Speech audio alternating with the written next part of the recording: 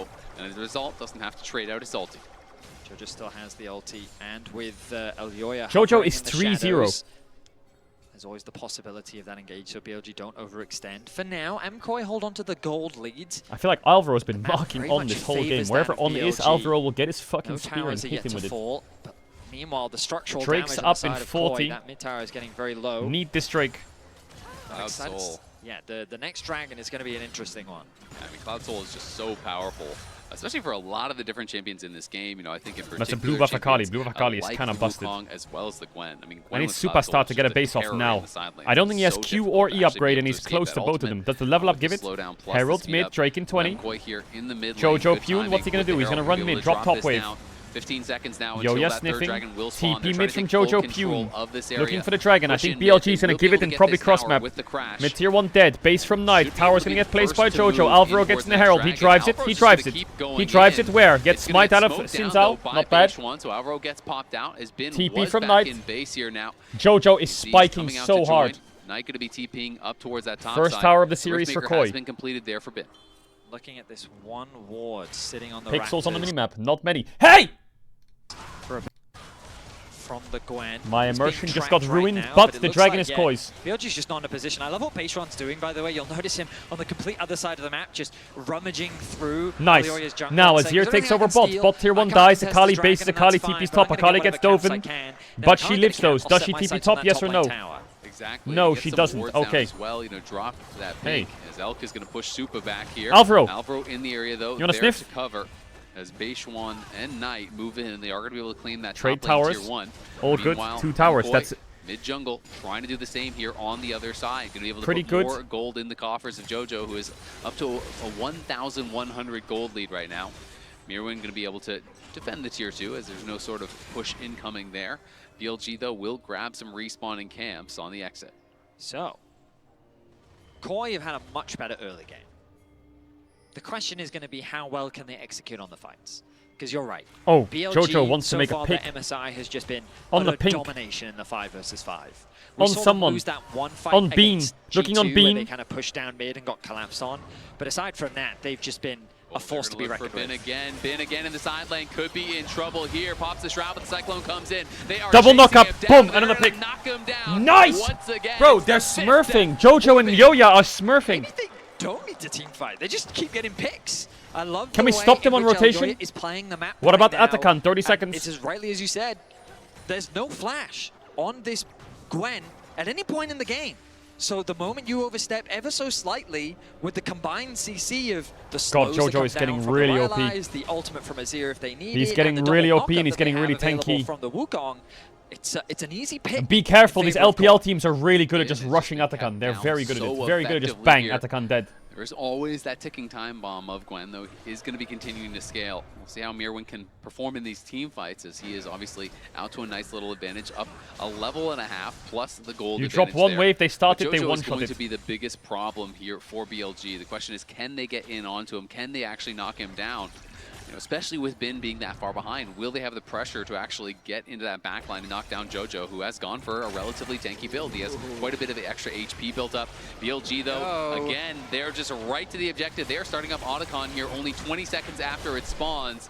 Alvaro is going to be able to spot this. How quickly can MKOI respond? Because BLG are just committing to it. In comes the teleport here from Alvaro, talk to me. Mirwin TPing Alvaro, in as well. do you see it? Jojo there on the side trying to get there, he sees it, he sees it! Alvaro's going to go in looking for the engage, but there's not really any follow-up. But we one are for see one. The first kill going the way of Supa. Bin on the side Look, trying to do Bean. what he can here against Jojo. But Herald is MKOI 2K. pushing them back. Beishwan trying to stay in the area to Herald see if is he can 2K. get a smite steal. They're going to get it down incredibly low. It's down to 1,500. Yes, steal, big steal! As he has out, he gets sealed! Going in with Supa into the back. Jojo, is there a road? Oh, you have no ult. BLG trying to run for it here. Supa spin, on the spin, side, spin, spin, Beyblade. Kinda low, kinda low. Run away from Knight. Beishwan flashes. Mirwin, you have W. Yep. Versus Supa. Supa though winning out. Elk, kill his ass. Nice. Okay. Pretty big. Supa, run now.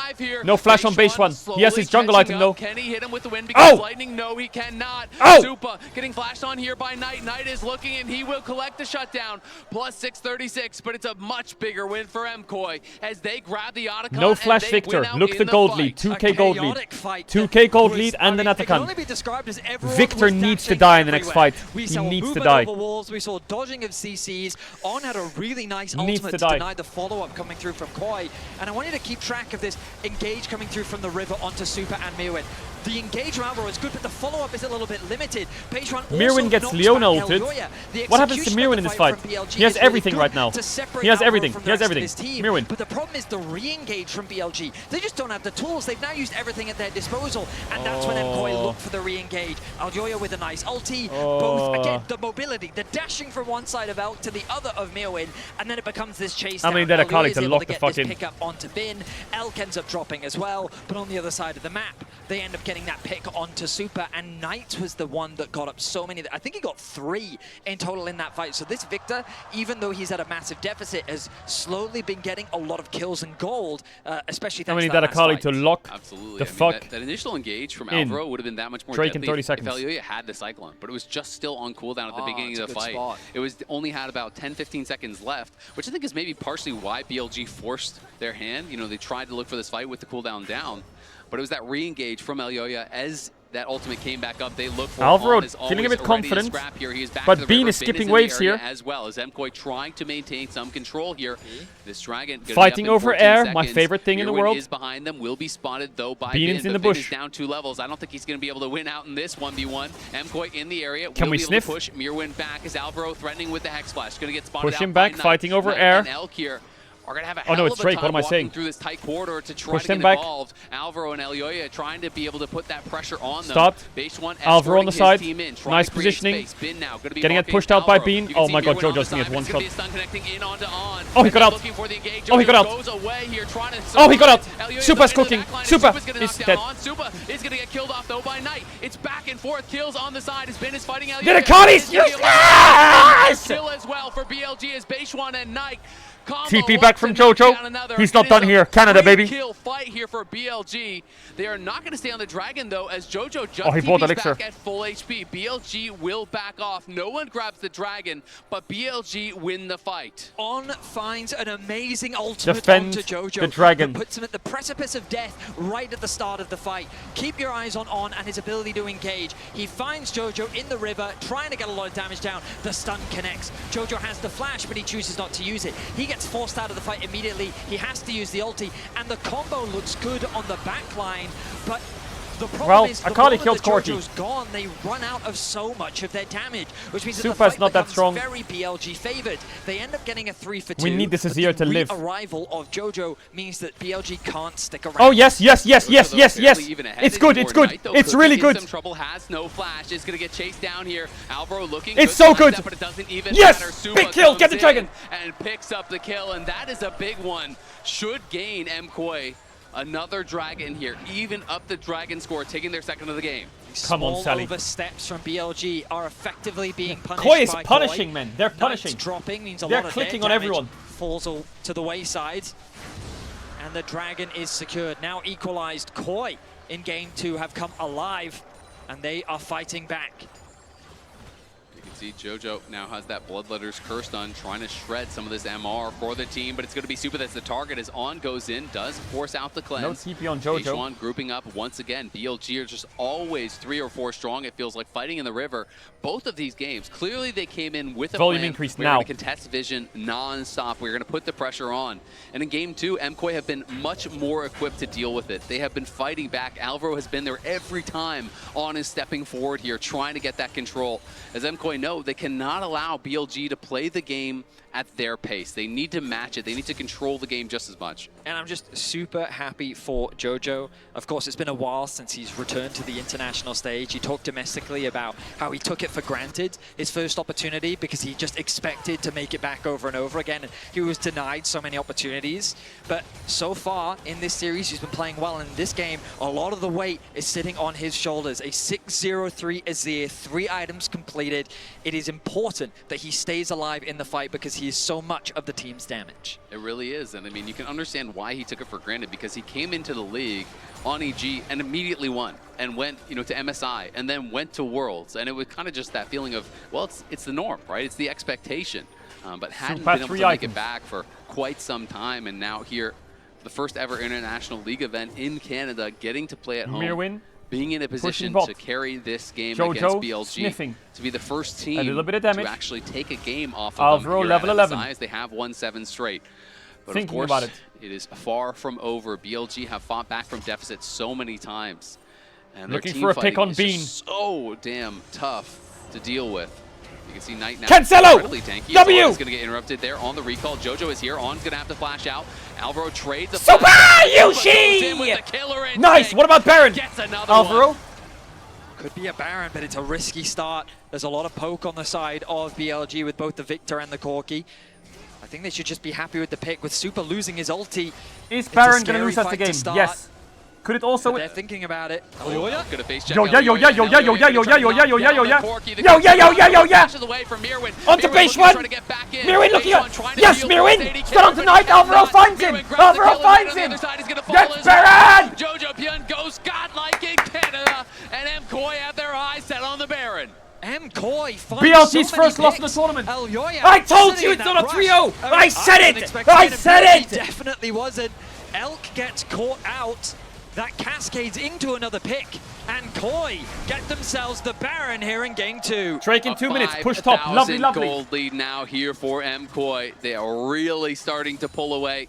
They've claimed the last 2 dragons. They've won some fights here, have been crushing Bin in the side lanes, and now really looking to try to seal the deal here on this first win. Elioya just How does snuck his Yoya way find in. that? Elk wasn't How does he expecting find this that at angle? all. That is And the amount crazy. of damage that Elioya was able to Back do. to try, but Supa's going to be in trouble here. Baseline trying to finish him Supa? off, but can't quite do it. Alvaro there to peel Alvaro just barely. standing there menacingly. Mirwin, though, coming Really in from menacingly. behind, and now BLG may Tanking have it all. overextended. Oh, We can Supa's see got the Baseline barrier trying and to finish ult. off Supa. And He just can't ult. do it under the tower. Down goes Supa Hound. makes it happen, but TP the from teleport Knight. coming in now from Push Knight back is on from the other Jojo. side. It's going to be Bin fighting with Elk. Go back to that against bot Elioya side. and Jojo, and they do push They them were out. back.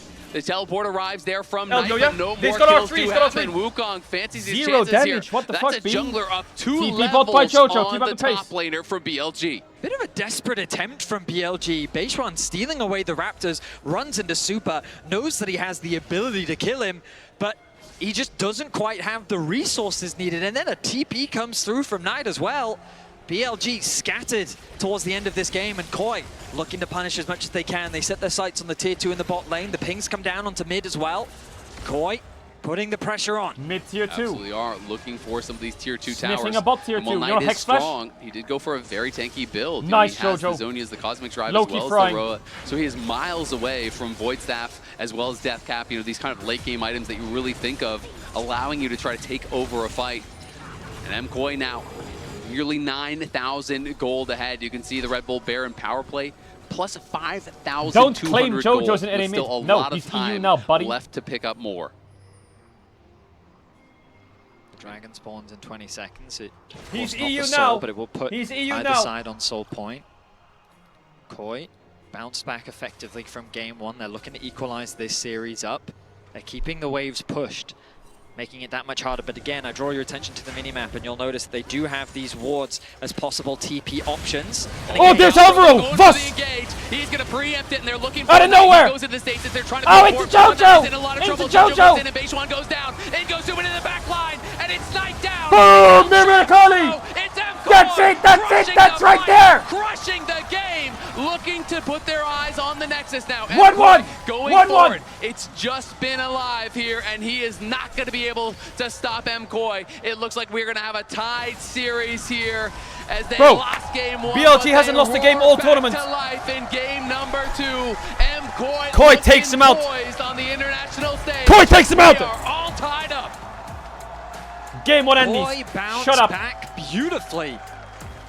They play the fights well. They find some very valuable picks, and Jojo comes up huge. A great performance from the home crowd hero. Incredible stuff from Jojo. Really big bounce back game there. Mirwin from up and MKOI. down. They've got to be Super so up happy and about down. that after a Elioya, dominant game Jojo, from and Alvaro. BLG. Mamma Some mia. teams would have Mamma mia. crumbled, but MKOI Great matched game. their pace. They have been looking incredible. We'll see if we can go the distance this time. Analysts, what do you think? Is it going to be 5? Put some respect on the name of Alvaro. Put some respect. Are you going to put respect on it? Let's go! We're profiting! That North American mid laner we gave you was looking pretty good. Hey, Kobe! Kobe! Kobe! Ahead at the the end, and I was shaking in my boots. The entire time, my right shoulder's not feeling too good with how hard you're holding it. Those fights were really close, though. Yeah, but this game was just pick after pick after pick. MKOI, they just sent it, and they started on Bin. Okay, let's look at this, because Bin was having a horror of a game, right? Yes, he was. I mean, he took TP and Ignite for the matchup.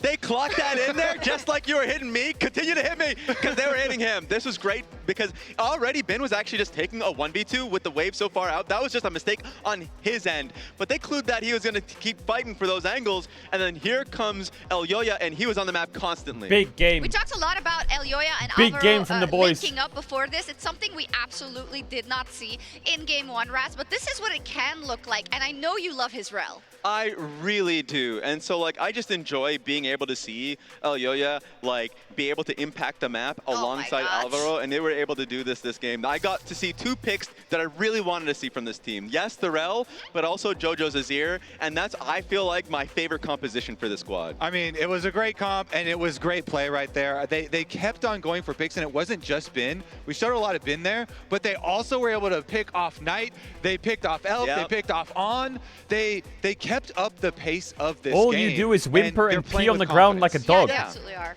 Like, even like looking towards Mirwin, he was like finding great angles, like pushing out inside, looking through mid, because they recognized that BLG was going to try and like fight for vision or look for Baron, like try we and have a Akali on this board? Yeah! Throw it in there. Where's that Akali? Wait, where's Akali? We need to make the Akali right now. Don't do that. We need to make the Akali right now. Bring it back, because we can take some off that they've already played. That's so, true. let's take a look. Rumble, off. Galio's gone too. Galio gone. Off. Nice. Sadly, Mirwin Cassante game 3. Trust me. Aurora's off, luckily. So, I mean, we still have a couple of interesting Mirwin picks, I gotta say. True, that's fair, that's fair. The Maokai's off too, so none of that there for Bin. No, but, like, yeah. But as I say, I was shaking my boots a little bit because BLG is a top-tier team, and we were talking about it so much that they will use Cassante. Give me that Cassante. Oh, you want to come clear this ward that we just put here for no reason? On will engage on you.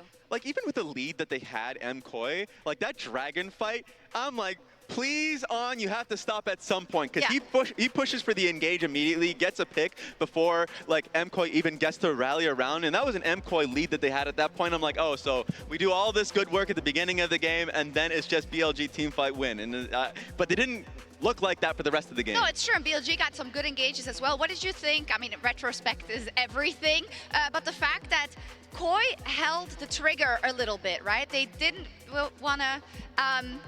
They didn't want to fight at every point. They just That's a big one. Sorry, there's someone in my ear, but there's, because we're getting a really cool interview in just a little bit. No problem, Lore. We love you. A little bit of comms in the Okay, back. just to regroup, the fact that for MKOI, they could have taken more skirmishes. They could have Koi's got to make this happen now. They've got to make this happen. 1-1 is good. Rumble Gwen down is good. And that he still would scale, but he didn't. Yeah, and But I can tell you, Ari and Annie Pryor right now is absolutely through the roof. Through the roof. BLG will choose blue, and I think they might have to ban both here. No, we're not letting that happen. Koi might have to ban both. Punish that pick. Bin is going to remember that for the next few games. Yes, and we do have the interview, so we're going to There's head over Annie, to Lorna, Ari. who has a very special guest There's in the Poppy. audience. Absolutely, Shocks. I have Skane with me, content creator and co-streamer for MKOI. First impressions on game. Well, we just won. It feels amazing to win Cycle BLG. I think they're a really good and really strong team, and it's feeling great. You were backstage, listening to the comms and everything. Tell me more about this. How were they feeling? I mean, the team is really confident. Even in like the first game being like take A behind, they were confident they are winning. And in the second game, everything was really controlled, really good, and the team really thinks that they can win and they can make it. So it's feeling like that on the backstage. I see a lot of predictions behind us. I see 3-0, Lost Raton sign, top left, W sign. 3-2. I see the jerseys as well. Big W, big W. I mean, I hope it's 3-1, maybe 3-2, but I think we're gonna win. Let's see. Let's keep the confidence. Gracias por la entrevista. Shocks, over to you. Thank you to you both. Thank you so much. Like the confidence. What was I saying? Sorry. From the very, very beginning, and it is really an MKOI family. But we need to talk about how the mid lane matchup is evolving. It was also our featured matchup. And is this what you come to expect from JoJo? And for me, yes. I mean, going up against Knight, just talking about. Are they going to ban Vi on red, or are they going to ban Poppy on red? Because I think they have to ban Annie and Ari. Especially with the matchup being as it was.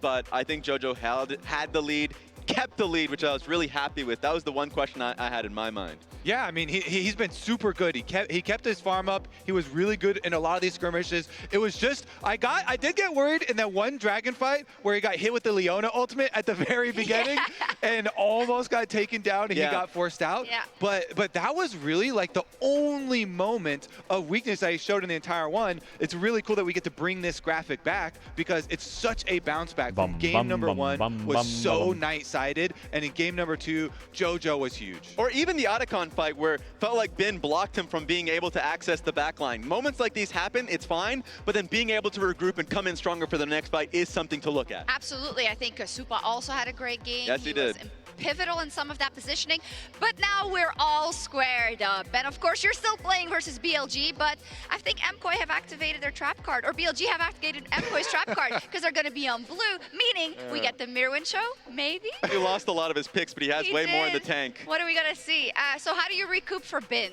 The Bin reset. What do you just put him on Jax? After that. Yeah, I think he's going to have an easy time wiping that from his memory, you know, focusing on more 1v1s, because it did start out. You were talking about Supa, and I think that was good, giving him credit, because him and Alvaro, really, really good job. I felt like they started the momentum in this. You know, as soon as they got their top kill on him, then they got the, you know, play on Knight in mid lane. He's going to go Jax or Aatrox or Camille. He's going to fuck us all up. So I hope that we do get to see more Elyoya being very proactive on that Wukong. Maybe continuing to attack Bin, you know, but they also could go for the bot Melzit side. and Zep, they're cooking, and we Yes, trust they them. are. Let's see if we get all 5 games today. I certainly hope so, but one of the teams is going to make it to match point first. Will it be BLG or will it be Movistar Koi? Movistar, Movistar, Movistar Koi, Movistar.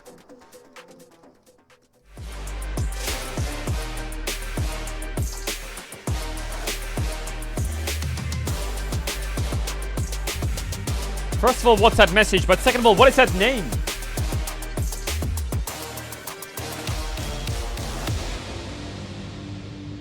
Okay, let me fill up my water. Hold up. Alright guys, I just landed in China. Let's go.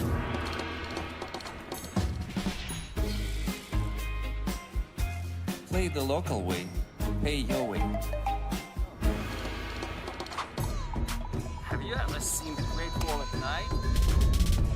Play the local way, pay your way.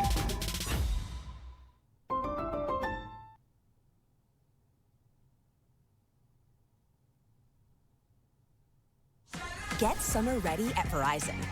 All new and existing customers get iPhone 16 Pro with Apple Intelligence on us. Yep, iPhone 16 Pro on us. Only with Verizon.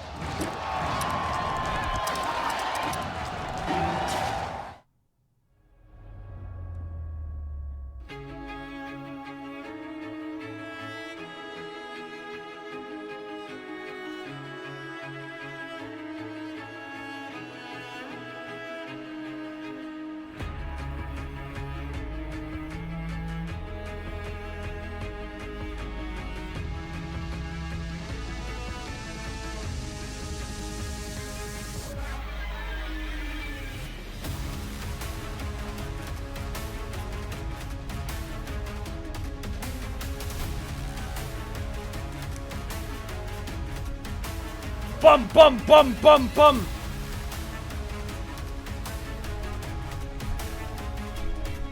Bum, bum, bum, bum, bum. Change Moobot. Why? What happened with Moobot?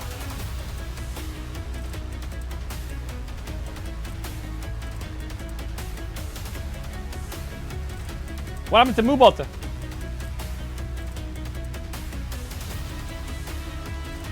Why don't they just trade Ahri Annie? They have to put 2 bans in it. Okay, so the way it works, right? If there's 2 champs that are OP, red side bans first, blue side bans last. Okay, so what I mean by that is if I ban champ, and I'm blue side, and I last ban Ahri, now you have to ban Annie. So I can force your ban last, right? So you don't want to end up in a situation where you ban, and then they force your ban, and something else is open. Depending on the draft, you want to avoid those situations at all costs. When there's 2 champs in a role that is OP, you need to be very careful in not being forced into a ban to then lose a champ. So it might be worth for them to just double ban and trade other roles. Could be worth. Maybe it's good for them to trade. I personally think giving Knight... Wait, Talia's open as well, right? Oh, fuck. Okay, they're cooked. Yeah, they're gonna have to tank something. They're gonna have to tank something.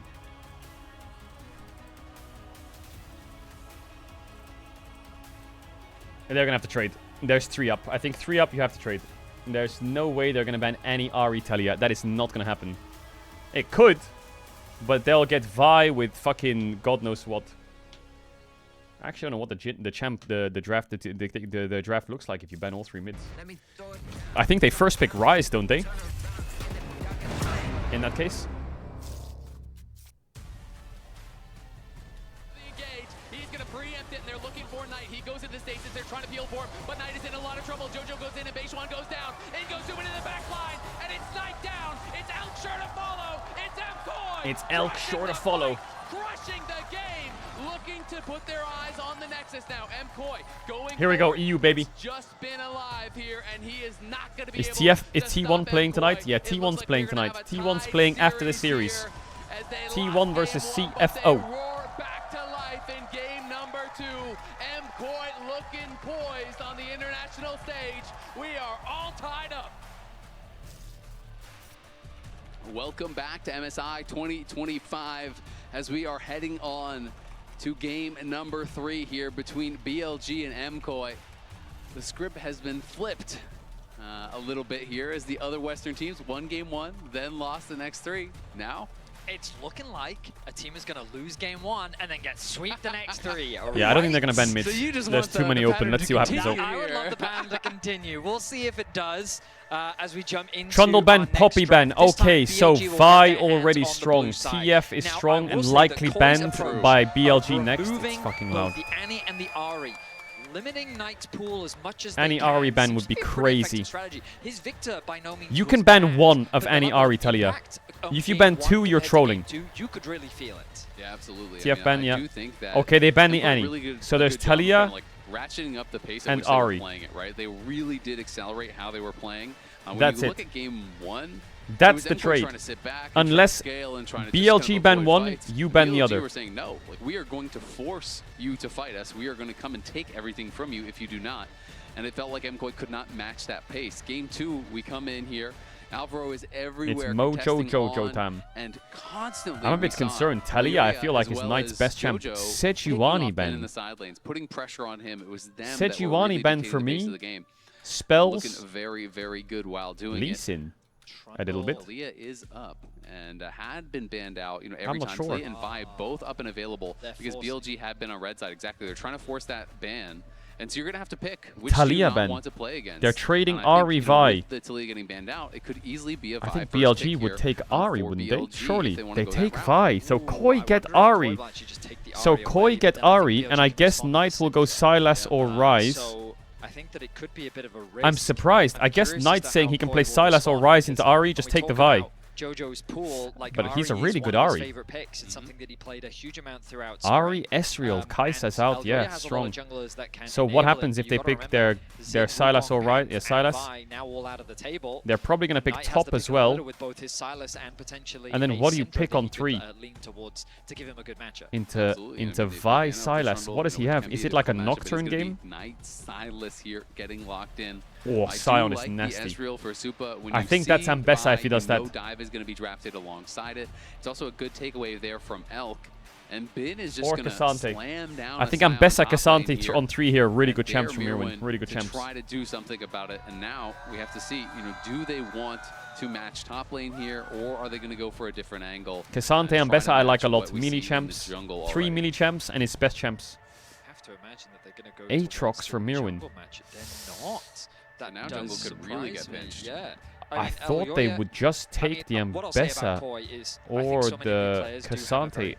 Is Mirwin a big Aatrox player? Elioya play all sorts of things in the jungle. Is he a good Aatrox? Nefiri Ahri, I think, can be absolutely fine. Okay, well, Koi can ban bot lanes. Lost Ratone's greater than Mkoi. What the hell? I will check his Aatrox stats in a sec. Kalista ban. Yeah, Kalista ban is good. Instead, they wanted to make sure that they get a pretty good matchup on the top side. I feel like I look at BLG's comp. Is really Jinx like a good champ for priority them? Goes on Nautilus. That is the last of the kind of hard engaged melee support champions that is up and available. The big 4 have already been played through these first 2 games. Nico, another one that you were talking about as far as being a good engaged tool here. But clearly, thus far, BLG. I wonder what Yoya is gonna play in jungle. I really don't know. That's true. That's a very Is Braum a good pick? Braum's a good pick for Koi. Braum into 3 mini champs is great. Ezreal Braum is great. But I think BLG will ban Braum. They're banning Karma, they'll ban Braum, and then I think people will look. They'll look for Nautilus. It's a bit concerning though because Naut is open. And I think that if they ban Braum, they're gonna pick Naut something. Maybe Jhin Naut. Or do you need to get it from your support? Or Jinx. I don't think they're going to go Jinx Naut. But now what do you do? Do you take the Naut? What do you play into Nautilus? Because Ezreal Renata is shit. Going to be super reliable. So that's the pain right now. And if you do take the Nautilus, a pocket jungle pick that they think is can't they play like a Renata lane? Can't they play like Ashe Renata? We're just waiting to see what they decide to lock in. The timer is running They out. could play Nico. And it is going to be the Nautilus. They just need engage. I mean, I think it's not what they want for so they did it. They picked Nautilus into Sylas. But they're going to get Renata in the face, I think. I do really think they wanted the Braum, and I think it was a great ban coming through from BLG. Oh. Caitlyn Renata? Is that a lane? Oh. Renata also very good. Caitlyn Nico is shit. Ooh, Caitlyn Elise. They have enough poke that. I don't mind that. It's going to be the more aggressive option. Is Nocturne just a play here? Like, I feel like Lee Sin is also easy to pick here. I don't mind Lee Sin in his draft. Ahri Lee Sin Nautilus is pretty OP, but is your draft lacking like an oomph? People low for the Elise to potentially finish you off. Also, don't be surprised to see BLG swap early. Viego? I don't know if I like Even though this can be a Viego. hyper-oppressive matchup, Yeah, Lee Sin is pretty easy to just pick here and play the game. Could go Viego. I like Nocturne though. Play the 1 versus 2 into an Ezreal. Ooh, Nefiri. I don't mind Nefiri either. What the fuck? Yeah, Nefiri's great. You. Chat, I'm gonna run ads. If you want to avoid ads, you can use the tier 1 or Twitch Prime. Subscribe to the channel and get an ad-free viewing experience. You won't get ads during all of MSI if you sub now. You don't have sub if you don't want to. Back for the game, South Pink Kiss. I'll see you in a sec. I'll just be yapping about the game while you're in the ads. The Nefiri pick is crazy OP actually. What am I saying? Nefiri is really good into Vi. It's also a bruisery, conquery champ that can kill tanks. It's good into melee champs. I kind of like what Koi's cooked up here. I am a little bit concerned of this bot matchup. And mid can get very snowbally. But I think this game's going to be okay. The Aatrox 4 cocoons, if you're behind, you have to really create that advantage. So we'll see if they're going to be able to do it. What this we've game's seen gonna be okay. BLG be effective at is their bot lane 2 versus 2. I think that Elkanon in the straight up laning phase have gotten the better of Super and Alvaro.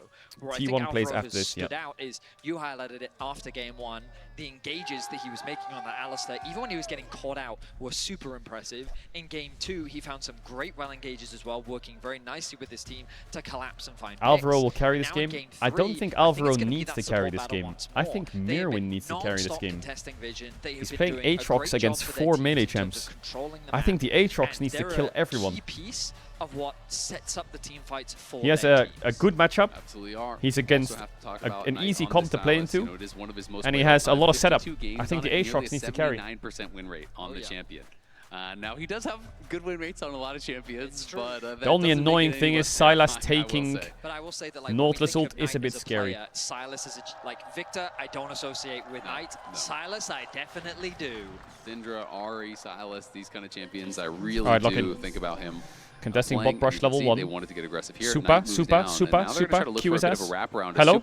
Whoa, that was such a forced to late actually reaction. start Arcane Shift, and is going to be forced to do that on, try to get some more damage down, and they force out the flash. start The and Scott losing Duck came flash. through from Knight, and does get that down. So this is tough now for Supa. He's going to be starting E level 1 like that with no reaction was flash. kind of slow. And that means also, guess what, Alvaro? It's no longer your jungle. You have got to get out of there as well. Yoya moving over to try to contest here, but as the minions spawn, Alvaro loses basically all of his health. So now this bot side is truly BLG's, and we'll see what they can try to do with that control. On the other side, Beishuan getting a ward over on Raptors. Alvaro just going to have to go back the game to base. starts at level 1. Will arrive a little bit late, might miss a bit of experience, and this is a pretty scary situation here for Supa and the MKOI bot lane. I completely love this aggression from BLG. The way in which they just stormed into the enemy jungle with absolutely zero hesitation, knowing that Koi wouldn't be in a position to contest Ezreal it. has And E now start, they've so set this up is fucking bot lane great. 2 perfectly. Bot is cooked, With which no is way also for Supa great. to last hit the minions, with On just denying him that experience, Koi find themselves on the back foot right from the level 1. And remember, Supa is not playing Cleanse. He is playing the barrier instead, and On has been fantastic so far in this tournament. Get a little bit of chunk down. He was stellar with his engages and plans. He certainly was. He has been, excuse my pun, on point with those engages. And throughout plans, we saw him find so many really amazing plays. And already here in this game, he's off to an incredible start. Oh, they're actually looking for the dive here already, and I think they might be able to get it. First blood in the 2v2, a straight up dive onto the Nautilus. Beautiful, just beautiful play from the BLG bot lane. Like, Alvaro didn't get a chance to move. This game is so cooked from level 1. 100-0. They secure an advantage. Oh, Jojo can play this. Back in here, hits it's gone abduct, and the charm goes if he hit that, he could actually maybe get his flash. Nice sidestep by Knight. Makes it so it's a bit more of an even trade, but that was really confident to say the least. It's the Aatrox skin that looks kind of weird. Flash under the enemy tower. Nice, he has the OP Aatrox Aatrox skin pay to win. Makes it work. They know their limits. Elise's mids don't die. Well played, and now On, he's not going to slow down. This is what you need to do on the Elise. Be active on the map. Has the cocoon. Repels in, but he hit the cocoon, and Jojo forced to flash out of there. Even with the charm coming through, it's so hard to get that out before he can actually get that cocoon down. Really great play from On already, is OP as fuck for the first 5 levels, then she's useless. The swap is fantastic as well. Just because survive. They arrive on the top side of the map. Oh my god, they're swapping onto Aatrox on a bounce. Bin can just TP back to bot lane, and he can go and catch that wave. And again, you'll notice the wave state. This is why it's super awkward for Mirwin, because now he's just going to get zoned away from this farm. Elkanon can create a freeze. He sees the Elise, and right? this matchup that's supposed to be favorable for the Aatrox is just going to be very difficult. Okay. Yep, that's favorable. Well, we need to base and break against, this freeze. 1v2 here against this bot lane, and Sion notoriously one of, if not the best at playing weak side, so he's going to go down towards that bot lane and be incredibly difficult to punish here. Mirwin just trying to stay in experience range. You just hate spiders because you're a rat. Okay, very good one, Chatter. That was really creative. This early game has gone exactly the way that they wanted to. You have to swap back. You need to get the bot lane 2 versus 2 back into this matchup.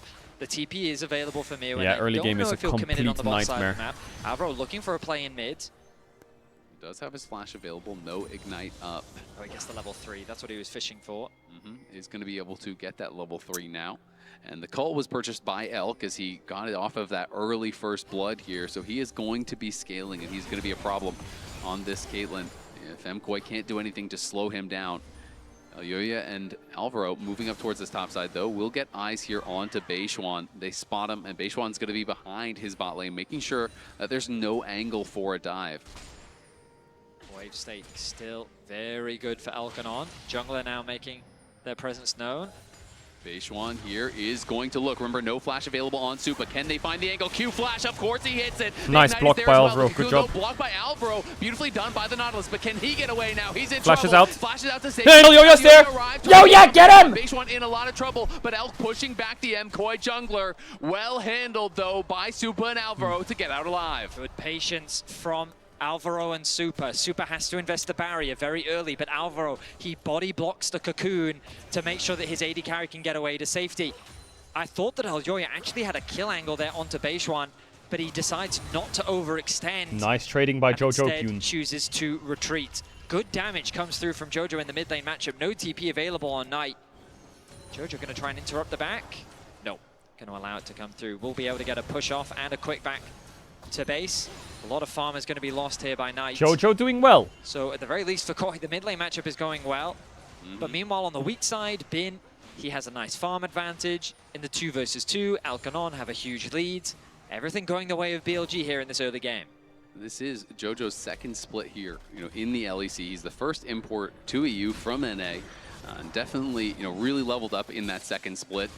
In NA was famous for his laning phase, and I think that started to really shine through in the second split and in playoffs. And we can see here again, making the most of this range versus melee matchup. He'll collect the CS, and he'll be back again about 2 full waves overnight.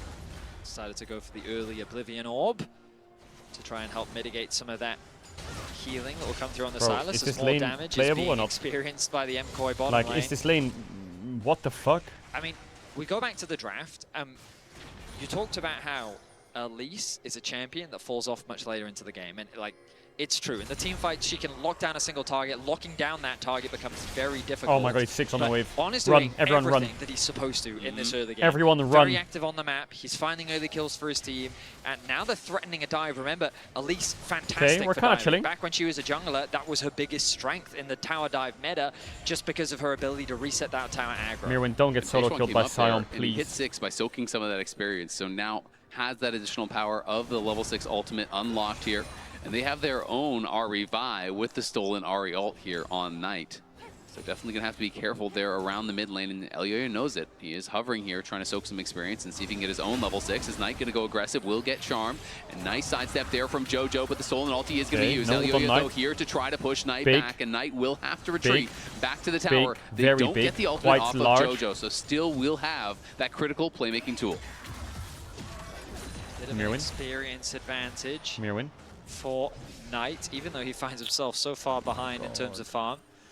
I'm waiting for Beishuan to realize that all he can do is let Elise play in isolation and start diving Mirwin. If he doesn't realize that, we're fine. But that is quite the CS discrepancy that's being built in the 1v1. Yeah, and one of the key things is that Mirwin hasn't gotten back to base again, because Bin got the push and then he ulted back to lane. So you can see the buy obviously much better there for Bin.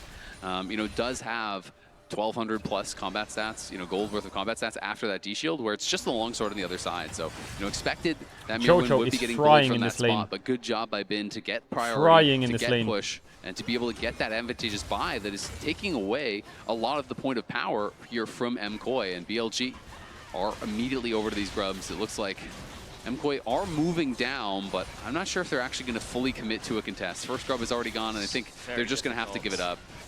I like what Elyoya is doing though. Look, he's shadowing the lane. I wonder if he's going to try for a lane gank, if he can sneak in behind. Still the fog of war. Doesn't want to get spotted out by any minions. Yeah, it is always a bit risky here because Elyoya is in the area, but Beishuan is here as nice. well. On in the Such a good play by Elyoya. We're TPing with the Ahri as well. Can we do more? Can we do more? We're going more. Here we go. Yoya with a bit of damage. Holy fuck, Neferi's balance. Should be able to back Did they see Jojo's TP? He can take over top here. From MKoi. Their jungler was waiting. Bin though on the bot side, looking here for more. Mirwin will have to base. Can you chase that Caitlyn's tempo a bit? To get another buy. So they move the Ahri into top lane. I wonder if Jojo just wanted to be ready for the play, but having him on the top side of the map to catch this wave, get himself a play, I think is a completely fine play. Look at how much of an advantage he has built independently over Knight. The TP response is going to come through from Knight. Going to be able to sidestep the charm there, but now they can get their AD carry into the mid lane. In that shorter lane, it's much safer for Super and Alvaro, but it also opens Alvaro up to start roaming. Now, of course, the truth is that the same is true for there was On, actually an F who's ring. already out on the map, getting some deep I don't vision have any down drop onto frames, are you MKOI's bot sure? side of the map. Mirwin needs to be careful here. He should be aware that he's on the weak side. Yeah, On hit the vision plant. Even though it didn't go towards him, they likely noticed it. And we'll see if they can put that pressure on. Alvaro moving down here, wants to be in the area to cover, and Mirwin is being respectful, seeing the BLG bot lane duo down here. Nice little trap connects though onto Mirwin, and he will lose some of his health as a result. The plates being fogged away by this BLG Sylas duo. is top with But no the TP. advantage, Drake honestly, is all up. things considered, not that big. It is just 300 gold for Elk over Supa. And when you consider how the level 1 went, losing your flash, starting E, your support gets dove at level 1. It was a Twitch They're F. very close here. Again, though, PLG.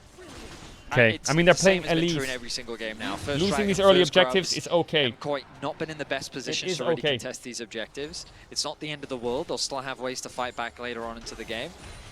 But I quite like what BLG have done by sending Bin into this mid lane matchup. Again, Sion, very effective on the weak side, playing in the 2 versus 1, whereas Mirwin is getting bullied quite a lot. Still a ways away from his first item. Alvaro sniffing. But, flash hook. Going to flash forward here. Does connect the hook onto On, but no one's even near you.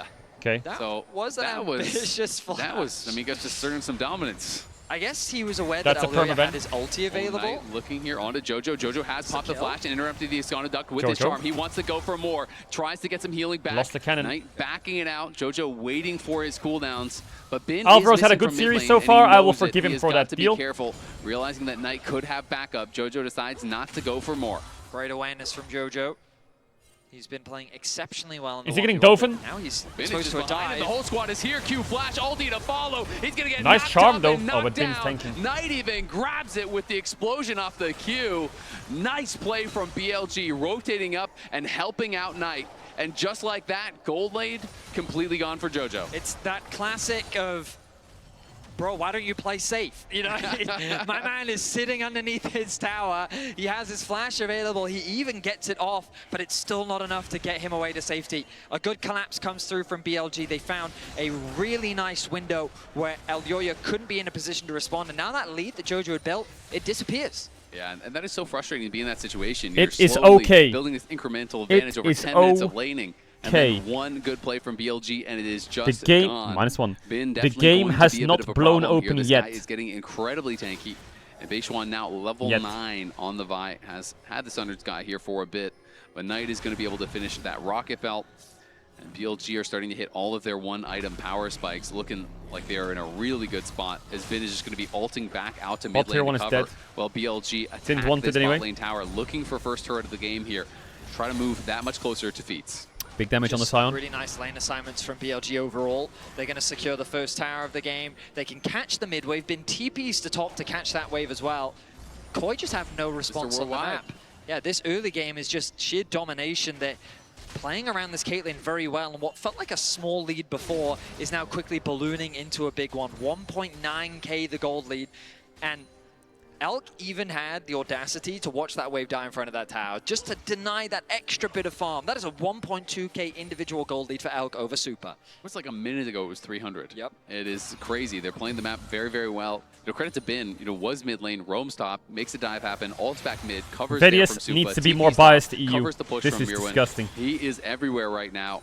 And Last really year, playing Worlds, he his was role cheering, well. "Let's go, boys!" MKOI did the right thing. We need They more wanted bias. to try to go for plates elsewhere. They're saying, okay, you're gonna commit 3-4 bot. We're just gonna push the other 2 lanes, and we're gonna farm plates there. But Bin single-handedly defended the push in multiple lanes. And now look at Knight. He has a level up over We Jojo. need need big glazing. He's ahead in gold as well. What was a matchup that Doesn't Jojo matter. was simply dominating. With Say the rocket belt Caitlyn's up completed, and this is 1.2k gold. The downside of going But for the early Oblivion Orb. It does doesn't matter. delay that first item spike as well. That 800 gold investment does slow you down. So Knight in a great position.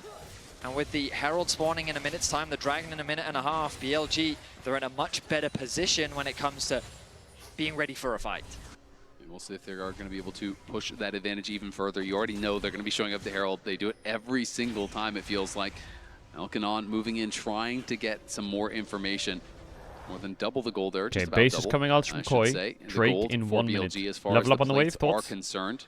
And they have really gotten that No, payoff he that just they hit level wanted 10. from the Caitlyn as Great, well. Jojo's as a the level Elise. down. They've been Great. aggressive. They've been attacking towers. Ezreal's Bottom kind of turret already spiking. gone. Mid lane tower now down to about half. Now you might be asking yourselves, uses well, these grubs so how does incredibly Sion well. die? That's a very good question. So Dragon's in 40 seconds. On pairing up with A lot of vision bot side here. Clear out For those Raptors. hey, hey, hey. Control. Jojo. Hey. Nice trades. Again, but Knight is just getting aggressive. Elyoya is in the area. What the But fuck? they're not sure where Why Beishuan does my is, and Silas they not do don't that much want to damage? force the issue. Jojo definitely took the bad end of that trade, so Knight is going to be happy with the advantage that he gets. Elkanon continuing to play for Prio here in mid, while Bin is up there on top side, fighting with Mirwin. Let's have the Sun and Sky completed. Should make the trades a little bit better for him. On. We'll connect the Nice. cocoon, but obviously... Oh. Nice. Nice repel there to avoid the hook coming Nice. through from Alvaro. Not so Both nice. objectives are now spawned, so there is a Drake potential up in to try 5. Are we cross giving? map, look for trades Jojo's here. nice. Don't want to take the chance, so getting a Nice. nice little chunk Nice. down onto Herald's On. up as well. As you can see, Ben already moving No. down over towards that No. Herald. Beishuan moving up in the area. If Mirwin is not careful, is Vi he going to could make a get pick on jumped Aatrox here? but Is Alvaro Aatrox dead? and Elyoya are aware of it and are moving in to clear out vision once No. again. I think the scariest thing for Koi is Jojo the has fact that TP. Knight has way Sylas more is control TPing of the behind. side lane, and it's such a good TP flank. Oh, the Cocoon Flash comes through, and there's the Q Flash as well from Alvaro. Alvaro is going to be going down in the hurry. Okay, well, there's not enough counterplay there, is there? Can't find much of anything. BLG pull the trigger, make the play happen.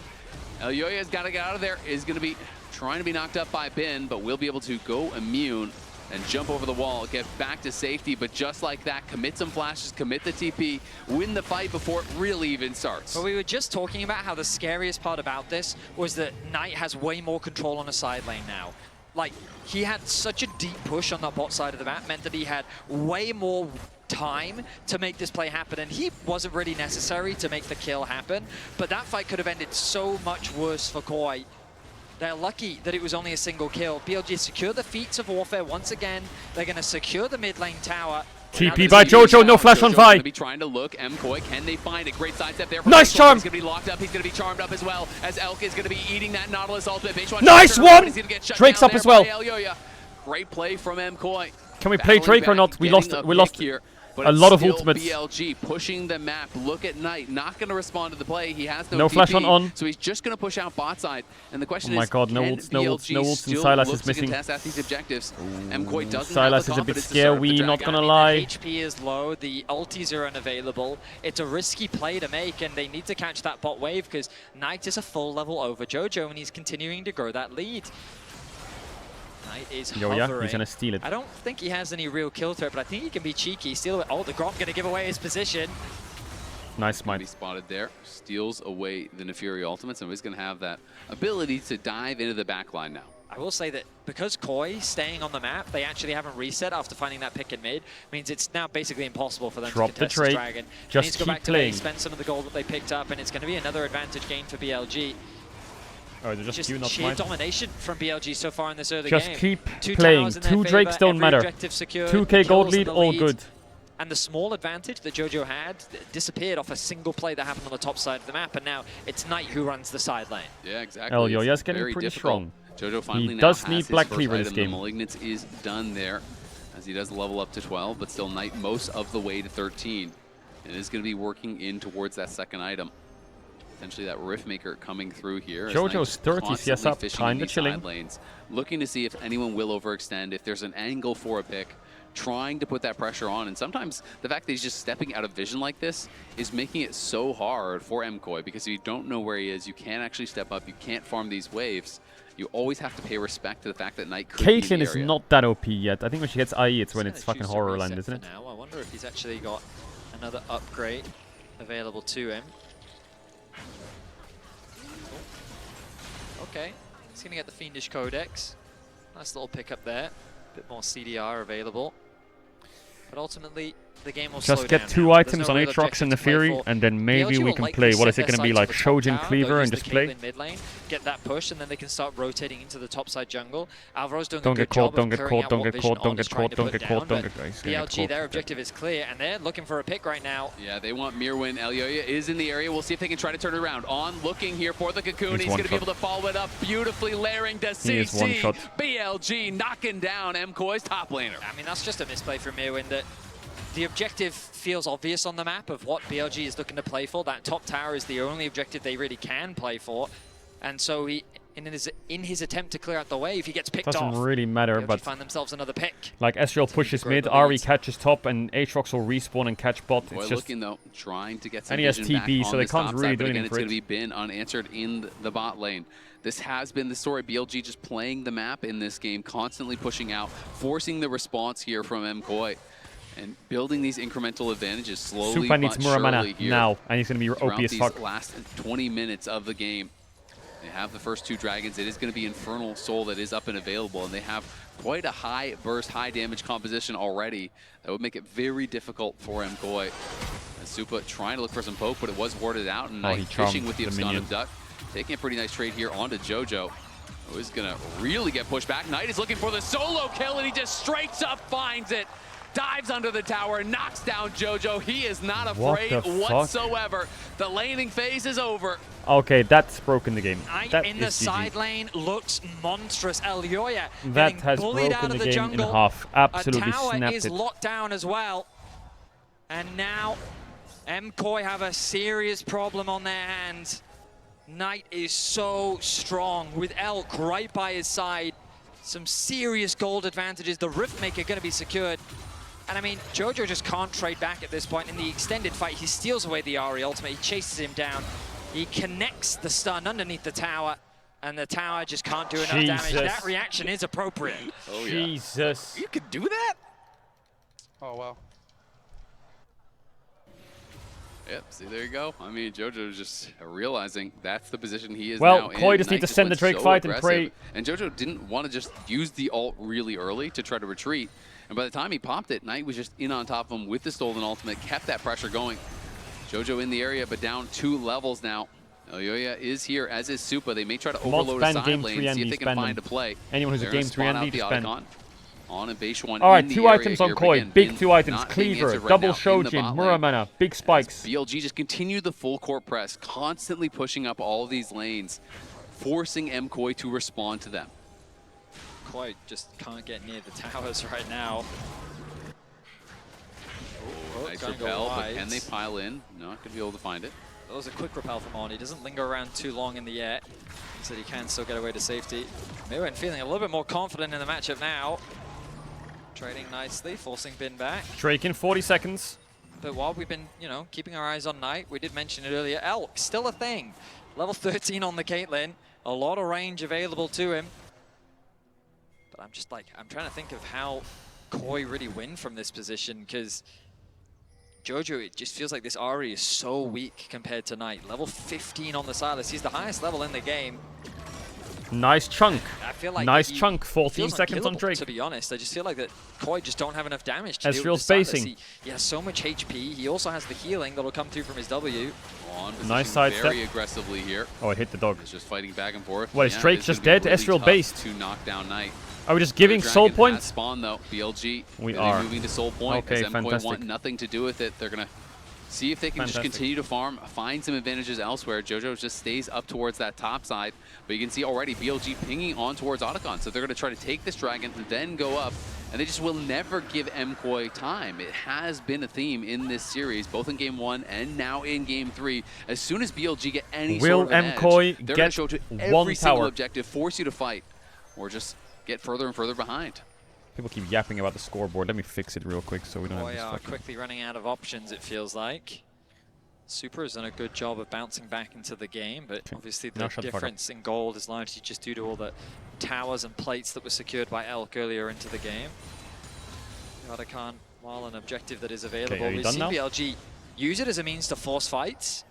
Right now, though, they don't seem super enthusiastic about forcing anything in the immediate future. They're starting to shepherd those. Side step. He's just charging on in. Cook him a bit, cook him a bit. And he's getting cook him a bit. Already, the shield comes back up. Nice. Aatrox is TPing. As Knight arrives in the teleport, Mirwin is behind them, but he has been spotted. Mirwin looking, can't find him with the chains. On in trouble. Nautilus ult. Death Arch going to be coming out and will connect. Ezreal ult. MKOI does have the support of BLG. I think we have to do Otacon. Quite a bit of damage there we don't have a choice, but Bean's going to base TP. Oh, it's a horror. As MKOI now have their eyes on the Otacon. I don't know what combo Mirwin just did on Aatrox. They're not sure. Do they want to commit to it? And now BLG saying, but well, I feel like that was have disgusting. To commit to it now. We are not going to allow it to reset. On over the wall. If he's spotted, he is incredibly low. Base 1 taking some damage. Nice charm on the side. Does connect in onto Bin, but it's Knight again going aggressive. It's Knight looking for more. It's Knight on a rampage. Knocks down Alvaro. And it's BLG fully controlling the area, pushing MKOI out, securing Doesn't the Aatrox just stay over the wall there in Q1, Q2 over the wall? Knight, he's fishing for more. Going to use the last tick of the Ahri ulti to try and close the gap. Elyoya is going to be forced out of his jungle once more. Super. I think he should just cook them. Wait. Is there really a play here? I don't think so. BLG choosing to disengage Knight.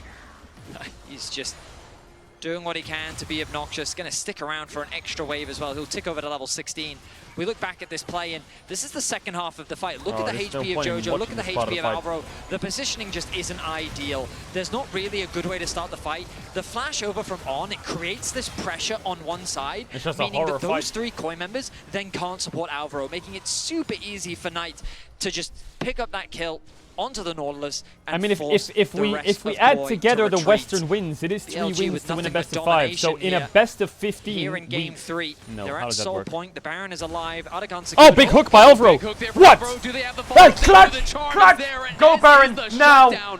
Will MKoi Go just Baron go to now. there and try to flip it right hooked here, her on her right casing now? cue. They're quite behind. Just flip the whole game. I think that's going to be the call.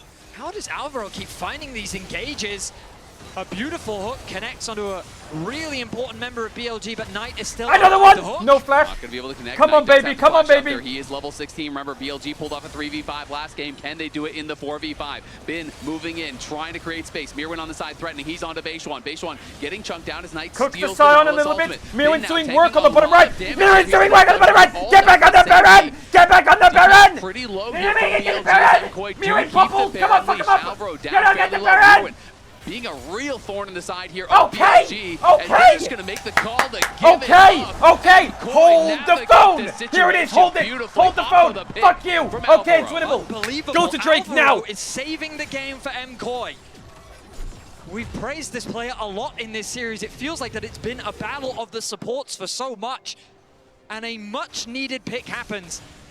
The ward takes gets the cleared ward, out. and then he Hex Flash he feels cues him safe here. And why shouldn't on the he? The queue. Hex Flash comes over. What? The timing is perfect. The Q comes out, ruining himself. He's crazy. Means that Alvaro is able to connect the Q. The follow-up charm from JoJo. And now, Now we can play. They're not in the driver's seat, but at the very least, it's closed that gap. It's They're in pulled the them a little rearview bit more mirror. tight. Yes, they are. They're That's a catching volume up. increase. Exactly. They are accelerating, and we'll That's see if a they volume can increase. keep that pace going. Come on, Sally. Knight definitely still going to be a big problem, but that pick on Elk meant that BLG really did not have a lot of consistent damage going into that fight. It was very difficult for them to try to navigate without the Caitlyn. In here, of course, still is that brick wall, and you still have Mirwin, the looming level threat in 16 40 Aatrox. seconds of Come on, this baby. Soul. The question is, Come can on. MKoi with the Baron buff stop them from getting it? Mirwin has been very quiet in this game, but in that last fight, he was just keeping On and Beishwan completely out of the Baron pit. And I think that his damage can't afford to be underestimated. A level 16. Looking does Big connect with the damage. charm. Super shifts forward. Rocket Belt Push them used back, to dodge push the them hook back. from Alvaro. I feel like that this Aatrox is going to Mirwin become has a problem. Ziddled He's TPing in. Hex The Flash ult from Ezreal is good. The poke damage is good. And Mirwin going to get spotted here by Beishwan. Mirwin's fine. Beishwan, liking his odds in this fight, does get a nice little bit of chunk. But We're going On for the now, mid tower. He's at the Going point for of the the mid game tower. where it is very difficult Come as on, he baby. needs to really find those team fights. But look at that Q flash over the wall. He's finds alive. Supa, and Supa's going to He's get not knocked alive. down by Knight, and now Knight is running over this fight. He's looking for El Yoya. He wants more. Knight and Beishwan. They team up and knock down the AD carry of MKoi. That just might be what they needed here. They're going to get Soul off the back of it as well. As Knight goes hunting, can't find more, but what a beautiful engage from BLG. Knight just takes the hope from Koi and crushes it. A fantastic engage comes through from the Silas. And the Soul is secured. And the MasterCard price this moment, we're going to get to see the engage that comes through from Knight in the mid lane. He's going to So how did that steal happen? away JoJo's ulti.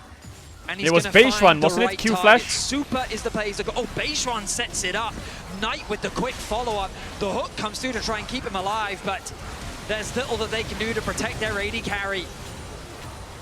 Just when MKoi thought they had a way into the game, they get a pick, they get the Baron. You can see the frustration there on the We face had of the a coaching dragon. staff. Nicer.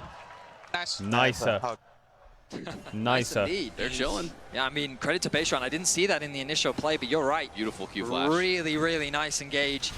And you can just see, like, there was no response from Koi. They were just Well, they have shut out Infernal Soul. immediately. Yep, and you can see the damage that this mid-jungle duo. Alvaro, out can you here do from something, BLG. please? They now Alvaro, have can you the do like a Soul. ting? The Infernal Soul going to make things A that ting, much Alvaro, more thoughts? difficult for MKoi.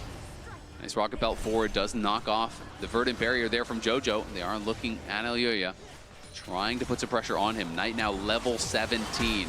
Massively up in experience over most of the members there of MKoi, though Mirwin is quite strong, is level 17 himself.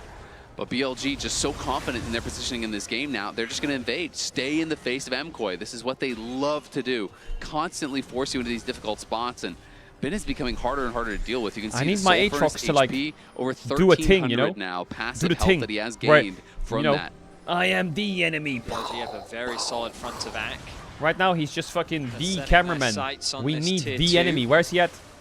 And with the Caitlyn, they should be able to make quick work of the objective. They keep Bin in the mid lane, and they have done throughout this game, moving him off onto a side lane, not even using him as a front line, but just as an extra point of pressure on the map. The TP is going to go and catch the mid wave from Jojo, but significant damage is already done to the structure. Yeah, I mean, Jojo was down in that bot lane trying to see if he could trade for a tier 1 tower. They haven't even knocked down a single tier 1 yet. Anything in this game. No, Okay, we don't have to say that again, do we? Didn't Okay. have time to actually be able to We knock did it that down. the He first had to game. We didn't have to defend his say tier 2. tower dead, Finally just does like that. fall to the minions, so they are going to be able to Tower at least dead. get 1 tower. We'll see if they Right. can do something else. Good Target poke though, marked. on as Shut up, Supa Caitlyn. going to take that ultimate from Caitlyn right to the face. Down about half HP, has no lifesteal in the build just yet. And it is making it really difficult as Elk at every opportunity is just throwing out that ace in the hole straight at Supa. Well, the good news for Koi is that their base is still in a healthy spot. The bad news is that every single fight seems to be going the way of BLG. With the Soul You can take the secured phone back as well, now. it's just so much additional Shut damage. up. The Elder could be a potential win condition for Koi. And Back the again. Magi's, of course. Magi's the clock. I mean, of course, it's night. The man loves to read, and he fills those pages with quite a few stories. The Baron spawning in 30 seconds. The story of the 5k gold deficit Forced Infernal the flash Soul from Alvaro, comeback. and he kind of has to. The trap was laid. The damage was about to be dealt. It's time to write that one, baby. And the pressure just continues. Top wave pushed in, mid wave pushed in. More vision in the enemy jungle. Denial, denial, denial. That is the game plan for BLG. Give them nothing, but take from them everything.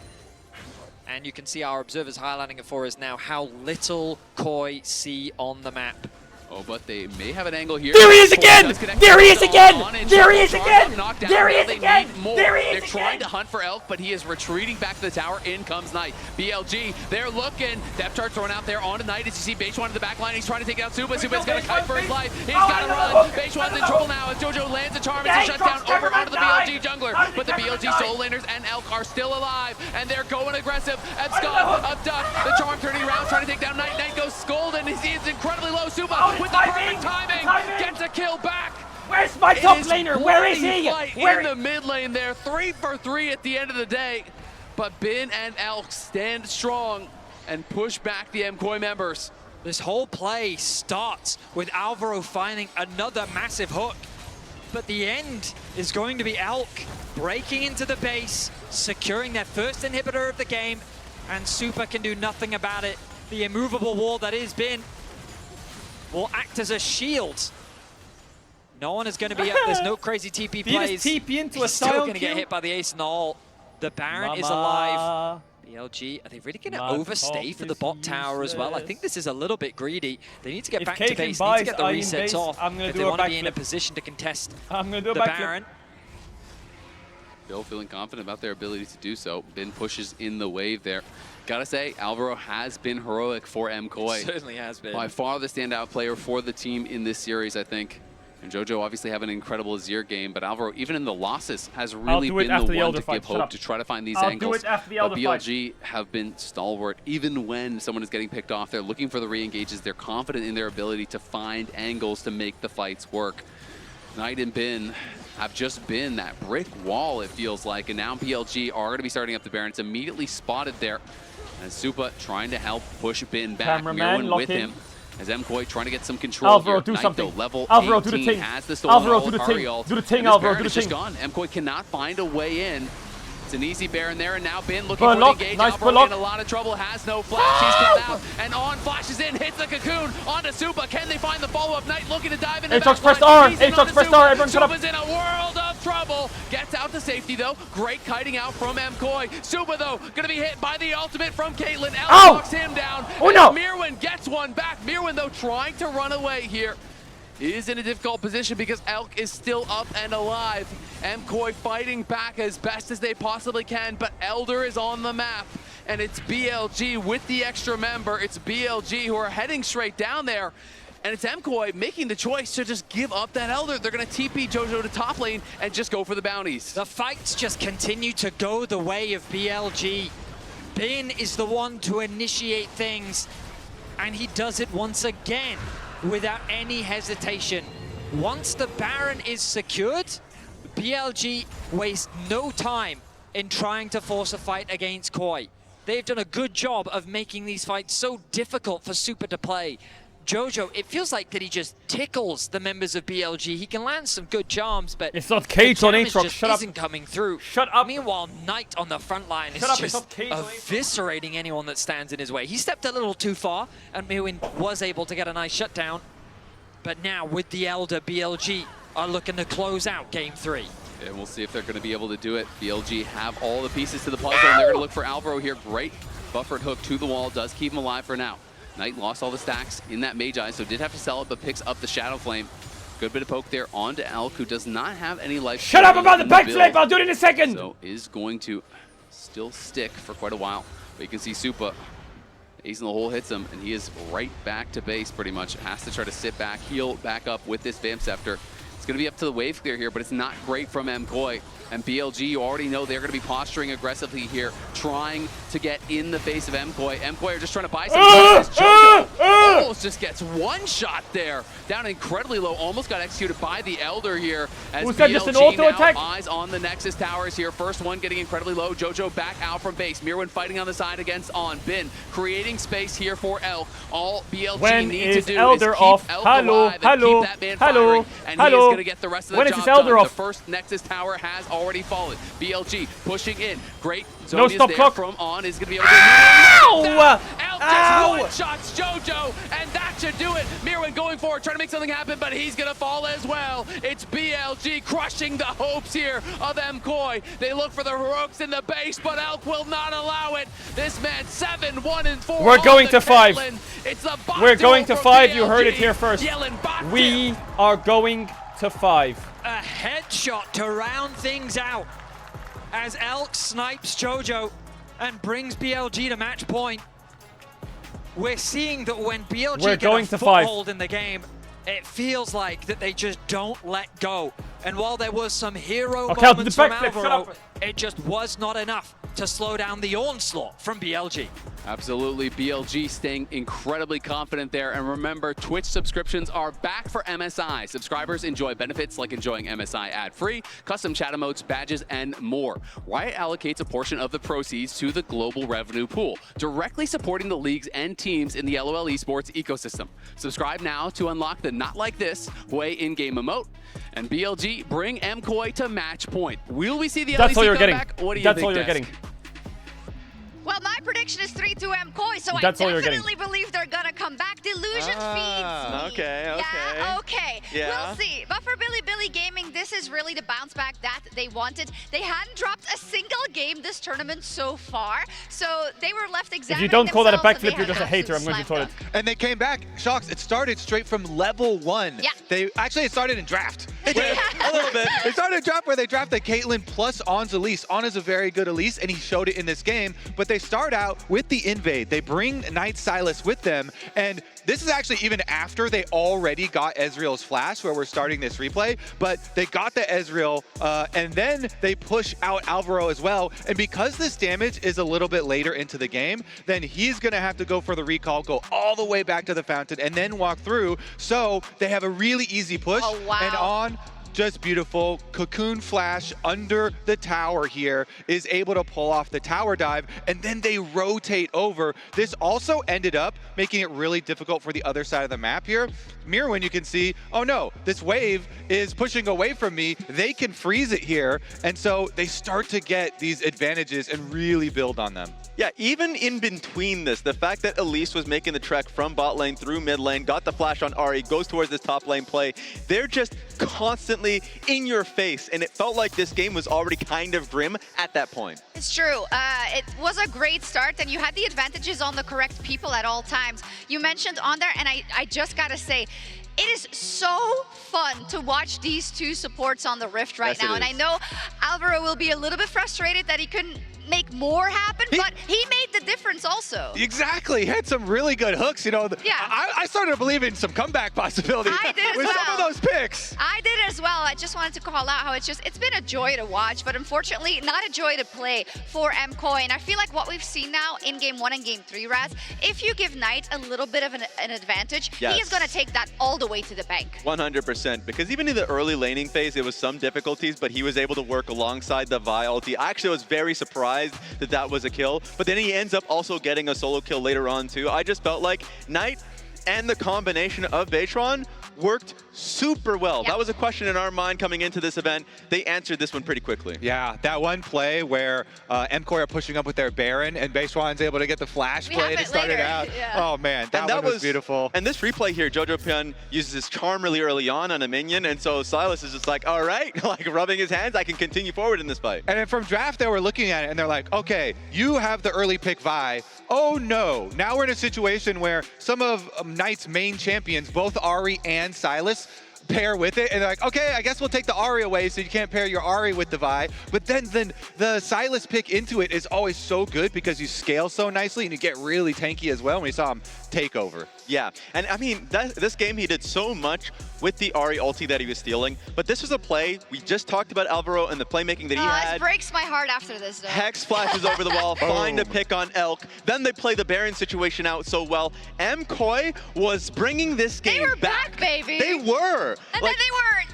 Even looking at Mirwin just like pushing away Beitron, he really didn't have an entryway into the fight. And so at some point, he was charging the Vi Q saying, maybe this is an opportunity. No, we're backing away. We're giving them this Baron. This is all great. This is fantastic. Moments later. 1 minute Did that age later. well? No. They want too much, I think.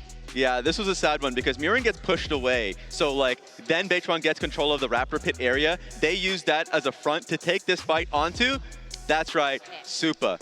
He Q Why the through, fuck gets is Supa, he then gone? You get to see the Silas ulted stealing Knight just rain terror in this fight. So even though I was like, in my mind, I was like, MKOI, you have a great situation. You have I don't like talking over the analyst test too much, and I like to get up, fill up water. It's too fucking hot, and I have to pee because I'm drinking more because it's too hot and I'm sweating my fucking balls off. BLG roster, right? Because BLG as an organization, runners up twice at the international tournaments. That MSI fell to Gen G, and of course, famously in the World Finals to T1. But this is a team you always expect to be at the top of League of Legends when they are there. And the fact that you said that Beitron is really gelling with this core team very well is good news for BLG. Exactly. BLG were late bloomers in this split. They were making the change, coming in from Wei into Beitron. The playoffs, they really kicked it into full gear. They got into the finals. Sure, they lost, but they're learning. Did you and they're do MKOI for your There's a pick'ems? lot of pressure on Beitron. I have no idea what my pick'ems are. He has big shoes to fill there. And honestly,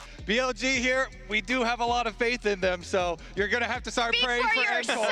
Speak for yourself. No, I chose BLG. I want a silver scrapes at the very, very least. I just think we've been talking a lot about these things in these fights. You need presence of mind constantly. And I do feel that in a couple of those skirmishes where MKOI had the upper hand, you see, oh, you get a great teleport, but your angle is off. Wait, my for the pick'ems fight. are cooked. By then your ADC is already dead because Wait, you've been chat, I was doing my pick'ems and I chose FlyQuest here. Why does it say BLG? You saw it on stream. I chose Fly AL.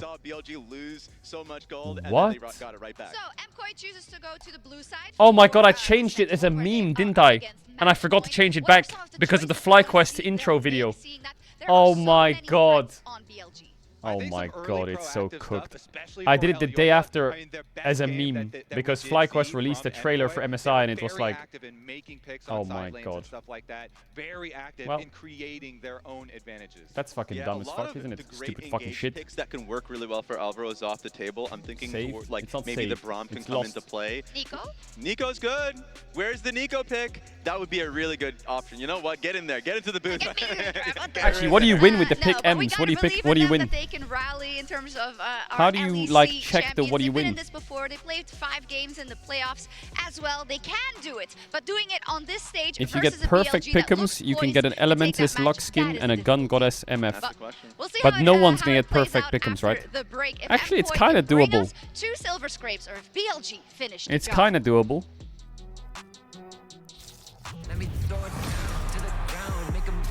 Spirit Blossom Hoi and an esports capsule. I think most people are still on perfect scores because the play-ins were quite easy to predict. What a car. Living the dream, huh?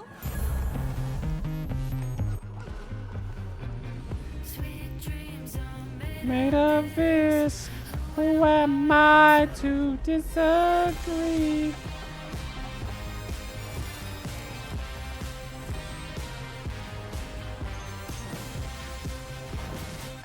Okay. I get it now. Okay, who the fuck made this in Paint? Financial system Bro, updated. what the fuck is that? Are you serious? Jesus Christ. System updated. We will dance together. The future of money is here. Feels good.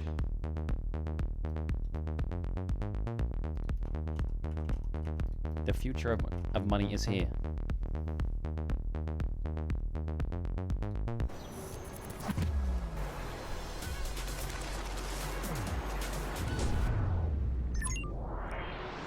Hunter in the dark.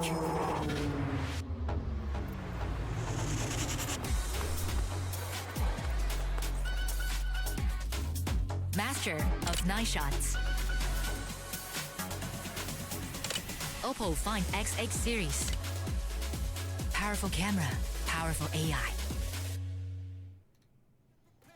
Powerful camera, powerful AI.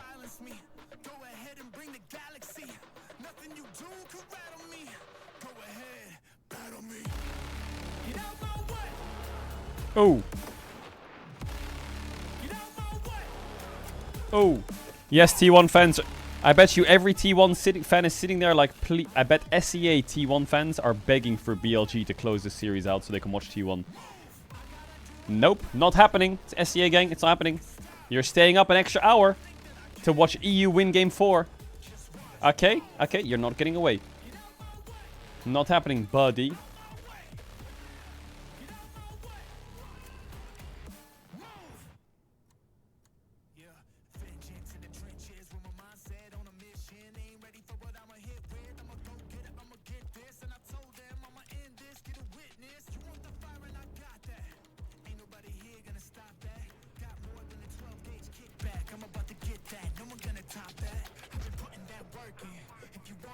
I'm actually excited to watch T1 versus CFO. It should be a T1 win, but I want to see what CFO's level's like. Because obviously if the CFO lose, they're playing the loser of this. Get out my way. Yeah, get out my way. Oh yeah, out of my way. Get out of my way. Yeah.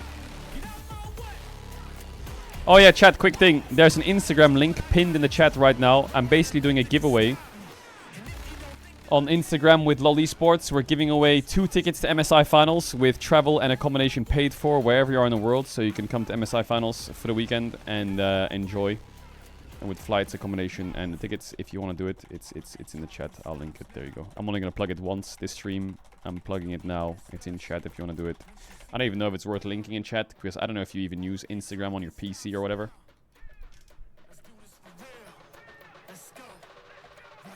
Will you be at the finals? Yeah.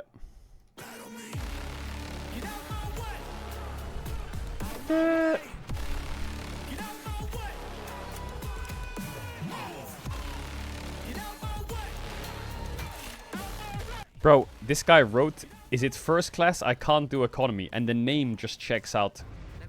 Hate Watcher 0. Oh my god. He needs to rock up in first class to hate watch the finals. Oh, okay. Oh, okay. He finds Supa, and Supa's gonna get knocked down by Knight, and now Knight is running over this fight. He's looking for El Yoya. He wants more. Knight and Beishwan, they team up and knock down the AD carry of MKOI. Welcome back to MSI 2020. Ooh, LR and LEC. W sign. Maybe Los Ratones is what the LEC needs. We'll see. Los Ratones shout out. Looking pretty strong. Los so Ratones far. shout out to MSI. We made BLG, when they get ahead, made this team pushes the advantages so incredibly well. It feels suffocating. Any sort of edge they get, they are all over you. They're in your jungle. They're forcing every objective. They are punishing every mistake that you make. And I feel like MKOI is struggling to keep up when they get a little bit behind. I mean, even with the inconsistencies that we saw. Oh, another LR sign. Sub to Caedrel. One thing that you can't refute is W sign. Yo, the Lost Ratone signs are going crazy. They know what to do with it. And the individual talent that exists on this roster is exceptionally high. It always has been. And again, while there have been question marks around their consistency, the reality is that when you give these players the ability to make plays, they will goddamn make some plays. And that is what they continue to do. And I think Knight was the perfect example of that in that game. On is just... He's amazing. He's such an impressive support. He continues to find these incredible plays. And I love that Alvaro is going toe-to-toe with him. He was a player that rose the ranks in his very first split. He's been recognized as one of the best supports in Europe. And right now, having a battle like this against BLG, like you said it in the last game, he was the one providing those hero moments for Koi and giving the fans hope for MKOI. And to me, one of the big differences coming into this, was Beishuan, I think, at times did kind of struggle in the LPL and had some really bad games where he was going to put in difficult positions. I have been so impressed with how he has actually played here at MSI. I do think he has been... Okay, Koi on blue. Annie Ben, You're thinking back to that TF Ben. Talia first pick for Koi is looking good. Poppy ban is probably going to come out from Koi. There it is. Now... What happens in the draft? Because where's my fucking pen? Because Talia, okay, Talia's banned. Q-Flash finds it, Knight follows up, they kill Super, and just like that, any momentum that MKOI had was gone. And I think that Beishuan definitely deserves credit for how well he is playing. What's OP right now? Against perhaps the Lucian best, ban, one okay. of the best junglers in Europe. I guess Sejuani is quite strong. Pan out here in game 4. Trundle, yeah, quite OP. Tested this late into the what do you first pick? I'm really not sure. Oh my god, they first picked Kalista. Will BLG match it with Ashe? I wonder if BLG will look to try and take it away. Are you a fan Caedrel, you fucking rat. Bro, how is that sign allowed? Are you serious? Been getting punished pretty heavily by these range bot lanes. Like again, if you just go Nico, they could play Jhin Nico. Any sort of range bot lane or Nico like Skarner Jhin on 3 or something. Along those lines, I do feel like Kalista they have to play like Kalista Renata here. Very tough to get into Nico, it's kind of rough. How confident are you in the pick? Well, I'm not at all. I think the two champs that Europe really shouldn't be playing is Twisted Fate and Kalista. But as long as Elk can't play Draven, it's either there's Sejuani, or it's either Ashe or Jhin. Kalista, Sedge, nice. I guess it has to be Renata, yeah. I guess, yeah. As long as he doesn't play Draven, it's probably Ashe or Jhin. If this does go to a game 5, we're getting very deep into the pools for sure. But I think BLG have gone for a very safe approach. Reminder that Knight is a very good Nico player as well. There's always the possibility of them flexing it into the mid lane. I'm going to need Jojo to cook something up this game. This Ashe, I think Ryze is going to be quite OP. Depending on the bans, they need to be careful of Cassio ban. They need to alert Ryze.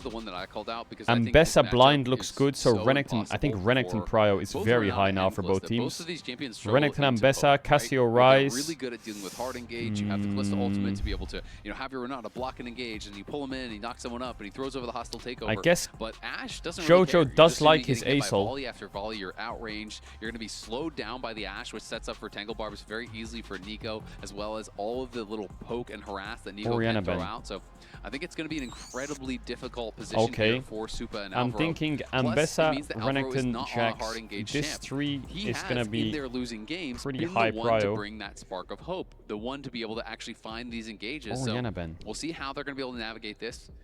As I really like what BLG has put out in these Camille could also fit in here if Ambessa's picked blind and Renekton's banned. Most played from Spring, and honestly one of the most impressive Yoriks in the world. So Koi definitely showing that respect towards that top laner.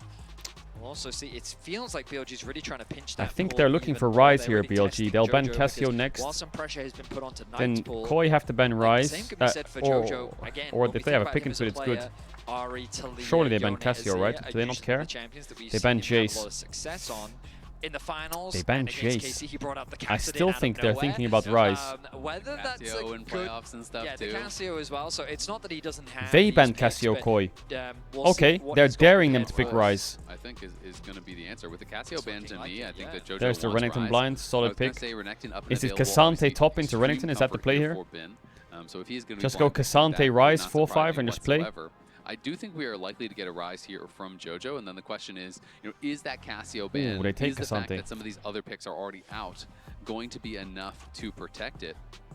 Like the Cassante takeaway. Okay, Mirwin and Ambessa. It's Mirwin and Ambessa 100%. He always used to trade Ambessa Cassante. In the finals, and he had a monster play performance on it against Broken Blade. Immobile AD and 2 tanks. I like Ambessa, I like Camille.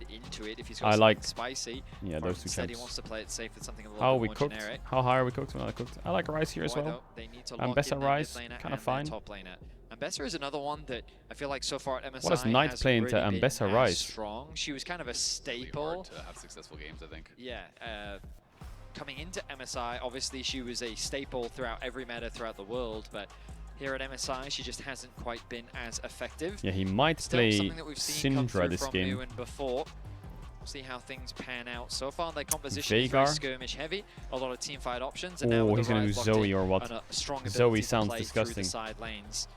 Syndra's good. BLG lock in the Syndra. I think it's a really good matchup into the Rise. You have a huge range advantage. Chat, I'm going to run With ads. If you want to Syndra avoid and the ads, you can use a Ashe, tier have 1 a or lot Twitch of Prime. You don't have to hope. sub to And the I channel like if you don't want to. You will response back here for the game from pass BLG. because You're I have giving only Knight answering the another ads one in of the game. his If you sub now, you won't And get ads we for the saw in rest the of previous MSI. games If when you have that give tier this 1 man or agency, when you that give this man Prime. comfort, he really does Oof. thrive. He absolutely Is all does. I have to say. Second most Oof. played all Syndra time, Ashe 54 Nico games is on it, very good against 78% Kalista win Renata. rate. This guy is insane on the Syndra. It is, to me, was the initial iconic pick for Knight. Obviously, the Ahri then became so famous later on, but this was a pick that he was incredibly famous for in the LPL, dominating solo queue on, finding incredible angles. I will say, Kalista as a champ scares me. I mean, Koi have a lot of good tools. They have like Rise ult, they have Ambessa ult, they have good 1-3-1, they have good side lane, they have good 3v3. All of a sudden, Syndra can't one-shot I'm you just anymore, not and sure then if it it can wins you the become very, game. very difficult. So, JoJo is going to have that potential advantage. There's not really anyone on the other side that wants to side lane against a Rise, so that is a potential advantage too. So we'll see if they're going to be able to find an edge there, but Knight has been incredible, I think, throughout this entire series. Certainly has. Now, a Western team has never taken 2 games off of BLG before. 1 is the most. So Koi have the opportunity to make history today, but if history is doomed to repeat itself, then BLG is looking to close the series right here, right now. That's a throwback, the LCS Pigeon from back in the day, one of our finals. Landed on the stage. I think it was actually here in Vancouver. I wouldn't be surprised if it was our 2017 spring finals. I believe it was that year, where the Pigeon landed on the stage and was just chilling there. Come on, Koi, give me some faith, give me some belief, give me some hope, give me something pigeon to signs that were cheering give me for something the to Pigeon and stuff. to It was believe. definitely a memorable moment as BLG out Bro, on the map BLG here. playing And Ashe invading you here got to reminds me of respect what Worlds they can do at 24 when they level one. killed This Guma team twice. really will punish you, as Alvaro will get eyes on BLG moving in. Sweeper coming It through looks from the out exact to same.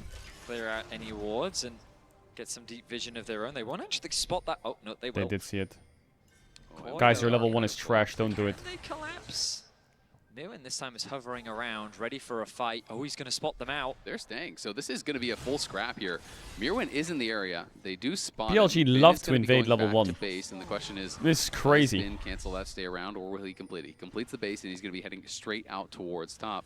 You can see Mirwin is heading a very safe path around. Doesn't want to run into Bin in the bush. I'm very concerned with how useful Kalista is going to be this At the game. end of the day, BLG gets some vision down, but will not continue to try to contest at level 1. Hopefully very. JoJo's still playing with confidence, emoting on the stage. But both junglers going to be starting on the top side of the map. I feel like the story of this series has been Elk and On get push in the bot lane 2 versus 2. And I think they're going to Man, look to try Koi and do have it drafted again. themselves a horrible bot On's matchup positioning in again. the lane to already try and chip away at the HP bar. It's very difficult for Alvaro to really trade back this early on. Does have the handshake, of course. Reminds me of the With FlyQuest range series advantage against that you have AL. on top of the Ashe. It's just very much a BLG favored bot lane 2v2. Yeah, absolutely. You can see JoJo here trying to sidestep the Q, can't quite do it. Was able to knock off the first of the first strike procs. This time, Knight able to cash in, make a little bit of gold there for himself, and he is clearly with this rune just going to be playing to farm. going to be looking to poke, doesn't want to get into any sort of committed fight from JoJo. JoJo's going to be playing the wave, and Knight is going to be trying to harass him and make it difficult for him to actually crash those waves. Because Rise does have very, very strong wave clear, but is pretty heavily mana-gated early on. You do need to be able to just push in the waves and look for constant bases to get those early mana items, the tier, the catalyst, and really start to scale into the game. Okay, so early on we can see that Bin has the push in the top lane 1v1. Meanwhile on the bot side of the map, Elk and On also have nice trade. JoJo, nice trade. Also just looking to play very safe because they didn't really get much information. Ooh, Yoya skipping bot camps into bot gank. This could determine a lot here if they get something out of it. A few moments ago. Yoya is behind them though. We'll see if they're going to be able to find any sort of an angle. Using the Nico scout to try to find it, but they couldn't do it. Alvaro flash slow forward here, looking for Elk. Into the hook. A lot of trouble nope, now. Has they can't flash, kill, can they? Still have the cleanse remaining. Is going to be stunned up and has to use it. But Beishuan is now here. Elioya has flash here. Looking for an angle. Nice flash. Alvaro has handshake. Well, as it is okay, they got the sums out of Ash, which is big. At the end of the day, both of them off of Alvaro there, and the flash off of Elioya, but they did get both of the summoners off of Elk and the heal from On. That helps bot a lot. Creative pathing from Elioya, circumventing the Vision in order to try and find a collapse onto this high-pressure lane. This one's going to look again. Alvaro, no flash available. He could be in a lot of trouble. Going to get pulled back. And do they have the damage to finish him off? It looks like they probably will. The bailout going to do nothing as MKoy's yeah. There was no reason for Beishuan to leave. The overextension comes through from Alvaro, and they quickly convert it into a kill. First blood secured. And what was supposed to be a play that alleviated the pressure from the MKoy bot lane instead increased it as BLG secure their first advantage of the game. Yoya takes red and gets top grab. Nice. He could invade rep to respawn as well. Knows that BLG could be moving up from that bot side, so is going to play respectfully. All good, all good. And Beishuan heading back into his jungle, starting to cycle these small camps. Did go Raptors, Krugs, Red, so he's going to have those camps up and available here and just keeping that power farming going, trying to make his way quickly towards level 6. Nice trade there from Knight to get a bit of extra gold from the first strike. The swap coming through, as we've seen pretty consistently throughout these series from both these bot laners. TP being committed now from Mirwin. But overall, very slow early game, aside from that little scrap on the bot side of the map. I mean, BLG playing towards their bot side pretty consistently throughout this series. Bin and Mirwin have largely just been left on an island. Alvaro is going to be denied the opportunity to secure that control ward. I like that JoJo is hovering in the fog, doesn't have the level 6 yet, of course. I mean, top will go Once even. he does, mid is going to start to lose slowly for JoJo. The Syndra will get levels and points in queue, and difficult job in this game passive will slowly upgrade. The 3v3 is losing jungle bot. With Pop Blossom, with Ash Arrow, with Skarner Peel. They're going to have to try and sneak objectives or something. And find access onto the backline. So they're really going to have to be on point with those engages when they go for him. Because really, it's mana's a bit low. Syndra, Ash, or bust for Mirwin. He's got to get back there and be able to find them. 2v2 going all right. You have to say, for Soup, all things considered, does have the early Vamp Scepter, so definitely prioritizing the lifesteal here. Can catch this wave, all good. We'll do a volume increase here. But Elk, get some pace in his pitch. Tier 2 boots is going to make things that much more difficult. He's just posturing aggressively constantly here with On. They're always looking just for the poke and prod. You don't even have to hit your E. You just constantly Q poke them over and over as the Nico, and it's pretty much unavoidable. Like, it's such a big Q that you are always going to get at least one tick of it, proc your Scorch, proc your Comet, and slowly whittle them down. Mirwin, can you cook him a little bit? Already saying Super not in the worst position. Yoya wrapping. Yoya wasn't spotted out on any vision, and he's looking for another No play. W on Elk. No summoners available on Elk. Yeah, and Elk is kind of the anti-timing here. JoJo is on the roam as well. They're going to look for it. The Realm Warp is on cooldown, but JoJo's in the area. And nice, JoJo! Nice, JoJo! Going to be knocked down as he tries to flash out to safety. JoJo flashes in, hits him with the Rune Prison, grabs Rise the kill. ultimate, just Rise ult. Room from JoJo. He did have to commit the summoner, so Knight is...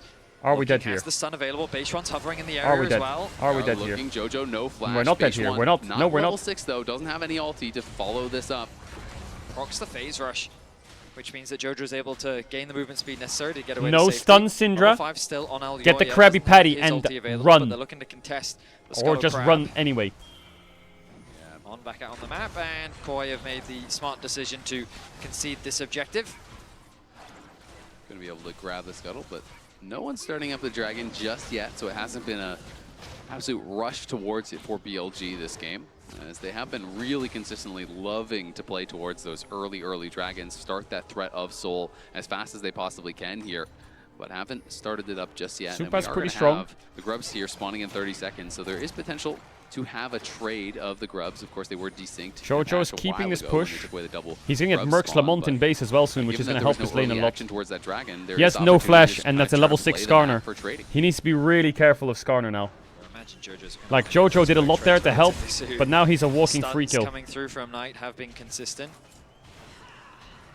Mirwin and Bessa is good, but he is slowly losing that lane. He needs to get those fucking last hits in. Now Elyoya hitting level 6. Level 6 for Super as well. Elk. These ultimates are becoming available, and there it is. Nice, no flash Syndra. Flashes away though from the They're glacial gonna lose prison. grubs, but no flash Syndra is big. Just get I like Drake. the idea here from Koi. Get the pick on mid. Maybe they can then convert that pressure into No ult on Syndra a either. contest, but Elyoya is saying, "No, okay, it doesn't convert into much. Instead, I'm going to turn my attention towards the dragon." Would be their first dragon of the series. We'll see. I mean, it's going to take a while to actually knock down if it is just Elyoya doing it. And BLG Jojo, may want to please try don't to get challenge caught here, but by Mirwin Ashara or coming something. over and is going to help him finish this off, so it should be MKoi's Jojo needs to be dragon really here. safe. They will be able to effectively get that trade, force out the flash. Going to be pretty happy about how things go with that, all things considered, especially because when you have that split push advantage on someone like the Rise, being able to take away some of the early dragons means that they can't pressure you to group for a fight with a really early soul. You know, first dragon's being taken at like 8.5 minutes and it went to your team, so soul is so far off into the game. Very much agree. Meanwhile, when we look at the current state of things, the LG have been able to build a 1.2k gold lead just from their laners. Elk has built a massive advantage in the isolated 2 versus 2. Bin also building a bit of a lead of his own as he's secured a plate on the bot side of the map. Nothing too significant, of course, but a lead is a lead. And Knight. Jojo's still not based. He's sitting on so much gold. The extra bit of gold he's getting from the first strike, and also just Oh, with is he being greedy? No, he's not. He's basing. All right, get Merc Treads, get Catalyst, get fucking everything. Off to a strong start. Maybe a Dark Seal. What do you think? Just fucking stack it up. Foothold in the game. Okay, he didn't have that much gold actually. What the fuck? Knock them off that control that they have. You really have to be super proactive. You have to knock them off balance and find a way to Pace is coming in. away Game is kind of Yeah, stable. absolutely. And I think range is going to be the struggle That here. Syndra for first item is a bit MKoi. scary. You know, there's a lot of short range characters here over on their side. You know, even the Rise and the Kalista, both relatively short range. You are going to always be putting yourself in danger of getting hit by a Skarner ult, an Ashe ult, a Scatter the Weak, a Pop Blossom, you know, any sort of big CC or engage that could come through. Yeah. As Beishwan looking Oh, here for nice Jojo. movement, Great Jojo. sidestep Oh, with the base beautiful. rush. The Ashe is going to connect here. Alvaro in a lot of trouble. They're just going to give him up, but On goes in and it interrupts the Realm Warp from Jojo. Looks On like to he's Knight. going to be okay. Elyoya trying to turn this around onto Knight. On to Knight's in a lot of Knight. trouble, has no flash from earlier, and they're going to Yes! knock him Yes! down. Jojo gets That's a good 1 for 1. back as MKoi go 1 for 1 in the mid lane. Nice. Well played by Yoya. To lock down Yoya Knight. is smurfing. Means that they can trade back because the arrow from the bot lane from Elk connects onto Alvaro. He wasn't able to do anything in the skirmish. Not bad at all. Put that Syndra behind. It looked very BLG favored. We see the engage. Really come through good from movement by Beishwan. Jojo. The arrow's going to connect onto Alvaro. And then On from the flank as well. Chains the CC, and then he gets a nice ultimate scaring. Oh, fighting bot. Super, and Alvaro, 2v2 kill, BLG, bot lane. We're not done here yet. We're not done here today. We're going for another game. Super, double kill for the Kalista. Back in it, back ready. They know that the ulti Holy from On fuck! was just used in mid lane, so why hesitate? They had nothing We are that they so could back. use to That's fight played back. on Kalista. Force the Now engage Mirwin's as getting some quickly as pace you in him can. as well. That's the volume And just increase like if I've that, ever seen one. Koi come alive Mirwin, here get in the game pace. 4. Knight's behind. Really Come on, nicely Mirwin, fuck done. him up. I mean, the range advantage is Kill on him. the side of Elk and On, but if you You can wanna kill close it? that No gap, joke. get in on that Ashe on Nico. Just fling Get no on that support. Ashe. There you go. That's the engage tool. Throw him on in there. It really caught Elk off guard. They were saying, you know what, just go. Yeah, exactly. They have no ults available. He has the flash. He doesn't use it. The cleanse comes through, closes the gap, gets the execution, and then On, well, Beautiful. he does what he can. He comes close to actually getting the kill back. MKoi but, bot lane, 2v2 Super kill. has more than Big. enough damage, and of course has the bailout there as that extra bit of security. Really He's good playing punish like there he's from playing MKOI. Counter-Strike. They knew the Holy cooldowns fuck. were missing with no ults. No blade on Didn't really have Kalista. much of an opportunity No blade to on fight Kalista back. yet. They did hold on to their flashes though, and Alvaro of course spent his flash And as well as the arrow! ultimate. Going to get fired down towards bot lane. Jojo has to flash it. Beishwan looking though will be W hit flash. by the rune prison. Locked up and not allowed to follow through. Bin now going Mirwin, unstoppable. talk to He's me. going to go all out. He's looking for Mirwin. Can he Mirwin, find talk to him? me. Gigabit You gonna play wants that? the solo. You gonna play Will that, he be able to Mirwin? make it happen here? Mirwin looking confident. No flash forces top! The flash there out of Bin. Well handled there by the MKOI top lane. Good patience from Mirwin, waiting for the shield to disappear. I really think Mirwin had a kill angle there, and it seems that Mirwin felt the same way. Bin is going to be forced back to base.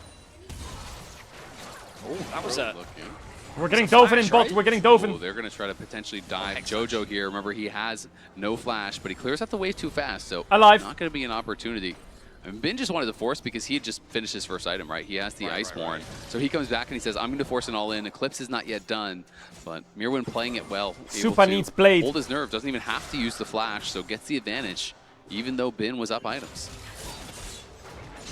Okay. Base now. Get blade. One and Right click two. dragon. Take dragon. Win game. Elioya Thoughts steals and away the feelings red- on that? Oh, actually, will he succeed in this steal? We'll find out. Beishwan's coming in. He wants to contest it. It's going to be a smite bite. And Elioya just walks out of there. Beishwan going to be able to grab it. Anyone want to Doesn't click wanna dragon? overextend and get collapsed on. Jojo again back towards the side lane. Does have the Roa now, so that is going to be ticking up. Has the Merc Treads, has the tier.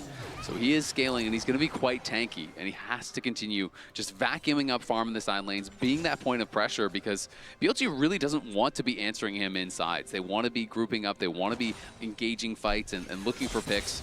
So the more Jojo can draw pressure to those side lanes, I think the better it's going to be for MKOI. Very much agree.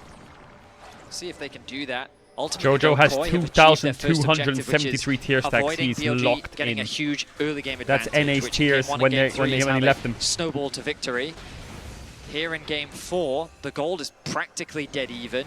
The items are pretty fair across the landscape, and as we get closer to Lock this in here for this dragon fight. come down to Lock in execution. here for this dragon fight. BLG have some Super very Yushi has no talented cleanse against individuals, Asharo. and Be they found careful. some great Nico fights, has flash but ult. KOI Be have been able to go careful. toe-to-toe The with them problem KOI has is as their long as they comp can is very find short range, and the BLG's right comp is very angle long of range. attack. The objective is started off. BLG are killing this incredibly fast. MKOI not going to have anything to say about it. It goes down in a hurry, and now there are pings over onto Jojo. They know he's in the side brush, and they just barely doesn't Not connect today. with that Ash arrow. They had that deep ward, so they saw him walk into that forward brush, and they decided to go for it. Part of me thinks it's the same one that he flashed earlier. He's going to have to give up this tower. This Beishwan very deep here. Oh, another one! Step again, nice utilization of the phase rush. Stop there. it! Proxy Stop gets it! the move speed, and he's got the fancy feet to avoid it. Good cross map though from Elioya. Recognizing that the jungler's gone far Get too deep the- on the bot side get of the the- map, he's get going to the- set his the sights Herald. on this Herald. Of course, those bot camps once again going to be Wait, taken. he's Beishwan TPing very back bot. good at just Jojo stealing away escaped camps. twice and really said... This tower is low. This could be risky. What? No ulti available on Beishwan though. Yeah, Jojo is clearing out the wave here. He's going to try to realm warp to safety. Beishwan flash forward, sends him into the wall. He's going to try to go back to the tower to finish it off. He can't quite do it. So Beishwan getting very low. Jojo low here as well, but no one in the area from MKOI to help him out. They're going to be able to donate the kill here over to Knight, I think. All good. Is going to be able to grab it. They do finally take down Jojo. Herald going to be used in the mid lane to open up this objective. It was a bit of an TP mid ambitious by TP. Cassante. TP in response as the bot tower falls. Koi losing some control over the map as that mid tower stays alive. All good. Knight going to get to push All in an good. extra wave in the bot lane as well. Mirwin doing what he can on the top side of the map, but that tower is still very healthy. Nice punish comes through Mirwin gets a from lot for BLG. this. They get themselves a 1k gold lead once again. And you can see just like that, again, Knight out to a significant gold advantage here. About 650 in his favor. Even with the early kills there for Jojo. Feels like that work can so easily get wiped away, just like last game. You know, had the incredible laning phase. Then, you know, does get punished on that one dive from BLG, but Mirwin trying to get something back on this top side. Should be able to finish off this tower, but might be overstaying his Ash Arrow welcome a inbound. little bit if he did do so. Ash Arrow comes out, not going to connect, and Mirwin intelligently does back off and still Tower has tag on died, the tower, big. so I think he's First still tower early probably is got good the against local BLG. gold Normally there. we can't even get a single one. It's decided to stick around. Clone being used to get some vision. Pings come down onto Super. Oh, right. Don't the range even just try short. it, bruh. Don't even Very try cautious. it, bro. This is something that BLG are always doing when there's no waves to play on. They're trying to be proactive on the map. They are inherently a very proactive team, sometimes to their detriment.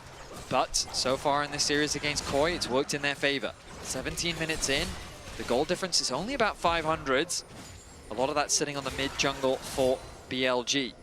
These neutral objectives still a ways away, so the priority right now is just continuing to farm and work. Koi needs to get this dragon early because they can't face check into Nico Ash. Because game 1, BLG they have to be there first game 2, and push them. Kind of stomped. And BLG, obviously there were some moments where MKOI I think brought it back a little bit in that third game, but still BLG felt like they were mostly in control.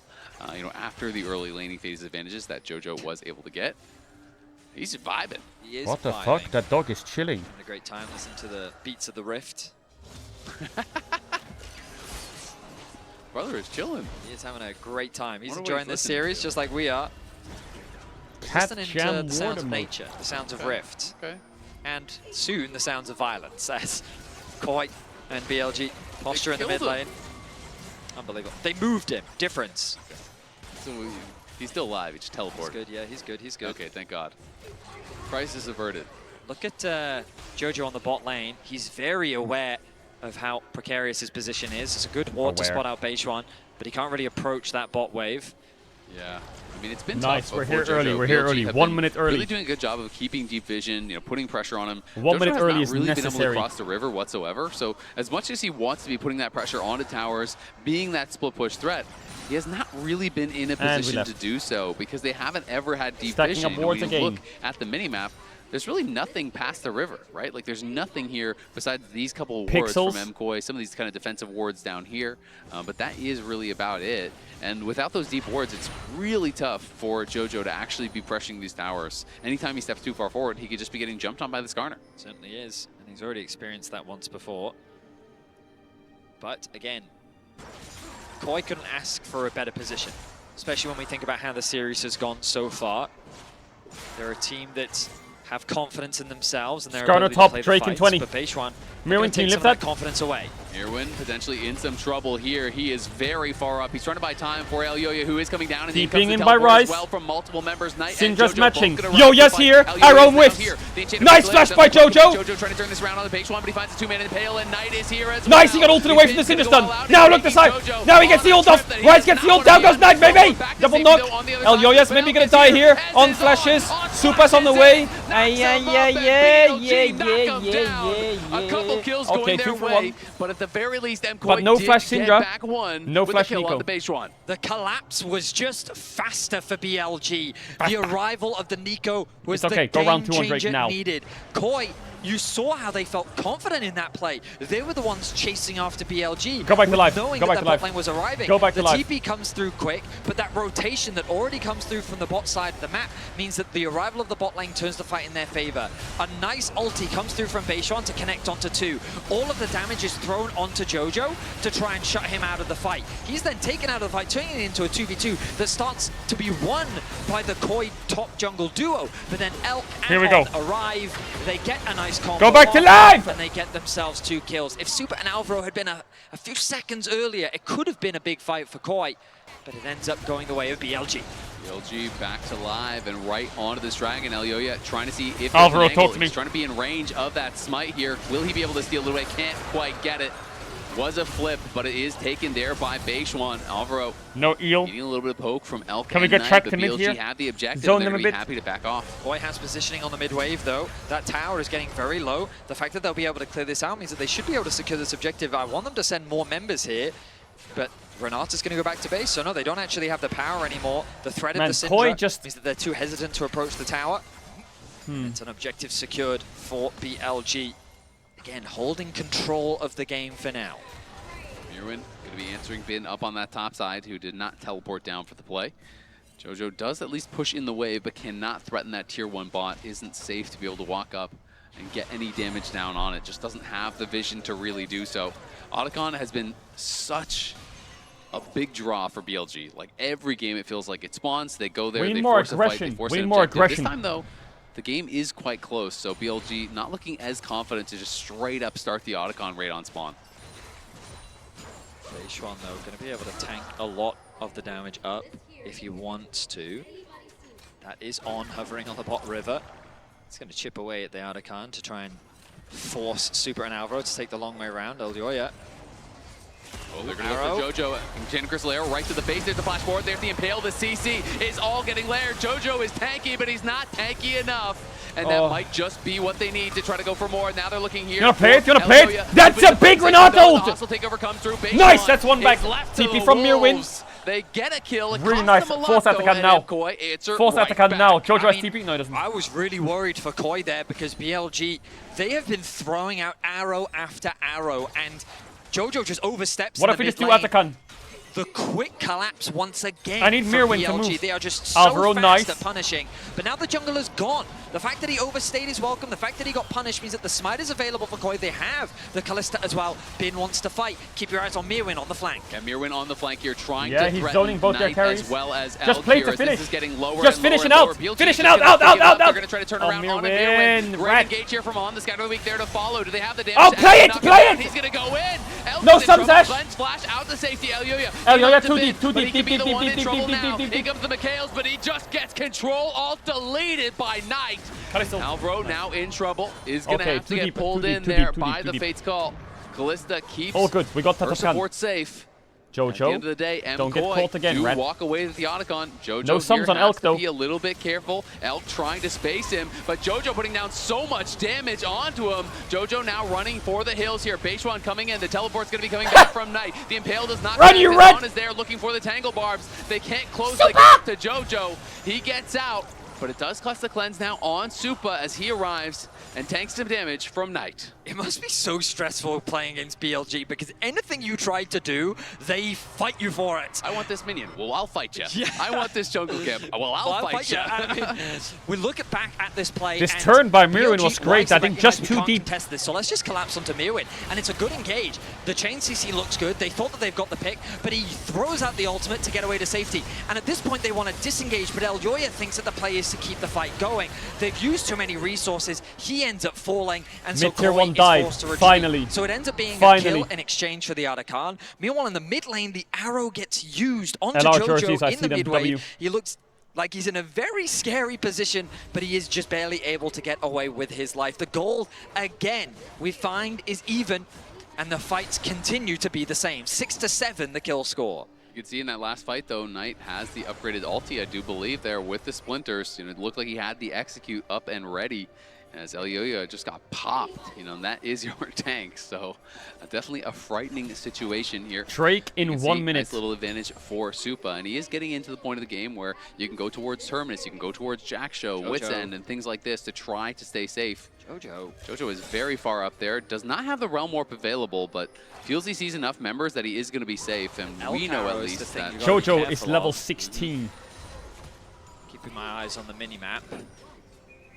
I learned from many years ago to look at the arrow. So. Oh my God, Baron Forsen, thoughts? They're looking like they were about to start that. Yeah, that's a scary Baron angle. And the BLG say the same. They throw out the Hawk Shot to get a bit of information. Bin and Mirwin continue to just skirmish on the bot side of the map as a contest over the vision continues. Jojo returns. He now has the Seeker's arm guard. My goodness, this game feels incredibly tense. BLG Drake at for match us, point. for free. MKoi looking to do what no Western team has done before. Take a second game off BLG in a series.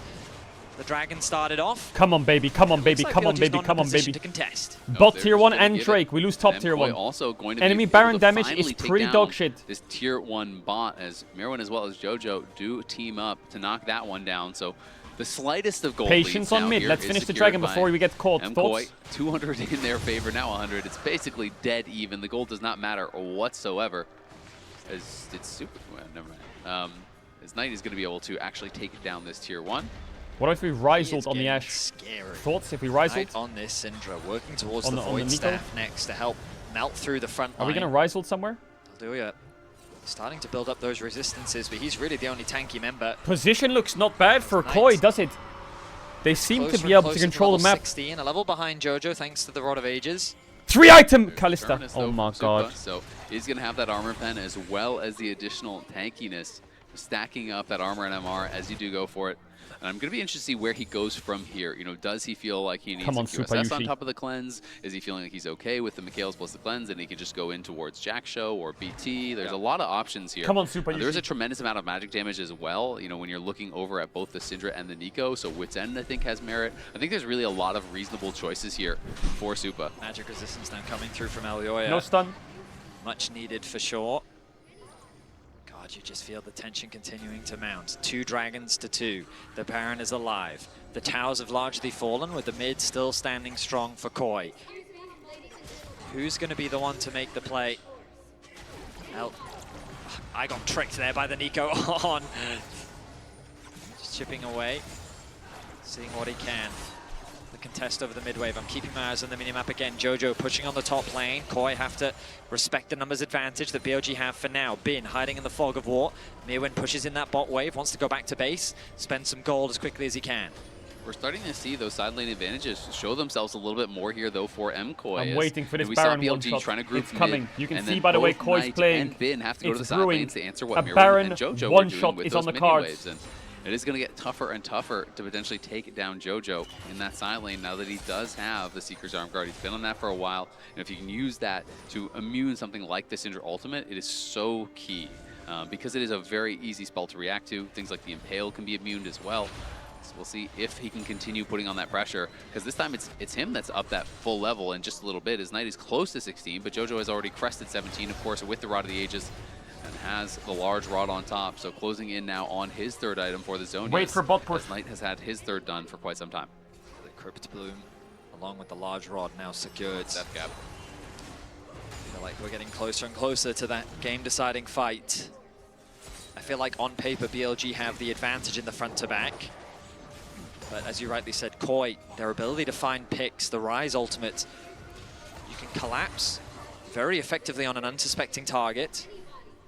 And while BLG Mirwin, do don't have get caught. some really good engage tools, if you overcommit there, well, hostile takeover can be a game changer. It's Oh, true, Mirwin. completely turn around. You know, be able to have a bailout come down. I'm If waiting you for this Baron overcommit rush. onto I'm one waiting for target, this Baron that rush. bailout comes through, hostile takeover hits everyone, you get the reset, the game can change. BLG are just not like giving them this that. Baron rush at all. Feel it's like on a knife's edge right now. It can easily swing either No way. QE. Knight fishing. No that arrow, kind of Looking chilling. at the arrow, Elyoya in some trouble, Nice does handshake. jump out of safety. Alvaro gets a good ult. So lucky here, gets pulled back by Supa, and in comes the Oh, he goes teleport. in, flashes out. Mirwin is going to arrive. Alvaro incredibly low. Nice by Jojo, he gets held! He gets held! Mirwin goes in, he tries to fight a little bit of time, he's getting a little damage down, he's gonna take the front line, Mirwin just going forward. Mirwin's getting so much life steal out! It's the Omni Vamp! Start up to Bin! And Bin's dead! There it is! Triple kill for Super Yushi! Holy fuck, Mirwin went crazy! Did you see that? Did you see that? Here, but no one falls for M. Did you see that? They have their eyes on the Baron. MKoi make it happen. They win the team Mirwin. fight. Mirwin. No trying to keep Syndra ult away if you want to from play the it! Baron. Oh, He Mirwin! gets it. Mirwin! He's searching for the last one. He's crazy! Mirwin as Koi secured the ace. That's the They pace. give themselves the Baron. That's the pace! Koi with a fantastic team fight. 50 seconds on Dragon. Jojo's emoting. Game 5. Mirwin's laughing. Beautiful Baron. It was such a Did you tense see moment, the such a damage that close back Mirwin and got off in forth. that fight? Did you see it? My goodness. Did you thought see that it? when they threw Bro Alvaro was in, fucking... it was just going to be disaster. It's like the dragon from Beyblade. Yeah, I mean, it he looks just like spitting Alvaro on had him. been caught out that it could be problematic, but MKoi commit fully to the fight. Mirwin got so much work done, and the initial play So here, Alvaro, when they go for that here. flash forward onto Elk, really kind of turn things around. Handshake. So we see Alvaro, he knows Oops. he's safe because he has Super's ult. Callisto to safety. goes A back huge in ulti to from slow him, them. But Elyoya connects his ult onto Or the flashes clone. out here. Now Elk is the one that's in Look a at Mirwin difficult now, look spot at as Mirwin. Look at his arrives. HP, look at his They HP. did so much Look at his damage HP, look at down his to HP. Elk Boom, and next to him boom, initially. And as you boom, rightly boom, look at his identified, HP. Mirwin just feels unkillable on the front line. In the middle of 3, he was unstoppable. He procs the grass. It's the Omni Vamp, right? Healing up from that, and he autos one member after another with Sundered Sky, and he just got a ridiculous amount of healing. He just crushed them. And Jojo helping to set that Sundered up, Sky, finding healing. Elk. Mirwin gets in there, and then Damn. Mirwin really got the work done. Both Soul Supa point. and Mirwin now out to about a 2.5k gold lead. There's Supa the Jack Lipa? Show done What now the for fuck? Supa. Good luck one-shotting him now. It's going to be incredibly difficult here for BLG to be able to just delete that Callista. Mirwin. He's got to be cautious of the... Oh, they're looking. Mirwin caught. Too He's going to cocky, be hit by too the cocky. scatter. Do they commit everything here? They Too don't need cocky, to use too more. cocky. But it does cost them quite a bit. Multiple ultimates. And Jojo is going to be up on this top side. Teleport coming in here from Bin to answer. But Jojo's still going to feel confident about his positioning. Does have that tower pretty low. Bin not going to be able to win this 1v1. You have to think at this point. Nice TP response comes through from BLG to keep that tier 3 tower. Guys. Nico has flash up. Hello. Super at the very cusp of taking a lot of damage. The Syndra ultimate already about to come back up. BLG have slowed the pressure down. Only 50 seconds left of the Baron. MKOI would love to get more. Looks like for now they're not going to be able to without Mirwin. They just don't quite have the numbers. So Jojo playing safe. He's not actually insta-pushing that top wave. He's waiting for another wave to connect on the bot side of the map. MKOI trying to play with all the waves that they have right now. Hex flash Renata. Yeah, and you can see the he's going BT on Ambessa. So what? So what? He's going BT on Ambessa. After the initial kill of that Baron. But of course, still a massive gold swing, especially when you're considering the 5-for-0 right before that was Let him cook huge now. for MKOI. This one definitely had been the closest game by far. And it's MKOI that come up big when they need it most. They are on Soul Point. They've extended themselves out to a 4,000 gold lead. QSS now in for Supa. You have the Mikhails, you have the Locket there for Alvaro to try to protect him. You have 3 ways to cleanse CC now between Supa and Alvaro. It is going to be so impossible to lock down this Kalista. And I will say it's just so cool to see Super in the position that he's in. Of course, when he made that deft comment last year, of course he was memed, he was made fun of a lot, but it comes from a place of confidence where he wants to believe and he has to believe that he can compete with the best in the world. And he gives so much credits to his coach and the confidence that he helped him believe in. And the fact that he can come here today and play like he is playing with that level of confidence, getting that triple kill in that last fight, that's the type of performance that fans have come to expect from Super. And the fact that he's delivering here in Game 4, looking to bring MKOI to Game 5, is great to see. We'll see if they can close things out. BLG is no easy opponent. The gold is still heavily in BLG's favor, KOI's favor, but later and later into the game we go, that gold matters less and less, especially as these 4th items are being completed. Yeah, death cap done now for I think Ambessa is absolutely shredded if she gets CC'd by Ash. They're looking for their she will insta-kill him. To really ramp up the damage as Elyoya way too tanky for On to mess around with. Need Mountain Soul really ASAP. Up to being able to find Elk and Knight. Can you find those carries? I feel like Ambessa needs Death Stance and like, instead of BT, I think he needs like a Death Stance and a Jack Show or some shit. I don't fucking know. The Baron, of course, has expired. It's going to be up again in about 1 minute and 30 seconds, and they have a potential Soul here at 2 minutes. Mountain Soul would do a lot of work to be able to answer the kind of composition that BLG have, where most of their damage really is burst and is up front, besides just the Ashe. Oh, so we return to a point of tension once more. PLG, of course, now find themselves on the back foot, but not down and out by any means. Renata W could carry an entire fight. Always an option for finding a pick. Bloodthirster for Mirwin. Yep. He is cooking. Yep. He wants to live. Yeah. And I feel like he has the tools to do it. I mean, I think it makes a lot of sense when you think about the kind of composition. Explain Ambessa build. Again, they have damage, so much not damage, a but if you can fucking survive that and then be able to actually get into that back line, we saw how much healing he did last time. And it also was just having that extra shield going into the fight definitely just makes you that much harder to kill. Definitely can't be poked down either. MKOI now trying to turn things around as Knight will just pull back this red buff. They'll look to burst it down, and we'll see if they can do that. We'll be able to grab it. So nicely played there by BLG, securing the red buff for their team. 1 minute on to wake, 30 seconds on the Baron. I have to be careful now. Mirwin wants to push in that bot wave, but he realizes he's very isolated. You know Koi's going to one-tap this Baron. They have good vision control as well. But he realizes, no, it's a little too dangerous, so he's going to keep pushing in that mid wave instead. Just don't engage on them on mid. The worst thing you can do is engage on them in mid. Through here for BLG. Just let them come into you. Well as the death cap are Renata is so good in that. Jojo, of course, has to start working on his death cap. Just let them walk into you, and we this game does no, bad. On a good flank here. Could look for that potential angle. They're trying to find him out. But if Elk steps too far to the side, let them walk in. Don't go on them. Let them walk in. I like Elk's positioning though. He's staying very close to his team. He's avoiding that fog of war. Mirwin going to be spotted. Yeah, will be spotted. Kalista's on it right now, I think. The question is, does BLG She's not on it. Spoiler. feel confident to try to start Guys, a fight themselves here?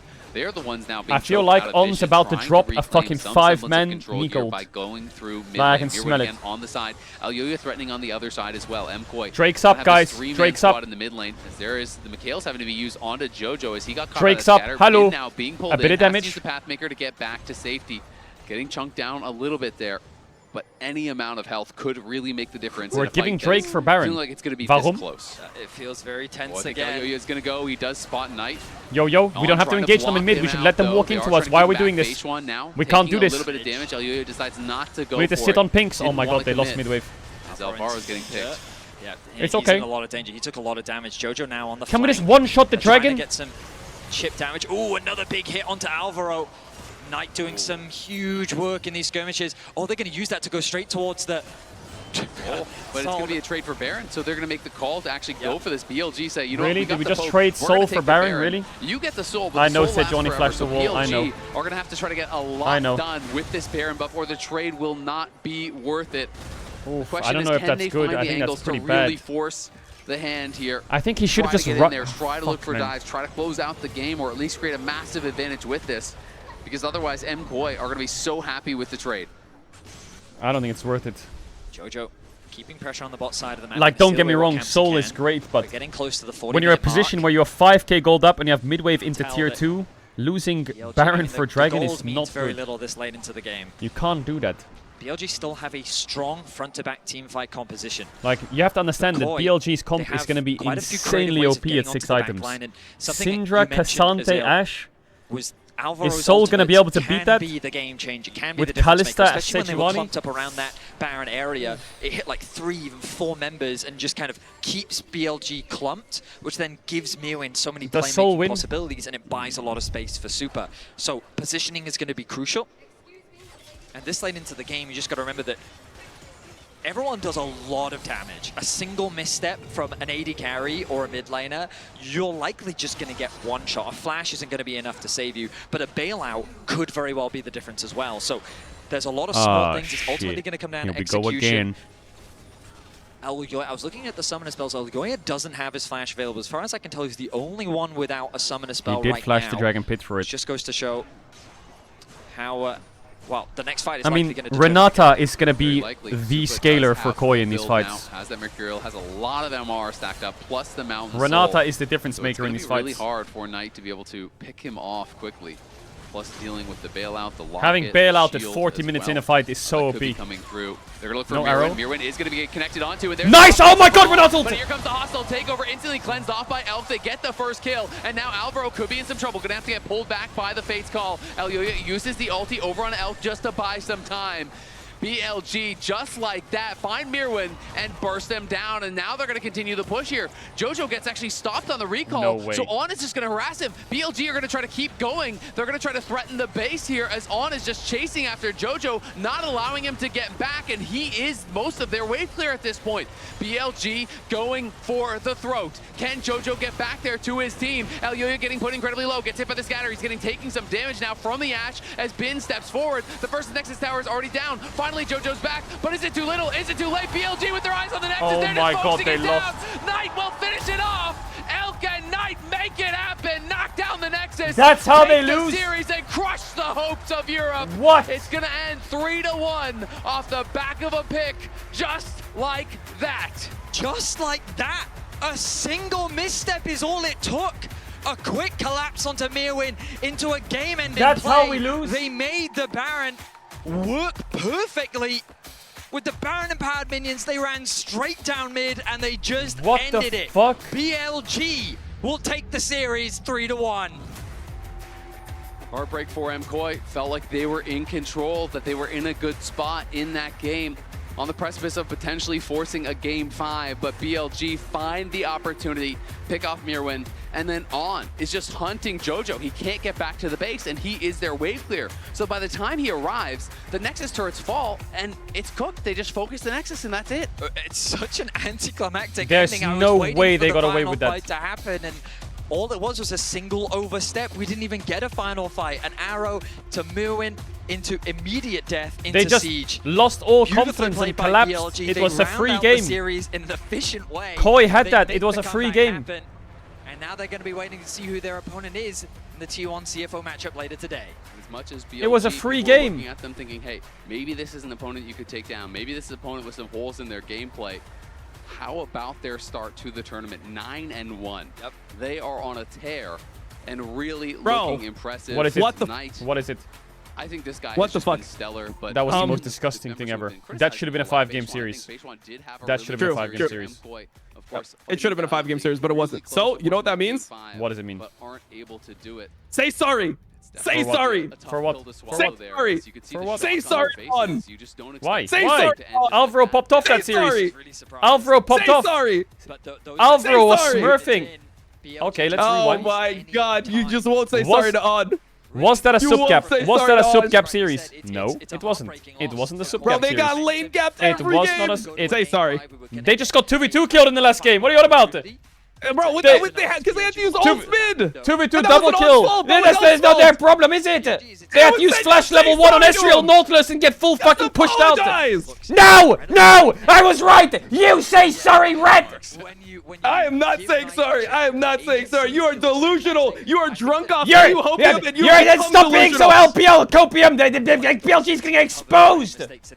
Oh yeah, they got exposed. Oh, they should have gone to 5. Should have gone to 3-1 instead of 3-0. Should have gone they to got 5. exposed. Should have gone to 5. Got exposed. Should have gone to 5. Oh, the horror. Oh, the shame. Should have gone hey, to 5. tomorrow G2's losing a fly. G2's losing a fly tomorrow, buddy. Get ready. Get I ready. know they are. Get I know. I never ready. said. I know. My pickums up with FlyQuest too, bro. I'm with you on that side. You have to argue with me, bro. G2's good.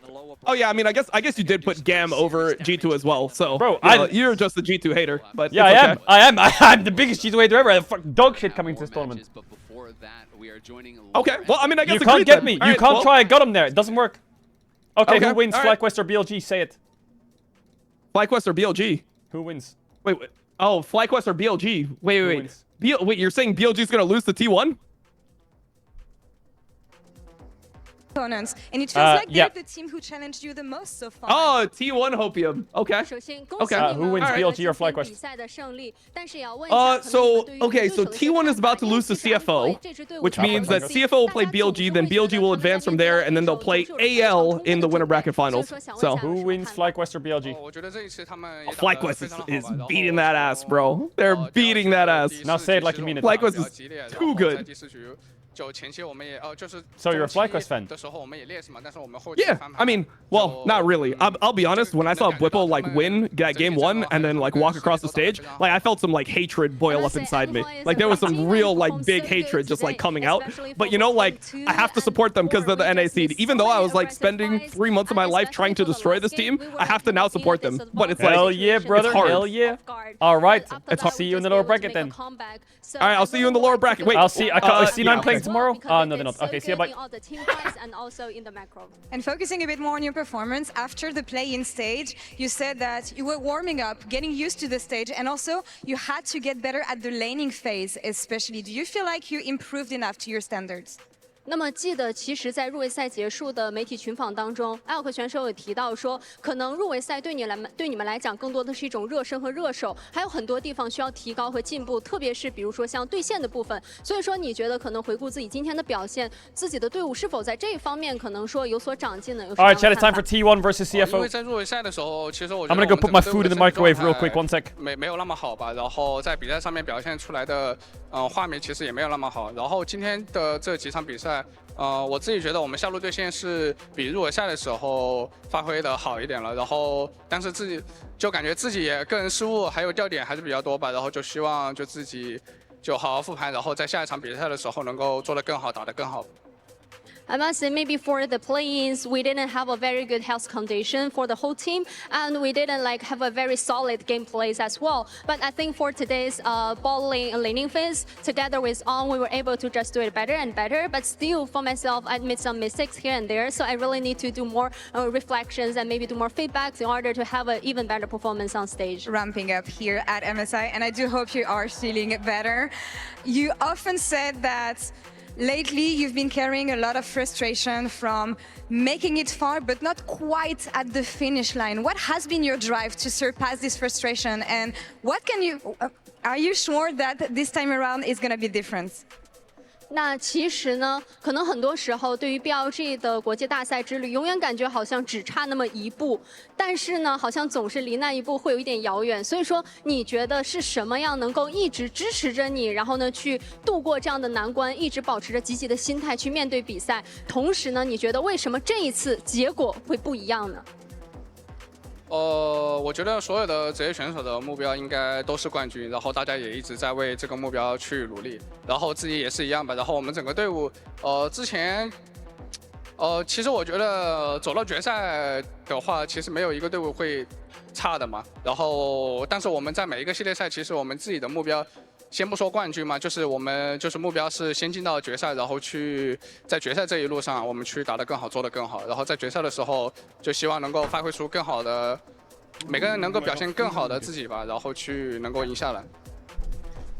I have to say, I believe all the pro players, the ultimate goal is always a champion standing on the final stage. So, and also I think all the teams can qualify to the final. Definitely they're not weak, they're all strong teams. But for us, our goal for now is we are going to try our best to just go to the final stage for this MSI. And we really need to do more progress, do more growth through this whole journey. And hopefully, if we got a chance to maybe stand in the final stage for this MSI, we're going to just showcase our best talent, to showcase the most best performance on stage to you guys, and we're going to try our best through this whole long journey. With all the opponents that you would have to face, I see one team behind you getting ready that maybe you want to take revenge on. T1 might be your next opponent in the next round. How much do you want to take revenge on them? 那其实，在我们采访在进行的过程当中，队伍下一场的队伍们也开始进行准备了。其中就有 Elk 选手现在身后正在准备热身的 T1， 也是你们有可能在下一轮面对到的对手。所以说，能不能和我们分享一下，如果要面对到他们的话，你们想要面对他们复仇的心有多么的强烈呢？对于下一场可能进行的对决有什么样的想法？我觉得。比赛就是感觉都有可能赢嘛，然后我觉得 T1 获胜概率会更大一点。然后因为我们和 T1 交手其实挺多次了，然后就希望能够，就因为我们在上一次世界赛决赛的时候输给他们嘛，然后这次在 MSI 就希望能够成功复仇，然后去，如果下一场面对他们的话，就是好好去准备，然后去做好我们自己的吧。Anything can happen here on the stage for the next game, but definitely T1 maybe got a higher potential to get the victory for next best of 5. But if we got a chance to face off against T1, because we're kind of the old rivals playing against each other for so many times, and this time if we got the opportunity, we really have a very strong feeling to take the revenge on him, and hopefully we can just show guys a very exciting best of 5s, and we're going to just try our best. Let's see if we will have this matchup then. Xie, thank you so much for the interview. Wendy, thank you so much for the translation, as always. That's all for us here on this side of the stage. We'll be right back for the second series right after this. W Wendy, W Law.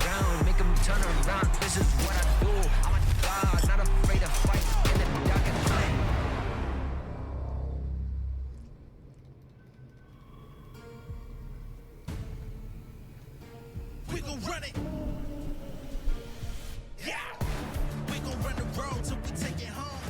Can you use your contacts to find out why the fuck there's no crowd? Half the seats are closed off and the crowd mic is outside the stadium for one and only tournament of the year.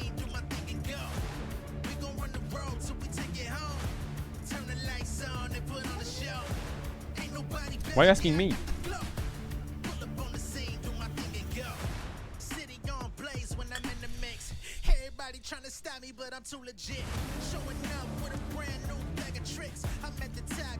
Why are you asking me?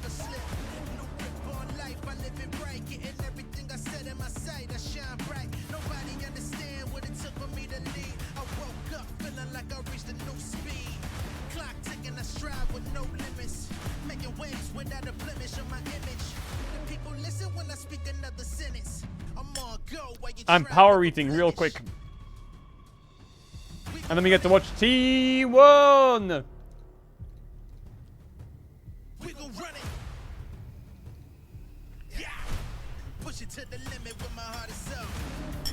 How was the Valorant crowd in Canada? How was that? Was that good?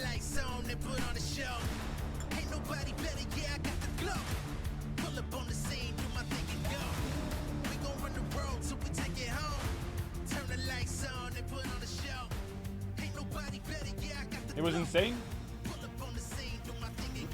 So what the fuck's going on in this tournament? But that was in Toronto.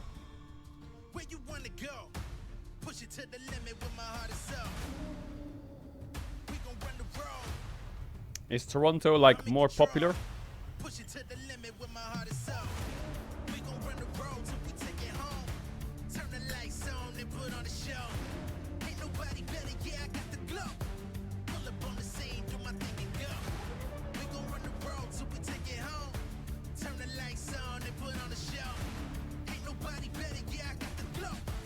Population of Vancouver. 700,000. Population of Toronto. 3 million. That's balanced. Why didn't they do the MSI in Toronto? Let me throw it down to the ground, make them turn around. I'ma look at you from the top, howling like a hound. Let me take it on, push it up to another height. This is what I do. I'm a dog, not afraid to fight in the dark and light. And welcome back for our second series of the day. CFO entering the stage alongside T1 here at MSI in the main stage. Guys, thank you so much. And welcome to the desk. Oh, welcome you too. New fresh pair for the second series. First thing first, I want to talk about CFO because they are the only team returning from first stand. And if you guys don't remember at home, they won fans' hearts there. Not only because they had a really bubbly lineup, but also because they defeated LTA, they defeated LEC, they defeated LPL, although it's TS, so I'm just wondering how much this will count. Except for us. But they made a statement there on the international stage. Yeah, they did everything, of course, you're right. They didn't get hit by that first stand curse. Like, they were the team that ended up making it, and the strategy behind, like, either Rest or Driver coming in really threw people in for a loop, so it's fun to see them here at MSI. And I think they have unequivocally been the best LCP team. And it starts for me with Jinja. Yes, it does. Our old friend in the jungle. Look at that timeline. Wow. He is currently on a 6 title streak spanning from the PCS going into the LCP, and he's absolutely the engine for this team, regardless of who they're starting in top lane. Yes, it doesn't matter if he's on Talon or CFO, he brings winning onto the lineup. He's such a dynamic player, like whether he's on his Lee Sin and he's styling on you, or if he's just like playing the smartest Sejuani play, he's been gold. He's going to be able to set up the pace in the early game, and obviously one of, if not the player we're going to be looking at the most here on this CFO lineup. I want to take a look at the support pool, though, because we have two very different champions here in the likes of K-Wing and Keria. Yeah, so the thing I wanted to point out, Kai-Wing, and hang on, there's a few imposters in here. Yasuo, back in the LMS, Twitch, actually with Chai, their coach. Yeah. However, when he is on engaged supports, he can be one of the best in the world. But also, then you have the best in the world in Keria, who is good on engaged supports, is good on literally anything, and you can kind of see the spread between their two pools, right? With the hyper-focused kind of engage coming out of Kai-Wing, and then Keria, who will play anything. I see a Yasuo in there, by the way. Has warped the entire support meta. And so this is where I think if we end up getting deep in this series, where T1 really have an advantage. Yeah, absolutely. That is something you want to take a look at, especially when it comes to Fearless Draft. Seeing T1 at MSI, if you're familiar with the international stage, might not be surprising, but if you've been following the LCK, how did they get there? Look, Laura, we can take one. As KT fans, we were the ones who took one game off of them. It was the first game, right? Run. Yeah. It was the first game, Rez. Typical. You don't need to. BDD you don't can't need carry to him. pour on. Okay, I'm gonna hate you. But anyway, the big thing I really want people to notice is HLE. If people remember, they were phenomenal at first stand, absolutely raised through that entire event. People were expecting HLE to be here. No, they absolutely collapsed in the face of this T1 team. Yeah, and like even the Gumo was playing well. All these, guess who was getting player of the series for both of those? Doran. Doran was nailing it off of his like side lane play. He was an amazing like Gwen player or a staple. A lot of questions would always come into how he would perform, because obviously the biggest, I guess, news coming into this year was the fact that he came in, Zeus is up. But guess who stomped Zeus, by the way, in the last series? It felt like it was just Doran. And what we're seeing right now is like old Doran play when he was on Gen G during 2023, because the story for him was domestic success, domestic high level of play, and then when he went into international play, it was something completely different, and I feel like that stigma followed him. And I feel like it could be the reverse this time, right? Because I actually thought he had one of his most rough domestic splits in this split 2. He had a rough split 1, split 2, but then he absolutely showed up in playoffs, was a huge factor in them qualifying for here. And here is actually where, as a KT fan, he's dying to Krugs, and I was like, okay, we got this, right? Laura, were you were excited about this, but then he ended up taking over that game on Gwen. I mean, I'm excited about this. I'm mostly excited about the fact that the biggest opponent for Doran today, it's not going to be the fact that CFO has 2 top laners. It is going to be that tiny box that we see here, a neutral monster the Lord of Krugs. in the jungle, a pet Krug that we have here. He's opening it up. Open it up. Open it up. Hey. Let's reveal him. Of course, it's his old friend. So just putting that out there. This brother right here, it felt like it was just this moment, him losing to the Krugs, that unlocked him. So I feel like he is going to be so ready for this international play, because even though we talked about the history of him, like, it was the ramp that I am looking at. Yeah. The fact that he was able to carry on his own play into the international play here at MSI, I think he's ready.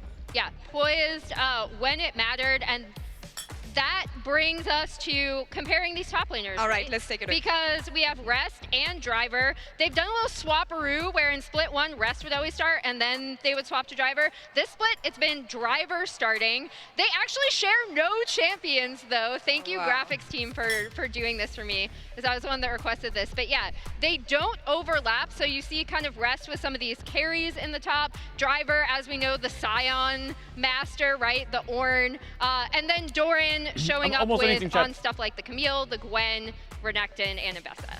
So looking at this Venn diagram here and everything we've talked about, are we looking at top lane as Absolutely. in the early game? Yeah? Yeah, I know that we came into this event like talking about the swapping between like the GAM players. This is where the swapping really matters, because CFO made this their bread and butter. All right, the world champions are back on the international stage here, so it is time to introduce our 2 new teams here for the 2nd series of MSI. Second clash of the day, the #1 team from the LCP, CTBC Flying Oysters, and the reigning League of Legends World Champions, T1! There's Doran. Here we are on the caster desk as well for what is hopefully going to be a thrilling series. So far, in our first stage of double elimination best of 5, everything has gone somewhat to plan. Each team with lower expectations finding a single game, but can CFO be the team to buck the trend? Faker. That matchup right there, Junja versus Owner, that's one we're going to be looking at today. Can't wait to see what this match is going to bring. Thus far, the free ones have reigned strong, and we don't do predictions, but that would be where I would be leaning as well. It's not the most exciting, but it is how a lot of these matches have gone. The T1 fit goes hard. Especially going the distance, even though I really thought that last one was going to go to 5. Instead, going to be getting to CFO versus T1 just a little bit earlier. Definitely are. Silver Scrapes denied T1. Don't think they want to get even close to that, and certainly one of the most aggressive early game teams we have at this tournament. What you got for me? What you got? CFO can weather that storm. Pressure on both sides. Desk already hit it beautifully. A lot of expectations on Doran. The CFO lineup prediction, as well. I mean, my prediction is 3-0 T1. What will they bring to bear? Junja, all roads lead Lord to of Faker. domestic performances.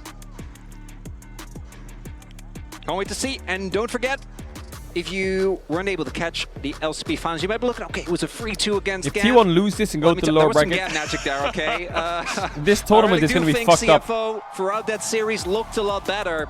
And it was kind of the T1 magic that brought them here again. Even in their first series that they were going to play against KT, they weren't the favorites. That was a pretty even split against Hanwha Life's extremely heavy underdogs. And none of it ended up mattering because T1, sometimes they just turn on. And well, I think for CFO, they're used to being favorites domestically. Internationally, it's a bit tough. You go to Canada, you think, hey, both teams are going to be on uneven footing. Okay, but T1, let me talk to you real quick. Here, every time Faker's face appears on camera, the crowd goes wild. Oh, yeah. Let me talk to you. Favorites in every town they play in. Of course, we are now entering picks and bans powered by this Hongq kid is pretty solid. This mid matchup will be fun. Taken away too, limiting Hongq's champion pool specifically. Owner versus Junjia is where it's at. And Faker But I think the biggest gap is bot gap. Last year has not had the best spring split individually. Did turn it on for playoffs. Bot gap will be pretty strong. But if you go back to 24 to 23, he was contesting at the very least for top 2 mid. Obviously Chovy domestically Zaya screen, then. but Faker was So that shows Vi Prio. Performance this spring wasn't really about him. Owner in the regular split, and then Doran and Carrier towards Pantheon the end. Vi. That I think really turned it on, as the Zaya also gonna get taken away. And the Vi, I feel like kind of a must takeaway.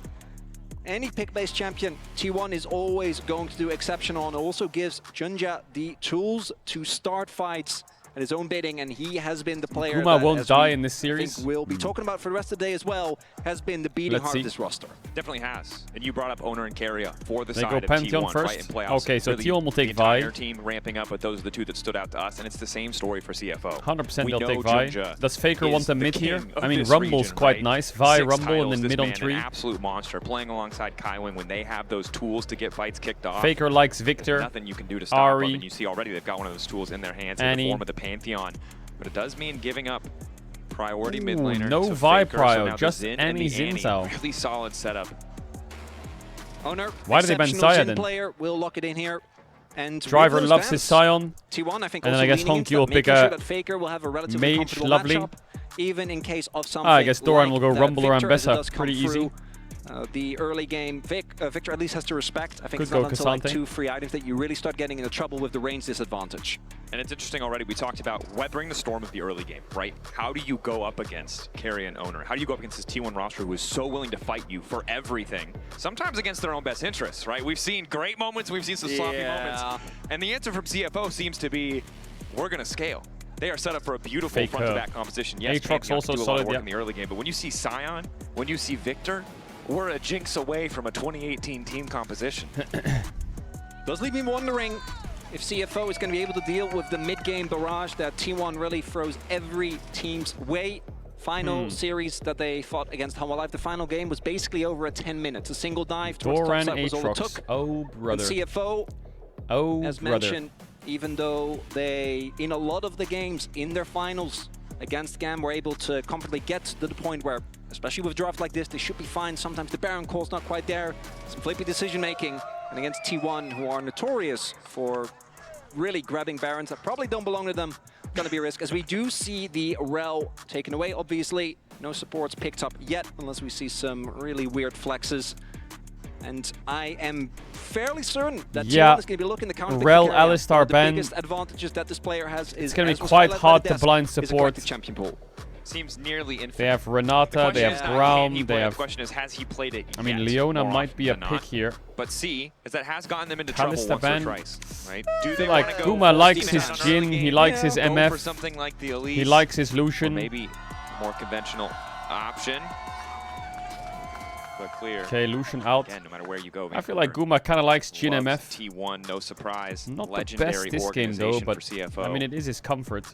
Be monumental for them to find a win. It's only game 1. It's a bit of a scaling draft on their side. T1, 1-2 items looking pretty dang powerful. Is it Jhin? I don't think he would do what's the Caitlyn blind this here? early. Jhin seems Jhin or solid MF with the is his setup that they favorite. have, but you need someone who's going to get through that Scion in later stages of the game. They take the Nico. Instead, save. Why do they take the Nico? I feel like if I'm CFO, I'll go Ezreal Karma here. By that, also making a possible Renata, which I think is one of the few non-engaged supports that Cowan's play. A little bit harder to actually pull off. Sorry, there's a Krug sign. It's a very well-drawn Krug. The Krug Lord, you know, it's stuck. Look, you get the good with the bad with Thorn, you know? You get the Krugs. It's just Thorn. Well, and we watched that today, right? He died to Krugs and then popped off immediately afterwards. Ezreal So Karma, perhaps it's do the it. source of his power is Ezreal, safe pick, right? You're in the position where you're forced to blind pick. You do get the luxury of counter pick support. But again, one of the downsides of Kaiwing is we haven't seen that depth So of his Tion will champion be pool, playing so a losing bot matchup if he goes you Karma. having counter pick isn't as big of a deal. There Probably is going to no default way to he's more picking comfortable Braum options, into and Nico. Are Braum, you kidding? Again, good in the front to I back, think he's scared of but MF on 5. I don't know if I like it. Bard Oh, would be a bit Bard? bolder. I'd rather see something like that. I think playing the Braum into the Nico is already rough. I also think Kaiwing you need doesn't some play range semblance of champs. early pressure. Oh, Leon God. also very obviously does that Oh job. god. As the Chat, I'm gonna run ads. If you want to avoid ads, you can use the Isa, tier 1 or 2 try and it subscribe to the makes channel. sense in Support the the channel, you don't have draft, to sub but channel for them. Want you back for the game starts because Orky, if you sub now, you won't get ads for the rest of in the MSI. lane was something that T1 Kai'Sa's good. relied on. MF is good, Corky's good, everything's good here. Jin is good, it doesn't really matter. Anything's good on 5 here for Guma. Ezreal, Leona, I don't like too much. I think if they play against a better team, that they would play against Ezreal Karma there. Make the most sense for T1, and they're going to go towards Guma that. Corky So is not the my CFO favorite drop, though. If you load into the Rift on 2 items, Guma Corky, absolutely slaps. it doesn't really hit. And there Is that a game mode? He's not that bad at it, but it's just not a Guma champ, I think. Because when you look at the pieces, the He also front to back plays the later on is astronaut pink absolutely Corky insane. You skin. have a great amount of CC, spread damage profile, And that pisses me a off. lot of really, really big threats. The problem obviously is when you look at the 2v2, Panfi and Victor, compared to something like that Annie and Xin Zhao, contesting early objectives is going to be really hard. And the reason why I go in so hard on it is because T1 absolutely is not going to give you the time to skill. So you're going to have to fight early. There are some pressure points, right? Junja, maybe they get it with Kaiwing, can get it going early, but they will need to. Annie at MSI so far has looked really fucking OP. You brought up weathering the storm. It has looked really OP. We know they can play the map pretty well as we get in later stages. Who have we seen play it? We saw Knights play it, we saw Caps play it.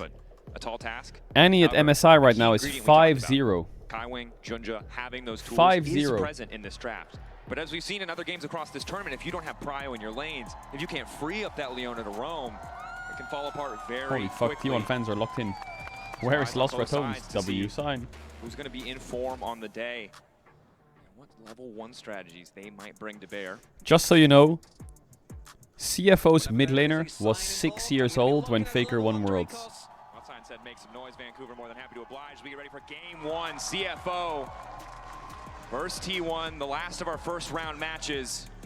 That is fucking crazy. Perhaps a date with Destiny for T1 as BLG stand waiting. 2007. First, they're going to have to go through CFO.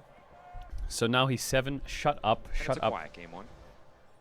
Again, in some of these matchups, we're seeing teams who've already gone through plans. How can you be born in 2007? That's fucking go all in the weird. first few What the helly? of a game, but CFO and T1, first look we're going to have for them. No latent fates. It looks like maybe a little bit for vision here. So we do have Driver making his way over, but Owner really Xin Zhao, that much classic. threat. If there was a Braum involved, maybe as a, yeah, we got to bring it up again. Faker Annie, no skin. That's of insane. course. It is insane. This is, there's no one better in the entirety of LCP than Junja. This is a world-class jungler, no doubt in my mind. And normally when you go up against T1, you see Owner on the opposite side, you start to sweat. But I think CFO is still a question as to who will come out on top. You feel a lot better knowing that Junja's the one start holding Annie down to your early avoid the game. poke in the He's lane. The man that you have backing you up. And taking a look at the rune setup, Faker usually on the Annie, we very often see the electrocute, going to be the phase rush instead.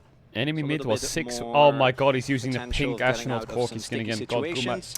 Listen, Q Guma, going for you Ares, have so the as we most saw right Riz there, of any trying to player in the play for as world. much lane pressure But possible. I that think the Corky first couple skin is levels L for Riz. Victor are I'm just honestly gonna great. say it. It Into is. the Annie, it's really You have the post most six, where you need to be aura a as lot well, more but it is careful a little bit of a already. negative aura. Look So at we're that expecting skin. a lot of What is fighting that? here for that early Get crowd that in the mana bot lane. Corky Zenith play, ASAP. but Look at that skin. to too much. What the fuck? Again, range advantage, the biggest thing here at level 1. The worst part about that skin can is the trade for sounds fast of it level as 2. well. Faker Let me stuns increase back volume. and Listen to the keeping Corky phase rush sounds. procced, also just to make the It's gravity an field aura less of a fucking concern.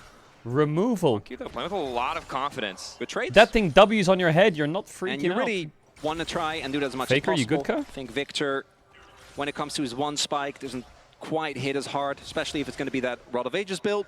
Whereas the Annie, particularly if Zinza can make his way over, is a possible bot lane gank. Ooh, 3 camps On the into way bot. down. Guma, the stun, the Carrier immediate CC dead. on the Carrier. They know that he's not Carrier the one with dead, cleanse. 3 camps into bots from Junjia. An Base easy now. first pickup for the side of CFO. Solid 3 camp gank. And the heal from Carrier gets invested That stops initially to T1's dodge bot away from matchup from Kaiwing, being but hard as you wing. highlight, Junja haven't even finished Dorat. his first clear, already making an impact as he's able to, as you highlight, go for the target that doesn't have a way out. Guma, even though he was level 2, if he ends up dinging to free, gets the Valkyrie, that could have been a big problem. Has the He was cleanse as frying well. Faker a Carrier, bit. no way out of the CC for him. Dorat. It's Doran on the Aatrox, as you would expect. It's This gonna is be more like feeling it, great here Aatrox into versus the Sion. up until the first This is what it set, should and then look like. Sion's going to shrug off a lot until you really get enough ability haste to continuously chew through that ginormous shield that is going to be there for Driver. Yeah, Soul Furnace, a very, very powerful ability. And yeah. I'm curious to see what Driver is able to do with the Scion. There was a fun interview with Chawe where he talked about some inspiration from the boss coming out for Driver. So maybe if he manages to find a lead, we see some proxying, but Driver watches the streams, chat. At the very least, be able to W Driver, and he said in an interview he watches Baus. No joke. We'll see. Driver, as long as he can get his creeps, doesn't actually get taken down, he's not going to be too bothered. As owner on this Zinzao, maybe looking for a player towards the bot side. There are still sums available, so looks like instead just going to go for the base, not wanting to flip too much. And Ezreal, notoriously not the easiest, and nor is Leona to dive. Opting to back out, but he does drop double wards. So vision on red, vision on the Raptors as well. Will spot back. out Junja starting that camp. Faker and Honkyu just continue to trade. And honestly, very quiet game. Leisurely start. Ooh, Doran W. Kind of as expected, I would say, in terms of some of the champions that we have. Still a lot of bot push for T1. I think we're really going to see once the first objective that start. Corky skin. There I'm isn't not over something like the Elise and the Fairy where you're really going to be looking to just dive on one of the first couple of waves. Holy fuck, Doran. And credit to Doran, he is not letting Driver The charge Wolves a buff single is decimating going smash. absolutely Always staying in insane. range, willing to tank a little bit of extra damage just to cancel the knockup. Keep that wave forward as here he is again. going to spot Junja. 2 Gumas. Only one of them has cleanse. A difficult puzzle. As owner now ready to make the dive happen topside. He went from Krug Lord to Wolf Lord in solo queue yesterday. Sion, but Driver in a tough spot here. When becomes Nice lightning, dive. a quick flash out, extra shielding, and Dorn forced to flash away. My Owner God. should just finish the job, but now the tower's hitting him. They He actually has to pulled it flash off. as well. Jesus. T1 grab the kill, but maybe not the cleanest execution. We'll be able to get it. I mean, they kind of landed all their damage, didn't they? Obviously feels rough. Really good timing for Driver on the shield, which was the main thing Sion's that kept him being alive for a little bot. bit longer. It starts off great. Owner primes his Q, gets the auto. Doran sets him Faker up is not with having fun in the this Q1, lane. This but lane does not look if fun Doran for had any. backed, I think that is just a very clean dive, but hadn't actually spent any money yet, so not enough AD to chew for the Sion that quickly. I thought Guma was Still staring at early Dragon, lead just for standing T1. there, but it's the Not clone. going to be the end Jesus of the world. Christ. Sion of all champions obviously will be fine, regardless of him getting put behind a little bit early. Yeah, still has 170 extra health, so you can see at the bottom of the screen. And TP's used to reset lane matchups here, so or they swap as now Driver in the bottom side of the map, Doran going to respond as It's crazy how regulations work. Honkyu is 17, kind of what we were talking about and he's earlier. playing at MSI. Extremely strong item Kalist into had Aatrox, to be very 18 unfun. to play in the Can't believe he did LEC. that. Huh? Building armor. Look, man, we talked about it. We're waiting for someone to build Serpent's Fang. We love the item. It's probably not this game. I don't think the Scion shield is enough. But with a Victor, I'm just saying there's an angle. Wait, he's For 18. now, though, he dinged 2 Doran days seems ago. playing with What a the little bit more fuck? respect, of course. Is that The why world he's allowed Ender, to play super MSI or powerful, what? But the potential for gank setup with Junja, if he is lurking in the darkness with Scion level 6 is lethal. Of vision being He set dinged up 2 days here ago. in the jungle of T1 for what I imagine later Bro, they on gotta will fix be that a minimap. heavy contest on that from CFO. Does mean that while Junja goes for that invade, T1 is able to get the first dragon of the game. I don't really think there is too much counterplay. Driver will be making his way over. T1 is just winning the game. Oh, Junja has ult. What the They might fuck want to try is and that? steal. In Owner on the way forward, but now What the managed fuck, to it take down, worked! So it's going to cost his life. Oh! The Drake, but now it's all in. Onto Faker, chain CC dead. They're going to grab another Wait. one on top of it. Faker taken down, Was? drops the bear. Was? But in the blink of an eye, it goes from passive to insane aggression from the side of CFO. Wait, hold up a second. And T1, At first we thought FlyQuest could upset AL. They didn't. Then we prayed G2 could do it after the first game. They didn't. Then we thought maybe MKOI are the miracle makers. They're not. No way for him to stall Are out this CFO play, the and you miracle can see, makers? I don't think they were really expecting to go this crazy. Driver goes in, gets the knock up, and not a lot of counterplay available there. And just giving up Owner for Dragon, not that rough. But the fact that Faker ends up dying as well, it's a really big win here early on, because any early kills that you can get for CFO bring you closer to that promised item break point that we talked about earlier, when you're really Because Guma starting to see Susi's the on power of the pink Sion, astronaut this Victor, Corky. as Don't well as this expect him Ezreal. to fucking 1v9. Taking a decent chunk here, even without a Sheen completed, is now Doran doing what he can to zone Driver away. Willing to proxy himself if necessary. The proxer? I mean, look, fire with fire, as it was. And I think for T1, you highlighted it so well, right? If they get that Drake, if they're closer to soul stacking, it puts them in a comfortable position as we go later into this game, but losing those few kills is Grubs rough. contest. I CFO like kind Rainbow of need Vest. them. Yeah. I don't know if you need to. Why does he have two? But more is better, right? What the That's pretty fuck? universal. When it comes to kills, yes. When it comes to flashes blown, there's Honkyu does get his blown there by the timely arrival, and even despite proxying on Sion, some of that control we saw set up earlier, T1, they get Bramble one. vests. CFO not going to let them have more for free. That has to be a bannable offense, right? And you know, I'm going to check to make sure that's not a visual bug. Could you just yap for 30 seconds? Because either I have missed a very elaborate It's a bug, map, it's a bug. Reddit, Wait, did he set it? I think it was just a mistake. Okay, looks like he sold it. Pick up the chain vest. He didn't think he'd have that much gold. Okay. Game. Well, it might also just be you want to get Bramble against Aatrox, right? Sometimes it's just muscle memory. Sure. We'll be pivoting away, but something to keep in mind if we do have some very But if you have specific 2 Brambles, you down the can line. healing reduction Thus far, reduce though, and then reduce really it again. impressed with the early game that CFO have been able to show. For as good as they were, I think we saw this even in the final game that they played of their playoffs against GAM, where they really mostly relied on just slowing the game down. So seeing them it's 100% early definitely reduction. feels good, but there is a lot more skirmishing to be done. And T1 on that one, kind of caught sleeping. We'll see if CFO also has to can be careful. He's just going to jet out of the river there. It's fine. Faker needs to catch the wave. Yeah, it'll work out fine as Doggo going to grab a quick flower. Try to get some pressure here in the bottom lane. Earlier we saw on our screen, Driver not quite able to cancel any of those recalls, and the ulti coming out from Doggo wasn't able to do it either. Okay, so first trade going to T1 in a T1. difficult position in It's terms 2-1 in Grubs, and CFO have the gold lead. So CFO in a pretty good spot. The gold deficit from Sion into Aatrox is not the end of the world. Doesn't really matter. 1K difference, not the end of the world for the comp that we, generally Sion's look job at as is scaling just to better. click in Certainly teamfights feels like a and strong early stand there. boon. Dorn though holding on to his Victor individual Rod of Ages advantage at the quite very early least. on. And he is a player that we have our eyes on. Yeah, always going I'm to, looking at T1's comp and I'm thinking, wow. Doran has a lot of burst. been consistently And then I look at one of the CFO's top comp and I'm thinking, laners within the LCK who are they going to burst? Since Ezreal's really he far joined back. Gen Leon G. has a tank. Sion's a But tank. unfortunately, it has also Pantheon been is met with really equal annoying to level kill of with troubles his when E. it comes to the international And performance. that Victor Do wanna has a highlight Rod with of that early Ages. kill. Honky, by the way, already starting on that Rod of Ages. I do think where the Victor goes next is going to be a really big factor as to whether he's actually going to be doing damage. We've seen a lot of Victors go for builds that feel like hit a little bit too late as quick heal out. The ult. Pantheon on the way down. Overforced. Good value though. The Oh, they got heal. for that ulti, for double ultis, does give T1 a window of opportunity to fire back. I think you're A pretty little happy bit of with an this T1 because overforcing. Drake spawns in a minute.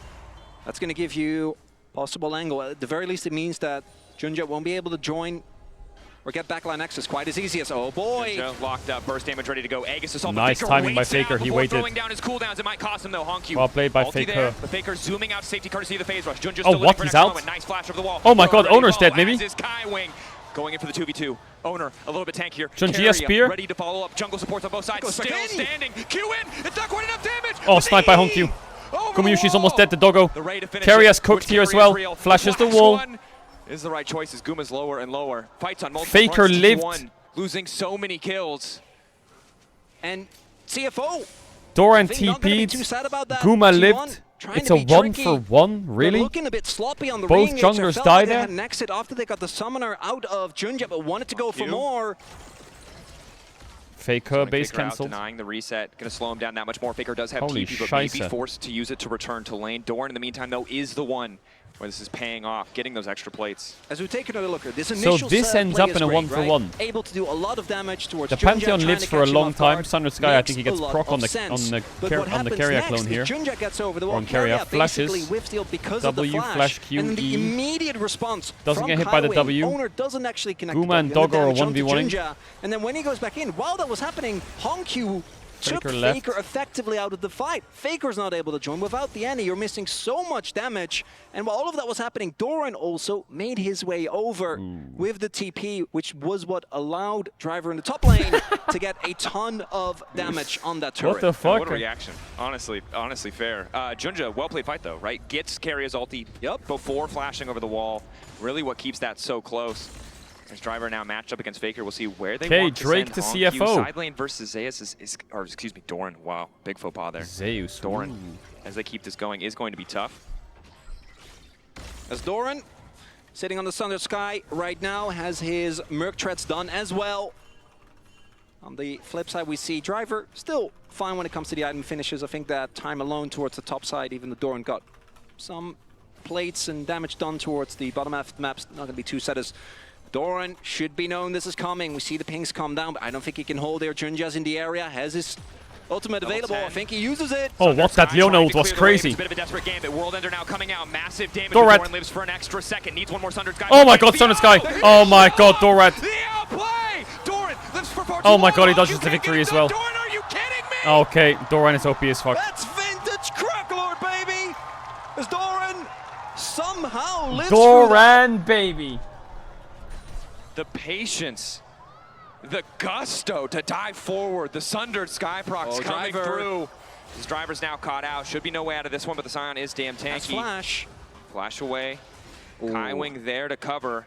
But this is a disastrous sequence for CFO, and almost 1,000 gold lead starting to shrink now as the counterpunch is Faker pushing for free on the top side. A lot of gold there. A lot of them. That tier 1 tower. The Aatrox ult into auto attack is crazy. And the early game back and forth here. That play, obviously T1 going to be happy with. They got the flash. Faker will be getting the turret here. But do note, Doran did mess up on a good amount of CS because even with the counter kill that he got, the healing from that kill while his ult was still ticking, obviously allowing him to stay alive. Honky was able to then immediately push onto the turret, letting some CS go to waste. As we take another look here, so T1 I think was very aware that this was happening. First Doran tries to clear the wave, not actually able to do so. The flash means that there isn't enough damage. Sundered Sky, boom, there, 600. From Sundered Sky. With his auto attack passive and his ult. That right afterwards, he gets the heal from that turret aggro. Just Kaiwing, unfortunately, dropping it a little bit too late. There were 4 people there. You can drop it earlier, and he would have died. But I'm also, what is Sundered Sky with Aatrox healing amp? 606 health.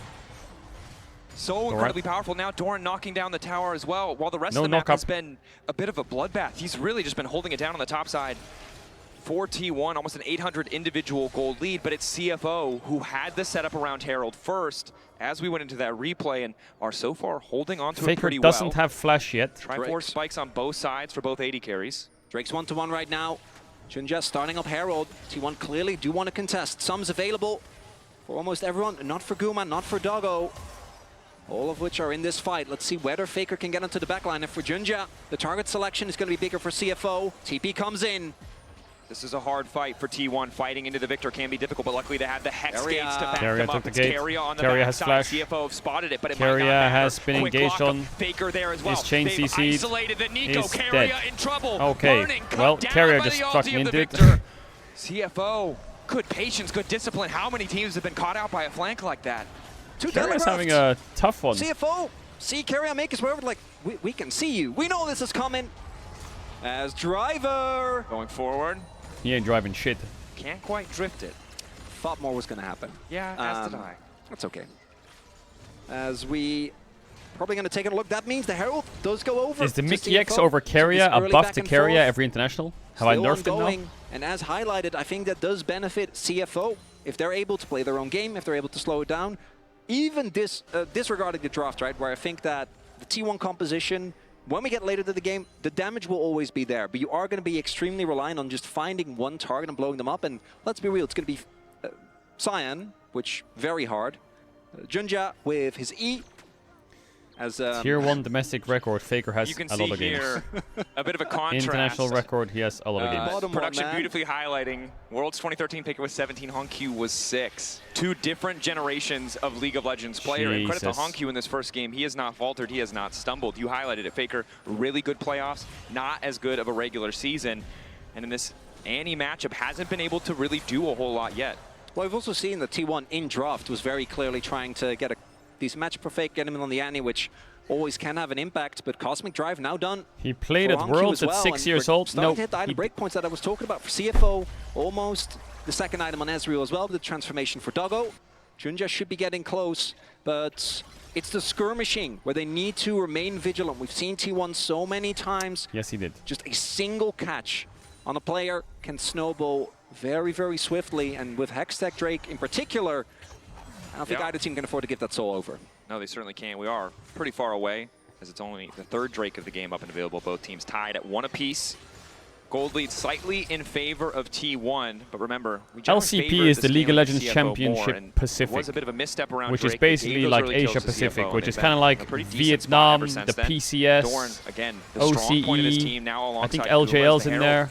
They all combined. It's going to crash, but won't quite finish the tower. CFO just using it to get mid-prio to start this objective, but again, have to be careful. They don't have concrete information on where Doran is. This Carrier on looks the a little flank. sketchy. CFO, knock up Driver's from Driver. tanking. Like 5 Dorat angles. on the flank. Faker and Guma ready Carrier to is go. on the CFO, biggest where flank are I've they ever gonna seen in go? my They're life. gonna start here. Instant ulti laid down by Honkyu. Doran Focusing off on the Owner. side for now. Leona ult is good. Owner, Got his who's in ult off trouble in the though. meantime. Kaiwin going in, the ball damage coming in from Faker. Driver. Oh my god, Carrier Doggo. on the back line. There's Carrier. There's Carrier. So damn There patient. is Carrier. And CFO are getting sent packing, retreating back to their side of the rift, but it might not be enough. Junja on the way out. Driver There frontlining, is Carrier. trying to buy space for the rest of the team as T1 take the fight. And though the response from Doggo, I mean, Doggo flashed the Faker flashed Tibbers. That meant no cooldowns were That was available crazy. for when Carrier went in. And T1 with a multi-pronged approach actually coming in from a lot of different angles. CFO, we're mostly aware of all of them, but it's so hard to get kind of the front to back that we talk about, right? You want Victor behind the 2 tanks, but you have Doran coming in on one end. Carrier coming in from flank another, was and I so want you good. to look at the attempted engage here. Owner gets his ult off, which means they can't kill him. Doggo And then flashes right any here, flash Tibbers, Faker which is goes crazy. for a big Annie play, but both Honkyu and Doggo flash, but then Carrier is Guma there Susi on to Corki. ensure that the CC lands, the fight starts, and the moment the kill is found, Doran is just gonna keep going and going and going on this Aatrox. And CFO have to abandon ship. Now pick up Faker's Faker. dead here. Faker caught out. Shield of Daybreak, Doran's double TP's now TPing. coming in to back up Why? the play. It's going to be an all-out Can he brawl save on the it? top side. Faker living for an extra moment. Driver going to find the knock, but should finish the kill. But Doran is here, as is Doran. Double Doran, as Owner is here. Carry on the way. Driver has flash. Guma stepping up. Owner finds He a has nice initial ult bit of as damage well at if the they want chaos, to so they turn need this. Back away. Rue There's going the in. turn. Doran caught out. Oh Knock god, up triple there. knockup. Beautiful. Oh my god. Channel on the Doggo's gonna go Deathmaker crazy. And now they need to get the hell out. Owner living for an Oh 11 my extra god, time. Owner Knock him just on the played dog, fucking goes the ping overpass, pong with that it's all Ezreal. Honkyu. He has to make the difference. But he's caught between Jesus. 3 He knocked him members back and of then T1. EQ'd him It and looked knocked him good up. for a brief moment, but T1 just outplaying in the fights. And in the longer skirmish, T1 get the better of CFO. No dare. Despite it. Oh, Carrier going for a solo kill or what? Locking up Junja. Driver trying to clear the wave. Owner on the chase. One becomes lightning. Junja forced to flash out. And this is the thing, it's so scary about T1. So many teams would have just backed off after that play. He felt fine to start the Wolves, but That T1's Xin Zhao still is going. scary. That That little Xin bit Zhao extra is is now they're scary. to take this tier 1 mid. And CFO actually like that they call the bluff. A lot of teams in the LCK often start, when you see Faker inside, is this really an overstep, Well played by or is Owner. the rest of T1 Nice try there? by And as you can see, CFO. the rest of T1 does it right, I like but that it's a little CFO bit rein in with all the too late, TPs. as Faker does take so much damage, and the double TP is available. So the initial blow of the fight, I think, looks great here for CFO. We have, with the ultimate, obviously, Honkyu is still full health, but I think they should have just left. Because if they leave at this point, even without a turret, they're fine. Instead, they see an opportunity to go in. The Victor on top damage is so of low. Doran, but Owner on the Xin Zhao, I want you to look here, splits up the fight, gets the Victor flash damage knock is up so onto low. Doggo, and then with no health bars on his tanks, Honkyu Is it just classic readily Roa available for the Victor? T1 backline to get on top 2. And it looked so good. But again, the story of the fight is Roa Doggo Cosmic Drive. feels like he's in this position to clean up or burns these cooldowns to dodge this key ability, and then someone from T1 is always there to punish. Again, T1, if you don't know their story, That sounds disgusting. you probably don't know League of Legends. But a team that, a bit of a different road to MSI, not the favorites. Many people favoring HLE above them, but the truth of this T1 lineup, almost regardless of the players who are playing on it, is that when it matters, Good old they Faker. always manage to find that form. They really do. For it in the regular split. He's 30 That said, next year, Faker. It's CFO crazy. definitely not out of it. He's still Regaining frying. control is a little bit tough in this scenario, though. Obviously, these choke points are very dangerous. A lot of This damage. Driver. On the Driver, a bit of free poke. Carrier off to the side, really determined to take away that engage option. Carrier getting lower and lower. Driver's Pop dead, off a little bit extra Carrier's shielding, but dead, Doggo managed to finish it, Doran's and out, all eyes Guma's a bit forgotten low. Entirely about the Otacon, they're forced to pull back. Driver Frontier traded fights in the meantime. Dorat. It's just the one-for-one support for a Oh, top laner. Faker. But now the re-engage. Faker How did he land that Tibbers without finds flash? his man, and Owner and Guma are there to follow. Doggo? Doggo now. Doran locked up for Oh, a moment. Dorat. To be able to finish that one. They need It's to a get the hell 2 out for when because 2. Lightning does not connect. No, T1 it's not. can't It's a 2 follow for up. 3. And Otacon is still alive, crucially, but Owner wants to push a little bit more.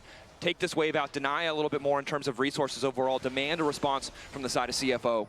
That too is Doran, as he jumps into 2 people, gets blown up before the rest of his team Jumps arrives. into 2 people, Not dies, quite, refuses to elaborate. ready for the damage that Doggo was going to dish out. But the story of a lot of these skirmishes become, initially doesn't look too bad, but as the fight continues, T1 just out-executes. So Driver going down here, that's not the end of the world. You get the snipe on the carrier, you can just leave it at that. Your poke is really, really good.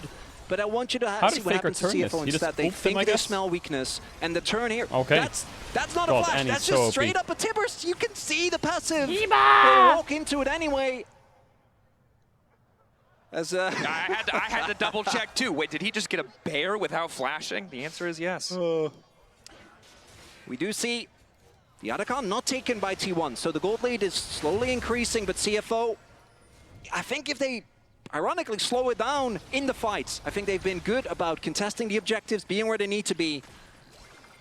But T1 are, I think, in the LCK the best at feigning weakness. Doran in particular, we saw this a lot during the playoffs as well. Like, Master oh, Kuma. Low health bar, walking in, walking back, trying to bait people in. Ja. I think it's good that you highlighted, although hold that thought just in case a fight does break out. Dragon. Remember, even though Doran is a new addition to this lineup as of this year, the four-man core of this T1 team have played together for so damn long. That level of coordination you really do get to see in the fights where they're so comfortable playing across multiple fronts. Doran is in. Will break this tower. Doran there to respond and clear the wave. Dragon, the center of attention for both sides. Potential soul point for T1. CFO looking to deny it. Wave pushed in bot side, gonna force a response from Faker. They see him now, gives him a little bit more access to step up. Doran on a deep flank, but he did get spotted. We see the pings go down. I think I want to try and collapse. Doran waiting over the wall. Umbral Dash takes him out. But the wave cleared bot side. A bit strong. Poke. Doggo with the red buff, pretty crucial. Song Q continues to walk up. Owner ready to go just in. flash over Doran. Starting the fight all on his lonesome, but They're here comes completely Driver. split. Oh, Kuma. Kuma dead. Doran dead. Owner might die as well. Owner dead. Faker TP's in to try and save it. Faker has flash, but he's dead too. CFO are getting it Baron. CFO are getting it Baron. Doran is so split. Kuma gets caught by everything. There's no follow-up. The Zinzao obviously going to be really hard to take down. It should be Baron, but it already poked, and then Driver. It'll take a while to this Baron. Ezreal should murder through it. They don't have smite. As they get blown Dragon is up. Soul T1's points for the one you T1. think about when you see these Barons, They should be able to base and run there in time. The first one in this series. 25-minute Baron rush in game one, going to CFO, unprecedented. The question on our minds as we entered this series they need was, to stop can they Dragon weather the now, storm of the CFO. Need to early stop game? Dragon. And so far, the answer is yes, and not only that, able to find these fight angles. It's not just T1 who can fish for the creative fight starts or flanks. Doran gets caught here by Kaiwing, so Doran who is already flashes. out of this fight. Kaiwing able to slow him down, and then oh, Doran's flash was so bad. Right oh my here. god. Do note Faker isn't here. He actually has to TP in. He was setting up for Otacon. Oh, Doran The rest into of the it. team just caught out without the Annie. There isn't enough damage. A beautifully segmented fight from CFO. Back to life, back to life, back to life, back to life, back to life, back to I life. imagine you're going to get them to Dragon as well, and possibly also Otacon. Oh, this victory is getting into the really river, OP now. Baron, Atakan, start, Baron, 2.2k gold up, soul points denial, 2 Drakes apiece. Tier 1s on the top side, there's still double objectives. They don't have flash on any, right? Faker used it. Actually, I think T1 is fucked this game. T1 on this red side just doing so much work, but CFO fighting back, putting themselves in a good position. Doesn't seem like they want to overcommit to the Otacon. The resist shred still terrifying against a champion like the Annie. But Junja is starting it. Doran waiting in the darkness. Oh, T1. This is a... They need this fight. They need these pincers. Otacon obviously insanely strong. Oh, he got blue orb. What? Hexgate looking for the flank. Immediate retreat. Driver is driving. Driver forced to ult early, and all of CFO Carrier is in bot. Oh my god, T1, I'm just fucking... retaking control, but I don't think that they can do this. Done a whole lap of the rift. But this is run out this Baron. Think about CFO being in this position, it makes it easy because T1 don't need to worry about anything else on the map. They don't have a good top wave to play around. No towers are under threat. T1 just keeping them here is taking away all that Baron time. Kaiwing on the ward. Kaiwing Mega wants quad. to go. Extra tanky, 1 kill for T1. Oh, he got ult on Guma. Oh, he got ult on Guma. Guma flash. What is going on this series? What is going on? How is T1 winning that fight? Carrier flash ult. Bomb. Game 1.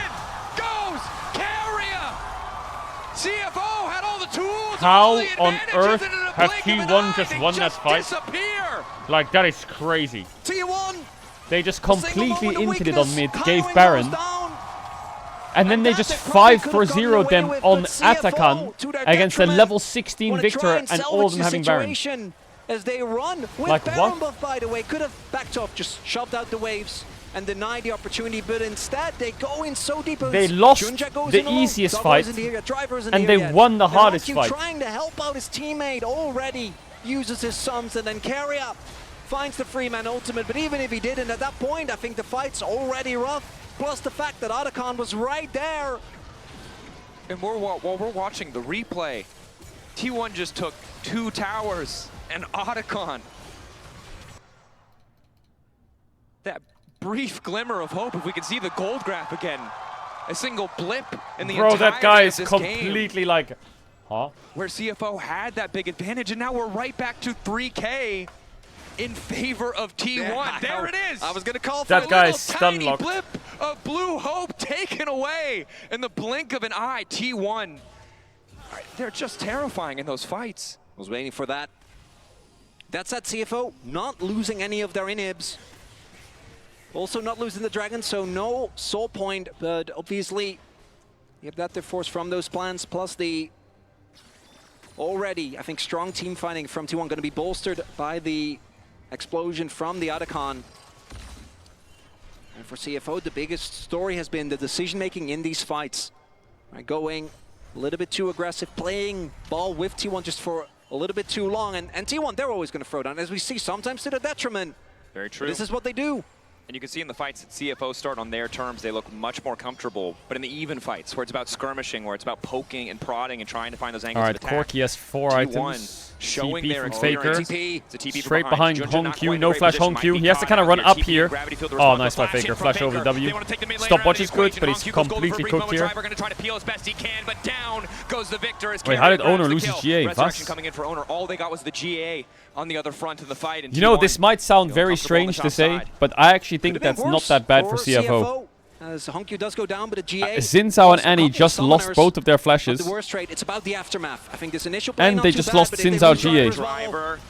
They kind of need to get out, but they're not out. They just die. Again. It would have been pretty good for CFO. And the play doesn't end when T1 are on the map.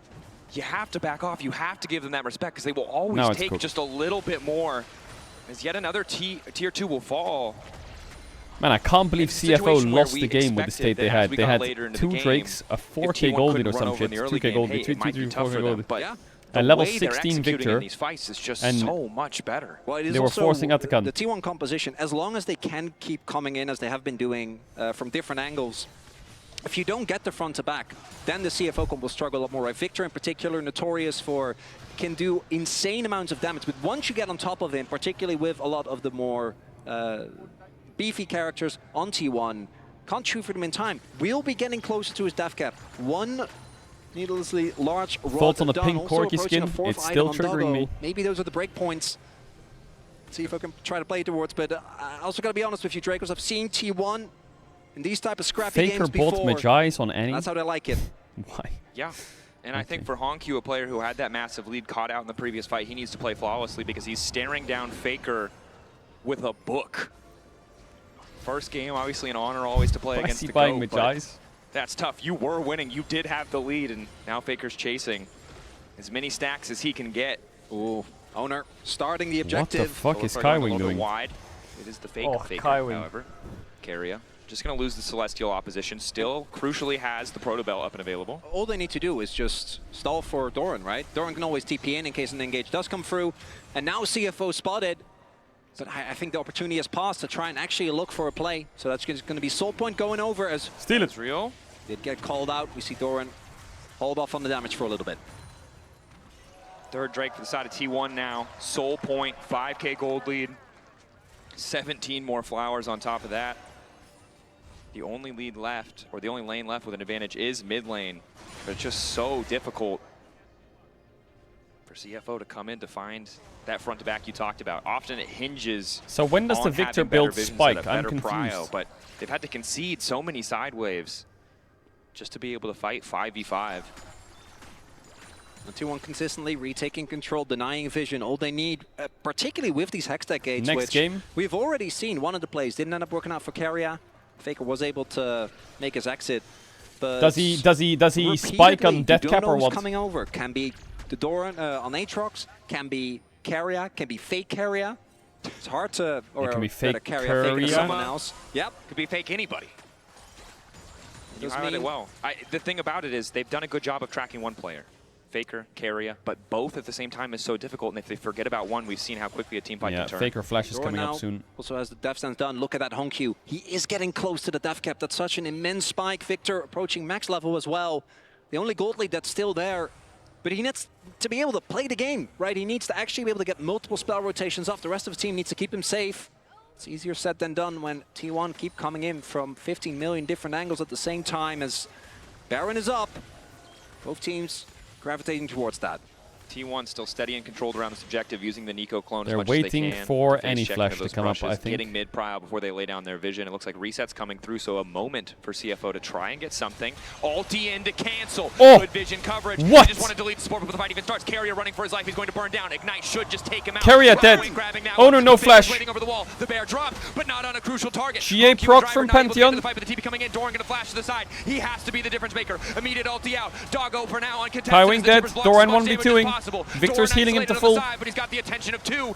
Doran dead. Doggo dead. Doggo. And Doran might go down. Some Magi stacks to the Annie. As one of the most dangerous members on CFO didn't get to join the fight. And Carrier goes down. But the positioning that CFO put themselves in didn't do them any favors. He wasn't even in trouble. Enough, and now Baron started up here for T1. They got Carrier. They got Doran, but it doesn't look like it's enough. Kuma, Owner, Faker still standing strong. Quick stun onto Driver. Gravity Field will lock up Faker for a brief moment. Decimating Smash doesn't connect. Objective going to be soloed out by Owner, and a quick retreat as they manage to grab the Baron, and now CFO need to get the hell out. Unstoppable is the Scion, but Hong Q is going to be in trouble. Has to flash away as the sun flies through the air. Faker layering the skills beautifully. Tibbers laid down. Did he W on purpose there to get the Q to make the stun? T1, that might just be it. Yeah, they're going to be able to get Driver as well. They have the Baron buff. That is it. Able to find the CC. Driver zoned off. Recalls in the mid lane from Faker. He can TP right back if he needs to. Ulti down mid to try and clear, but in the blink of an eye, no opportunity to scale, no soul in this game. Carrier's playing fucking tag with Sion. To end it here. A brief glimmer of CFO hope, but that's all we got to see. Otherwise, total control from T1, even despite the few fights. He's just unrelenting, Dracos. It's mean. He just wants. He's never going to get the chance to recall. And now Doran's here to finish the job. He was running away for so long that his ult came back up. Driver. What the fuck? Doran's just going to keep chasing. I don't think he can finish channeling his a recall. Ult came back up. He just wants to go home. T1 won't let it happen. Someone get this man an Uber. It's body bag or no. This is like me on the Uber app looking for a driver. Wait, but now he's back on vision. But it doesn't matter because the game is ending. Down comes the Pantheon. Junja involved in the fight, trying to isolate off to the side. Doggo still living, but it does not matter. T1 well, Driver escaped. Driver escaped. Drop a game. He escaped. Find the victory in game one. Okay, T1 won, but that was a very sketchy game from T1. Back and forth here. A little bit too crazy. Between CFO Their Atkan fight was great.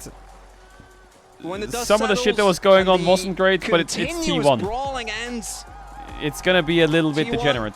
Able to just win out a couple of crucial fights. It's gonna be a little bit degenerate. Back to that stall when the Baron was taken. The Baron buff after a great play from CFO, wonderful fight from Driver, from Junja, and from Doggo. Right? They took down Doran, but they couldn't use that Baron buff to break the game. Incredible stuff from T1. I think the white goes so hard. Favor. Let's head over to the analyst desk to break down game one. That was much closer than what I expected it to be here. CFO with the great early game, but in the end, it's the world champions who take game one here with Doran having a lot of fun this game, guys. He had a lot of fun.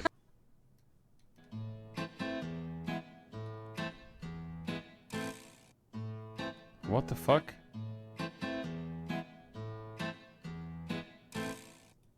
The Driver on the classic. What the fuck is that? Scion, you know, one of his best picks. And then Doran obviously poised to really take over this game on the Aatrox. Absolutely, and I think there is one specific play that we can highlight here. This is a Reflex replay where it doesn't matter how many opponents you bring in the bot lane. If it comes to a dive, we know what Aatrox can do, but man, Doran, He was swinging that sword left and right. 4v1, by the way. He commits to taking the CS under turret. He gets so low, but he's like, you know what?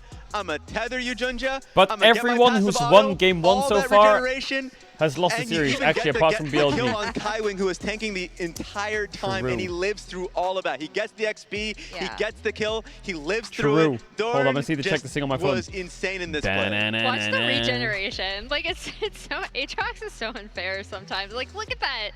He was low health, and then he was not, and then he gets the kill back. It's the beauty of this champion. Also the frustration when you play against an Aatrox, of course. It often came down to top lane fights, as it always does when we have this desk, I feel. Like, if you're all this series we love top laners here, love Raz. top laners. Yeah. There was a specific Drake fight around 1830 that I thought was really, really good. Driver sees the angle onto Owner, but they actually end up blowing so much on him. And then just watch Doran and Keria going in tandem, taking over the entire back half of this fight. Hongq goes down. Faker manages to live and escape off the back side of it. And yeah, this is when I thought, okay, everything is in T1's favor. But then we had so many other back and forth fights in this game. Yeah, because even before this play, because you're right, Driver like zeroed in on Owner, picked him off, or at least tried to, and then really early on, first Drake, he did the exact same thing. He was just bullying Owner. He tried.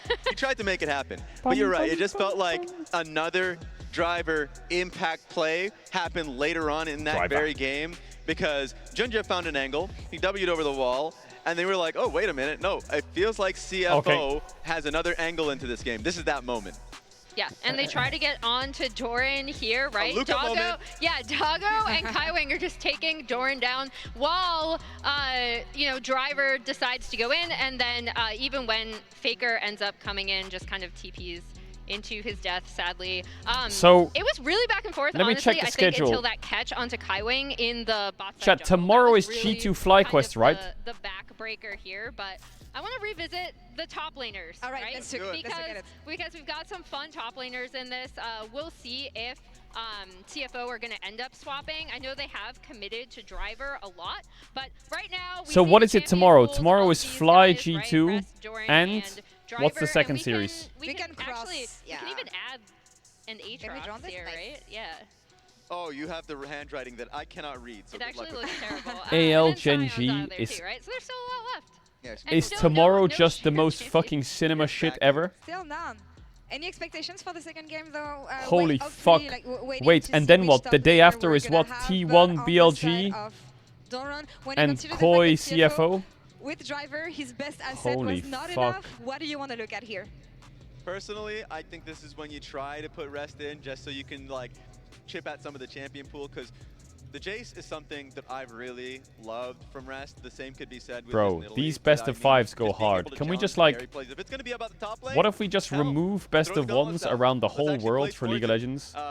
Add a best of 3 regular season and add double in best of 5s everywhere. I think was for me a little bit of a star there alongside Driver, so I just want Actually, to never mind. More of that to empower them. I speak on behalf of the West. We would request that at international events, it's best of 1. If this was best of 1, the upper bracket would be G2 Fly, and the lower bracket would be AL Gen G. If it was best of 1. And the world would be singing the praises of the West. Wow, the gap has finally closed. Yeah. And then we'll see if they do want to make a sub, because I feel like no substitution. No substitution. Yeah, okay. We keep it as it is. I was going to say, talking to people in the LCP, they said they've kind of committed to Driver a lot more, right? So we'll see what they have cooked.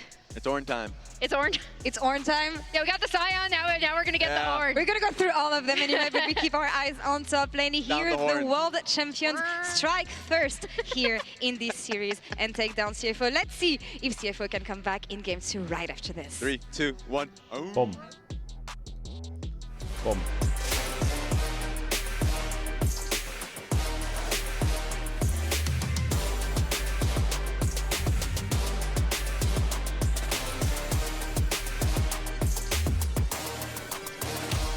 Bum bum bum.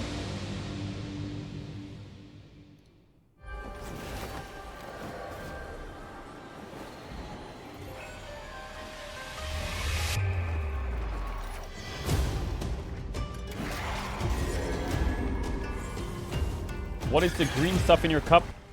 It's a green tea.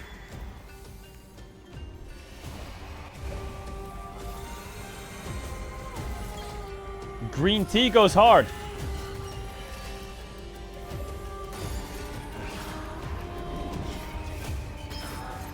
It looks like you're drinking mold.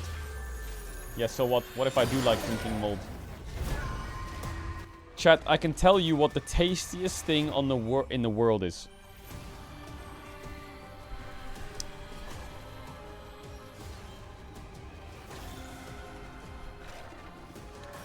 Should I tell you what the most tasty thing in the world is?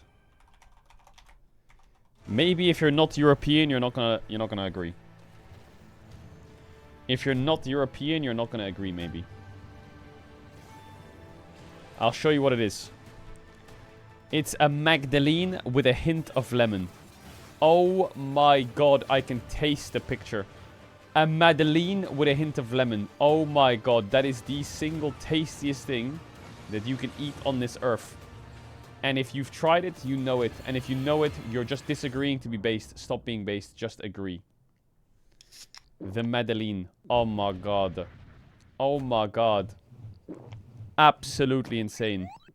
They're so soft and they're oh my god, I want one so bad.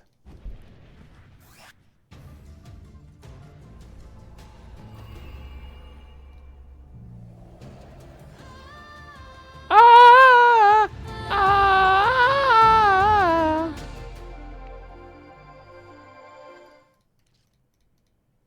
I love Madeleines. What a car. Living the dream, huh? What's an overrated food? What's overrated in dog shit?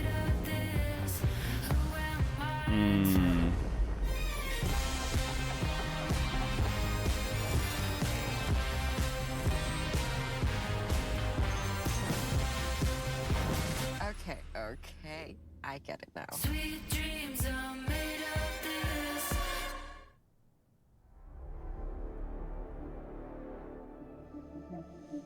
What's a food that everyone pretends to like, but it's actually just so disgusting? That's why I put in the work.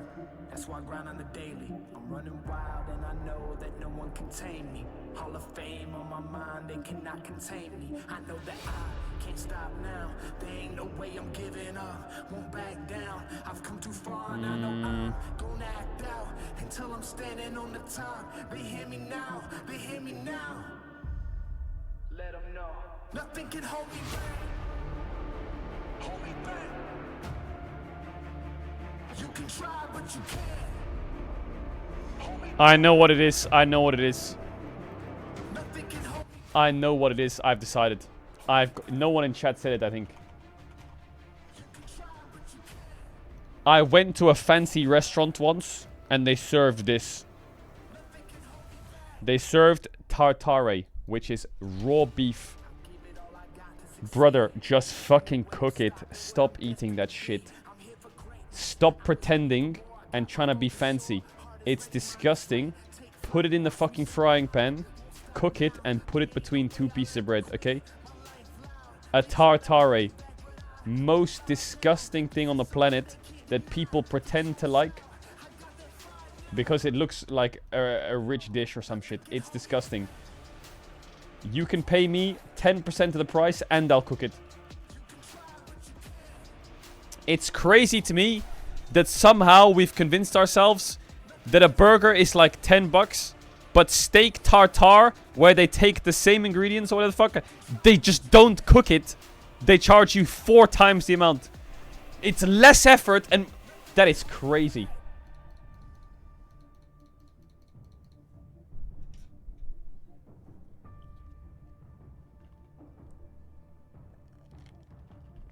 I've probably pissed off a lot of people.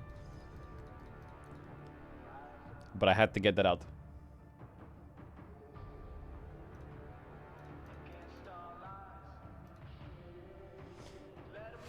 You see?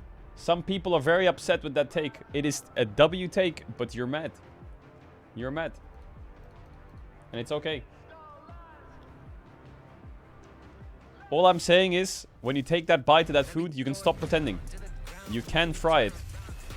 And it will taste better. Kaiwing on the ward. On the ward. Kaiwing wants to go extra tanky, but not tanky enough. Kaiwing lives for an extra moment. Now the fight's going to kick off. Pantheon comes down from the sky, but he's caught between Faker and Owner, and they make it look effortless. The Aegis Assault can't block an assault from both sides. And in goes Carrier! CFO had all the tools, all the advantages, and in a blink of an eye, they just disappear! Did you try it? Yeah, I did try it. It tasted like I was eating mashed potatoes, sign production but to show cold at the end meat of mashed that potato. clip. Of course, quick update as you can see on your screen. CFO have subbed in Rest to the top lane, replacing Driver earlier. AD speculated, and in the end, the substitution did come through. So Substitution. The first question we always ask sub in Rest to a game 2 is what needs to change, and CFO have found an answer at the very least. Rest coming in the carry player of their 2 top laners. If you watch CFO throughout their midseason, you know, this is something that happens very regularly. This team actually one of the few to successfully pull off a real 6-man roster. Really getting Caedrel the kind of guy to go to Nobu and ask for a fillet of fish. Wait, Nobu? I've heard of Nobu. What's Nobu? Winning or losing. They're just very happy to keep their opponents on guard in the draft. Again, number 1. I think as the desk also highlighted, a lot of great moments for CFO. Sure, yeah. But it was the repeated onslaught of, I think, those multi-level engages that really ended up being the biggest difference maker, with Carrier, Faker, and Doran always looking for a flank angle. And I think the most terrifying compositions that T1 can bring to bear are the compositions where almost every single player on the roster has the agency to kick a play off. All roads lead to me. Bro, the Faker signs are crazy. There were some good looks. Kaiwing finding a flank. Damn, he's looking locked on the side fuck of in. T1, could kick off a play, could turn something around in those clutch moments. And then when they did win a play, they always went for more, and they always managed to find that extra kill that a lot of teams You have might the not palette even of a fish child. for. So as the enter champion selects, need to see what the Yeah, well, priority you're is a going fucking, to be from CFO. you're a fucking front to back was what it felt like they brought through in that first game, even if it didn't really ever come to fruition. Perhaps some adaptation now as they return to the blue side, of course, with their choice. No real surprises there. Going to maintain those, at least the first ban, but I imagine Talia ban, nice. Same bans towards Honky as well.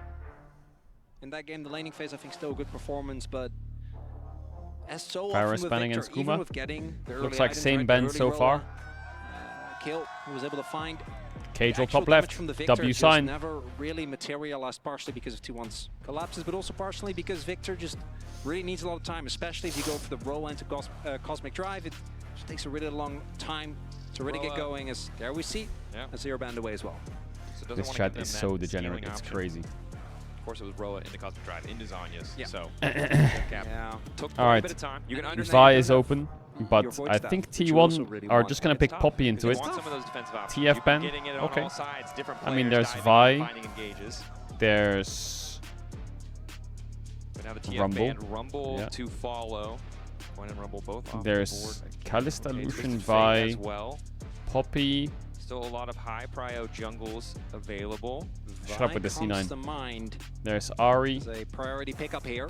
The downside of Vi is that obviously does tilt your draft in a specific direction. So there is the opportunity to go. We've seen things like the Skarner be picked into it pretty often. True. Wukong, another pick that does well. Vi.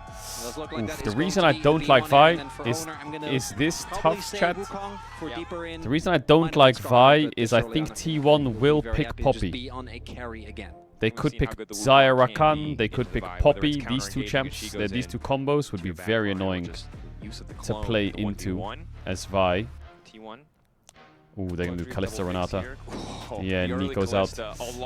This is where you really need to be ready to do a Karma lane, but I think T1's prep is very good against Kaiwing. You can talk about like their gameplay, maybe not a little bit hit and miss last game, but they got it done.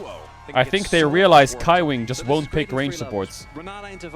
He won't pick Karma here, and he won't pick Karma when he picks Nico on 4 either.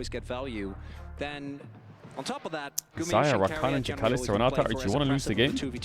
What? And Nico is out of the pool. Nico Lucian, okay, pick the Nami. Kaiwing, pick the Nami. quite Pick hard the for Nami. Renata. And Why are we big thinking? benefit of Pick Nico it. is that you can obviously cook harder and try to really go for something crazy into Renata, but then if that doesn't pan out early, This is you what I are mean. kind I of think out they of know luck. that And enemy Nico support has so doesn't much play range value champs. just throughout the entirety of the game Chat, that if you play Lucian Braum into happy Kalista Renata, you will lose the game in a pick her up record time. regardless now. This is one of the picks that we have seen Kowing add to his arsenal. Has picked it up once before, of course. When you Imagine we let Twitch chat draft for us. Would we be cooked in internationals? Well, I guess we already are. We already are cooked. They're getting a Rise on 3 instead of Poppy. I'm surprised they didn't take Own or Poppy on 3 here. Right? And if you get that lead, the range, the I would ban Poppy 1000% if I'm CFO. Maybe even this Rise, if it's locked in, can do a lot of work. But it's a tall task for Kaiwing, right? Need to see a level up in that performance on this champion, especially against a duo. Yeah, T1 can probably ban Tessio Ari, pretty safe. What looks to be Faker's Rise. World's oldest Lost Ratones fan. Yo, W fan, what the fuck? Will be probably mid lane bans here, just continuing the focus on Hongq, trying to secure Faker as good a matchup as possible. And I think the nice thing about taking Corki in the game 1 as well is that it is Hongq's third most played alongside the Victor and the Azir. So you've effectively also trimmed his champion pool. Hello. Where he wants Galio to Ben. It's a bit tough. Not bad. Petro Rat. What the fuck is that? Oh my god. I love you, Caedrel. Yo, much love. Crocklord sign there as well. The Galio obviously has the ability Much to love. shake off a lot of Why what everyone's Rise signs does. are so nice. Rise also has no choice. I was expecting like the My Fraud emote to be printed out or some shit, but everyone's signs are really nice. W signs. Ultimate, thereby somewhat mitigating the sideline impact that, especially for a player like Faker, right? We know he doesn't really play for lane. He's just playing for the skirmishes. He's playing for, in this game, most likely, Gumiu Shankaria. And also the combo with the Vi, right, can be potent. So Am I dumb? Galio, it's the bench. Where's the ban Ben? now coming through from the side of T1. Will it be this time around? Did they miss Ben? We'll have to see what the Cassio Ben, to come nice. through. It is Cassiopeia going to get banned away here. Okay, so don't want to fight fire with fire in terms of the short They range missed kind of the ban. scaling That is, mage and matchup. it's a classic counter pick that we have seen. Also, if anyone into can play Rise. it, and shout out to Hongq, of course, yesterday was his birthday, now 18. I think 18-year-old's the best. It was a Poppy ban, though. Sorry, side note. The ban you cannot see on your screen in between Twisted Fate and Mbessa is a Poppy ban. Okay, they banned Apologies Poppy, for the nice. confusion there, but Poppy has now been taken away, and Okay, it's a now bit of an need to error see in the what production. are the options going to be from the side of CFOs. Wukong is a good champ. For solo lanes. Great For champ T1's here. obviously gonna do Wukong. I think that's a no-brainer. I Owner saw loves this pick. a Lule emote Insanely back there. I strong. saw a Lule. Make Doggo's life a lot harder, and it's good into the Vi as Wukong, well. nice. Obviously able to slip away. I've seen more ults on clones than I care for Dracos. Yeah, at least the Nico isn't here this time around, right? I mean, CFO's comp is not that bad. They just need a bit more frontline and a lot more damage. Watching those games is rough. You really feel for So pro A-Soul's players. okay, but I would love like an Ornn with this Ambessa ban. Some kind of engagey tank. Cassante is okay, yeah. And now I would love to see a Ari. Give it some more CC follow-up. Doesn't feel too bad. And I think the draft is solid. I'm wondering if T1 wants to go towards the possible Camille here on 5. It's Love again it. one of those picks where Love the... in this case, I guess you're I think denying Ari it better. from I Hongq, like who did Ari play more. it. No, not Zoe. If I remember correctly, when they were matched down, Aurora I don't like is Aurora going to be that the much. lock in here, so that does mean a lot more backline I prefer threat Ari there. for all the Yeah, it might be a short-range Doran carries Camille. on It T1, might but be Aurora is the type of champion that I a... think can really easily What's fall in flat Ambessa if you out? don't get a Aatrox good out. start. 'Cause now, Yeah, he has Camille. Doran, what He is has it going to fucking be Gnar, I towards the top side of guess. the I map don't really here like Gnar into the though. Cassante? Yeah, Camille's Predicted good. the Camille angle. Jax is good. Jax also a potential option. No, okay. Don't Chat, like I'm this gonna run match ads. If you quite don't as avoid much ads, and into you want the to subscribe, you have Cassante, to tap on the specifically, phone we've to seen back a to the lot game. of That's the Cassante game. picks I have done the into ads. You can get the Jax. ads You are during gonna that give up a game. lot of Alright, lane lock power in. with this. I think the big benefit of the Jax though, harder to dive, and Owner's going to be playing towards spots of the map. In this game, I think as will Faker, and the Jax is a lot more self-sufficient, and once you get to some item breakpoints, you know, once you get to 2+, you will be able to threaten the Cassante inside. Yeah, we've seen what Doran can do, especially Bum, once he bum, gets a couple bum. of atoms as well. We saw it with the Aatrox. Well, I tower think dive, he was CFO's able comp to is pretty survive. balanced. Maybe not that much Lucian survival Nami, utility for the Aurora Jax, Vi, but and pretty Cassante. close. But Expectations, I think this attention comp down to the is bottom OP side as of the fuck. map. They have T1 insane really strong laying bot, down they the have ball in Ryze that ult for 1-2 bot, they have priority, Ryze picking ult their for bot Jax, lane, they have not Jax worried on about the side potential lane, they have an insane counter pick from the 3v3. CFO, showing us something I a little bit think new. T1 We're no wins stranger this to game. Doggo's Lucian, but Kaiwing on this Nami, we've only seen it once before, this split, so need to see that level up, because this is tough. This is a really easy duo to fumble in the early game and have it all fall apart. Whoever gets ahead early in that matchup is going to be feeling great. Right? That's Stop ulting my team! If you Shut miss up. a bubble on a hopping Callista and get the stack to run, can be really Who was the rough, fourth but ban? The if fourth ban was Lucian pulls Poppy. ahead, has My his ultimate keyboard broke available from to just typing blow I love T1 too through hard. a good amount What the of fuck? the health bar. Not that much you can What do. the fuck? You know, I didn't believe her, but that was I believe her now that she broke her After- keyboard yeah, from typing yeah. I love T1 too hard. Is That she was a level fucking of mental? enthusiasm that's tough to match. Holy shit. But here we are, game 2, T1. She's fucking Off to a heck crazy. of a start. Yo, W fan. CFCO, new top laner, subbed in. I shouldn't say new. Rest. She's The other excited top for a laner, T1 subbed win. in. Not new. No stranger to this lineup. What we saw in game number 1 there was that Junja was able to have big impacts early, right? That's Found that literally very you when early G2 game plays. towards the bottom No, it's side not. of the map. I would expect him to look for something similar, as we can see starting on the top side. And the big difference here is that last game, I think the power in early game was a lot more even. But Vi, pre-6, even though she's not as strong as when she gets her ultimate, has still great ganking power. Wukong, it's fine. Yeah, it's just not great. As we take another look here, You and as made a song mentioned, about these the two Shy. players very consistently swapping, and CFO really uses this in their drafts and in their best of fives. Yep. Driver, the player we saw in game 1, pulling out the Scion, more of that tank identity. Shyvana. And yeah, Rest on the other side, more willing to cook. He is the spice. You know, he's the guy who's got the saucy picks, is willing to try out new things. Of course, he's playing Cassante this game, so Easy ward. sometimes the sauce is vanilla, but hey. Oh, I've works seen this out. before with specifically lethal tempo jacks, but with Grasp, he has Counter-Strike, so he can Walk up. really be very, very obnoxious here. Look to be a nuisance. Now just starts to retreat. Trying to slow this down just a bit. Gets away from what could be a pretty frustrating level 1 against the Cassante, obviously a much lower cooldown. Oh, He is Russ he gonna lost miss XP. Oh my god, he flashed for the XP. Wasted. Oh, No, I he think didn't. He got didn't. 2 Oh my out of the god. 3, maybe even only maybe The even only Cassante 1. flashed for the XP. For those of you There the is flash. no way he just flashed for the He XP. That is missed. crazy. Confirmation from production. Wasn't able to get in range. You can see a fast No, level he 2 was, coming he in was, for he Dorn, was, and he that was, is he was in range, brutal. right? It might look a There's little bit no way he strange if wasn't you're in not used to range. seeing something like that, but the experience is His so experience important in went that up a matchup, lot. willing to flash just to Yeah, he get that definitely got last the little bit experience. extra, and now he is disastrously far behind. The only good news is it's a Wukong in the jungle who just wants to farm for 6. It's not an early diver. W. There is no Big massive W threat from the on your life Cassante. just yet, but for Rest, this is a miserable start to the laning phase. It's really because, as mentioned, I think we have seen Cassante, after all his changes, actually be a pretty formidable laner, particularly early on, able to outtrade a lot He's the kind of champions, guy Jax that included. flashes for a cannon and says worth. Owner making the read that since Junja was slightly delayed on his play and has Prio in the bot lane, is going to look for a steal here. Will get spotted, but I don't know if he cares. Owner going over the wall.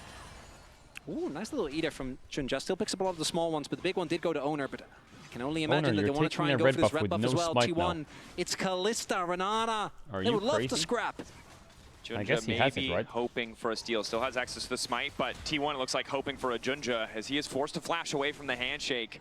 He has smite, but I don't think he's going to get the opportunity. Oh, over the Yoink. wall! Steal it! Oh! A nice little heist and a little bit of hope for Junja. That was a rough start, and now level 3 is there for Doggo and Kaiwing, and that's big. You can see Guma getting chunked out. Bubble going to connect on the one. Owner on the way in. Heal already used Yes, from red Doggo. buff. But to get the Okay, barrier, they Guma get the got heal in chunked exchange for super just a hard for heal that. of their own. I mean, So CFO is Junja's losing flash flashes, given but up, they're a little not bit difficult, losing but for the experience bottom and 2v2 at gold. least, a nice trade of sums. CFO not going to give anything to T1 for free. Top lane matchup, a bit rough. Thanks to Doran's early shenanigans, but really nicely done there by Junja to find himself the smite over the wall. Big deal, because otherwise, I think he really starts falling far behind. It also accelerates Owner's Wait, carry. Carrier's dead, or? Bubble. Nice look from the side of Doggo. Carrier forced to flash out. Holy fuck, the Guardian was Doggo, crazy there. Kaiwing playing with the expectations of T1 there. Had look at expected mid. a Oh, recall, this so positioning just by a trap in the Junja is bush so as clutch. Junja walks into Faker. Honkyou now looking for the setup. But he has trying to find a face bit more rush, damage. Faker. Flash forward. Faker Oh flashes my out. god, First Honkyou was blood. clean! What? It's Junja again! That kid is fucking clean. Gets his own buff. He like Q doesn't really care. one and he flash auto makes his way over to the top side of the map and just either face rush rise Q2 or what? Suspicion places down the ward. Not only does he get the kill, but he also gets the flash. So that means at level 6 there is a huge opportunity here for the Vi to make yet another play on this rise. Chat, we really need to stop calling me unk. Plain and simple. I am in my 20s. Faker caught right as he goes yeah, to Q1 flash what a nice before he flashes, and then auto eases his flash. From Junja. Insanely well played. Doggo. Oh my god! He ganked top and sniped him with a W on the swap. The hidden Lucian is the deadliest. No one sees it coming. The Lucian gank? Are you kidding me? Wait, is CFO gonna cook Koi if they lose the series? If they lose the series T1? Cooking. We didn't see it in the pick in the form of the Cassante, but the angles that they are looking for the quick flash over the wall. Koi will be fine, right? Credit to them, getting back into lane, getting the kill. Of course, they don't get to spend the gold yet, but there's a damn strong start from the side of CFO.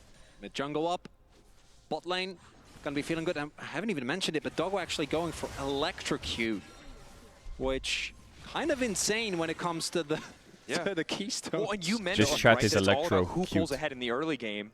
Doggo clearly no, I'm very kidding, I hate committed you to pulling ahead in the I'm early kidding, game. I'm kidding. That's kind of insane. Usually you see, if you want to really play for short aggressive trades, you see PTA. Sure. And if you want to really only play for calling, although that style hasn't been popular recently, you go for first strike. Bit of vision, but maybe not enough. You have suspicion that, and Owner is also, he's level 5 Wukong, so. Keria finds the handshake. But again, credit to the side of no, CFO. Junja and now Doggo as well, finding those early kills. Cleanse is forced just in the 2v2. Well played by Keria. I mean, ideally, Junjia gets to 6 here, and they punish the Keria flash down before Guma gets 6. But he's a little bit away still. Continued play and the buff that he got, and the fact that Owner wasted a lot of time trying to get it, Junja actually pulling ahead pretty nicely here in experience, so that is going to give them another window where he will have his ultimate. 5 will be able to make impact, and Faker. See Hongq trading so aggressively. Faker zooming out to safety though. Power the phase rush. Keeps him standing. Hongq doing very well in the trades. Good discipline from Faker. Just instantly walks out. Keeping an eye on the purple experience Grubs in bars 1 minute. Bottom of your screen. Vi is 6 after Grump. Slightly behind Doggo overall. Could do Grump and then lane gank top and kill Keria and take Grump level or something. 6 could be the difference in this 2v2. And something like that. Doggo's gank, we also see Doran no longer ahead in XP. So even though Rest did use his flash level 1, didn't really mean anything, right? He wasn't punished for it. And with Doran dying, he's able to fully catch up. Slightly behind in gold, but not really going to be the end of the world. Push back from Rest, ulti back. Doran just going to retreat. Oh, he didn't have tower aggro. Crucially doesn't take tower aggro. Yeah, would have been in real trouble if the wave was in a slightly different position. I think could have actually ended up going down because he doesn't have flash, his lane opponent does.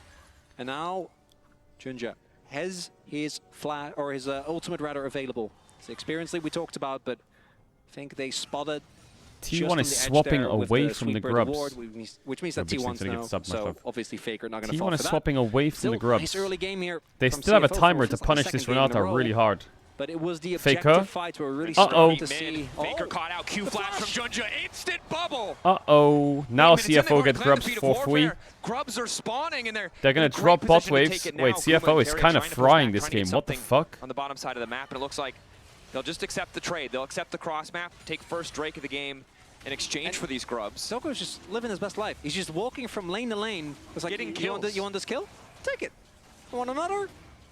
Drake now being started here by T1. Looks like the trade is going to be Drake for T1. But a kill going to CFO, and those grubs are also on the way. Is Doran? What is Doran doing? Again, kind of mosquitoing around. Trying to force him off? But looks like for now we'll be able to stall. Faker obviously has Realm Warp available. We'll see if they actually want to commit to this, if the wave is cleared.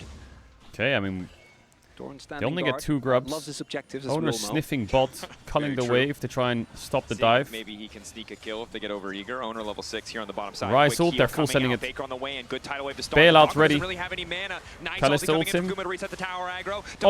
Wait, what happened to Kalista Rend?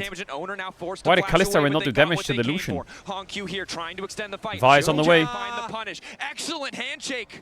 Catches him in stealth. Nice Perfect bubble. from Keria, caught off onto the side. Wants a bit more damage. Junjia can Q ult whoever. Faker flashes in 10 seconds. 9, 7, 6, Carrier 5. the handshake to try and disengage. Faker looks like he will just be sacrificed here. Bubble to follow. Wait, Junja is completely frying. HonkQ taking it in the end with the pullback. Why do I feel like Kalista Excellent Ren did turn no from the damage side to of the Lucian? CFO. T1, Am I the initial fucking dive busy? started well, but they used too many resources. Took them so long to actually get the kill because Maybe he ran out of range? able to build any substantial lead. Look at Guma as well. Doggo sitting on Essence Reaver.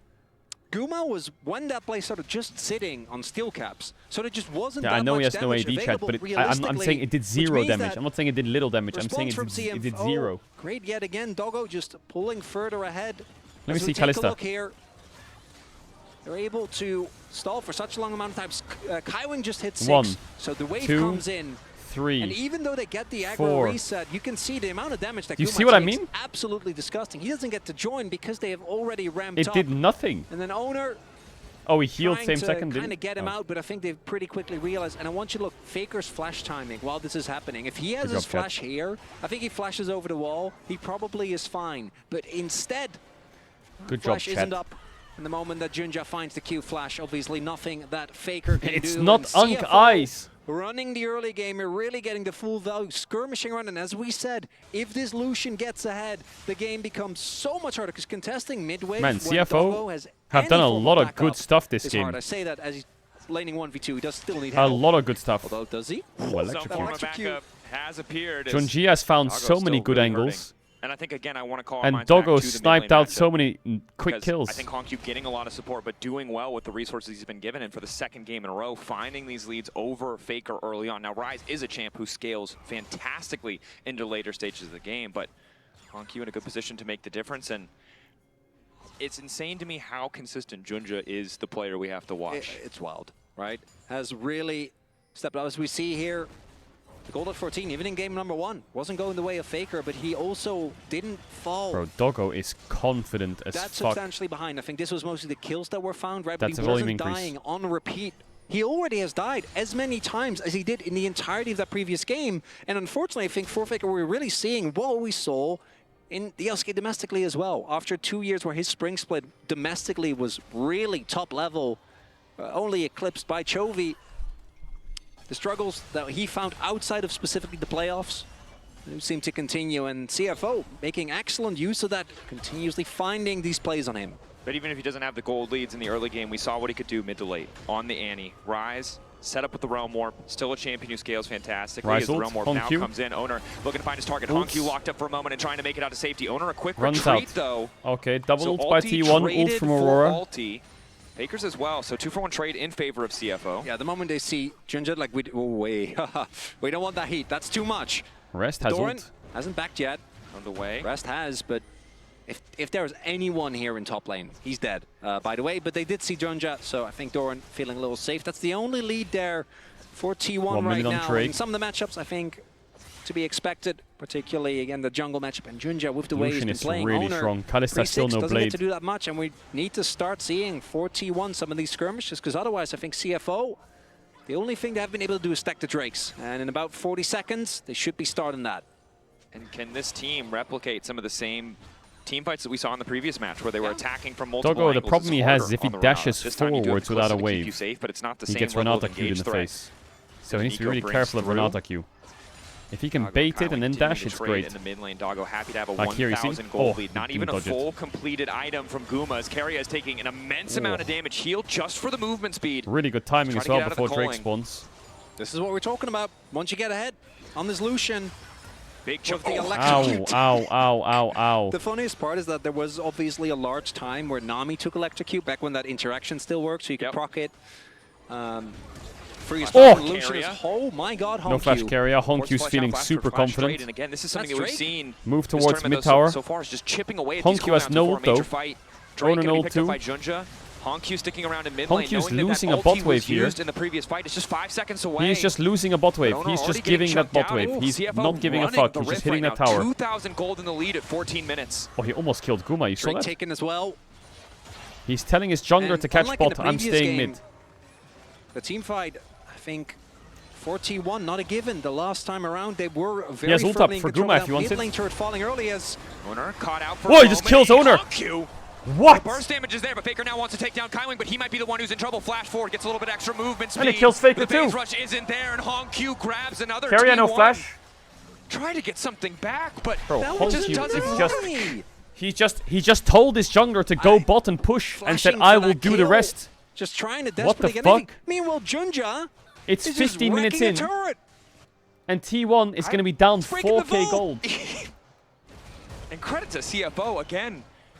Top lane changed, but top lane isn't where the action is happening. Although, as I say that, Carrier getting things kicked off. Q3 ready to go for rest. It doesn't look like he's going to have an easy way out of this. Was hoping to find the ulti, and he will at least be able to take Doran over the wall. Nice healing coming in. I said Omni-Vamp on the 4k ulti, because but I he gets thought away bot from tower the would die, Pathmaker. but it's not dead. That's Okay, the it crucial died. skill.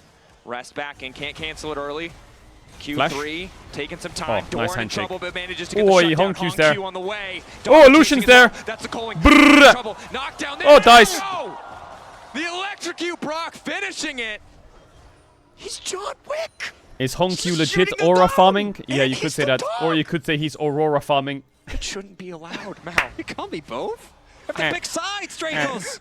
His owner tries to get anything on the cross map. All right. CFO running the rift in his game number 2, and in game number 1 we saw a glimpse of this early on, but then once the fight started, T1 was able to find back the pace. The pace? Is also the pace?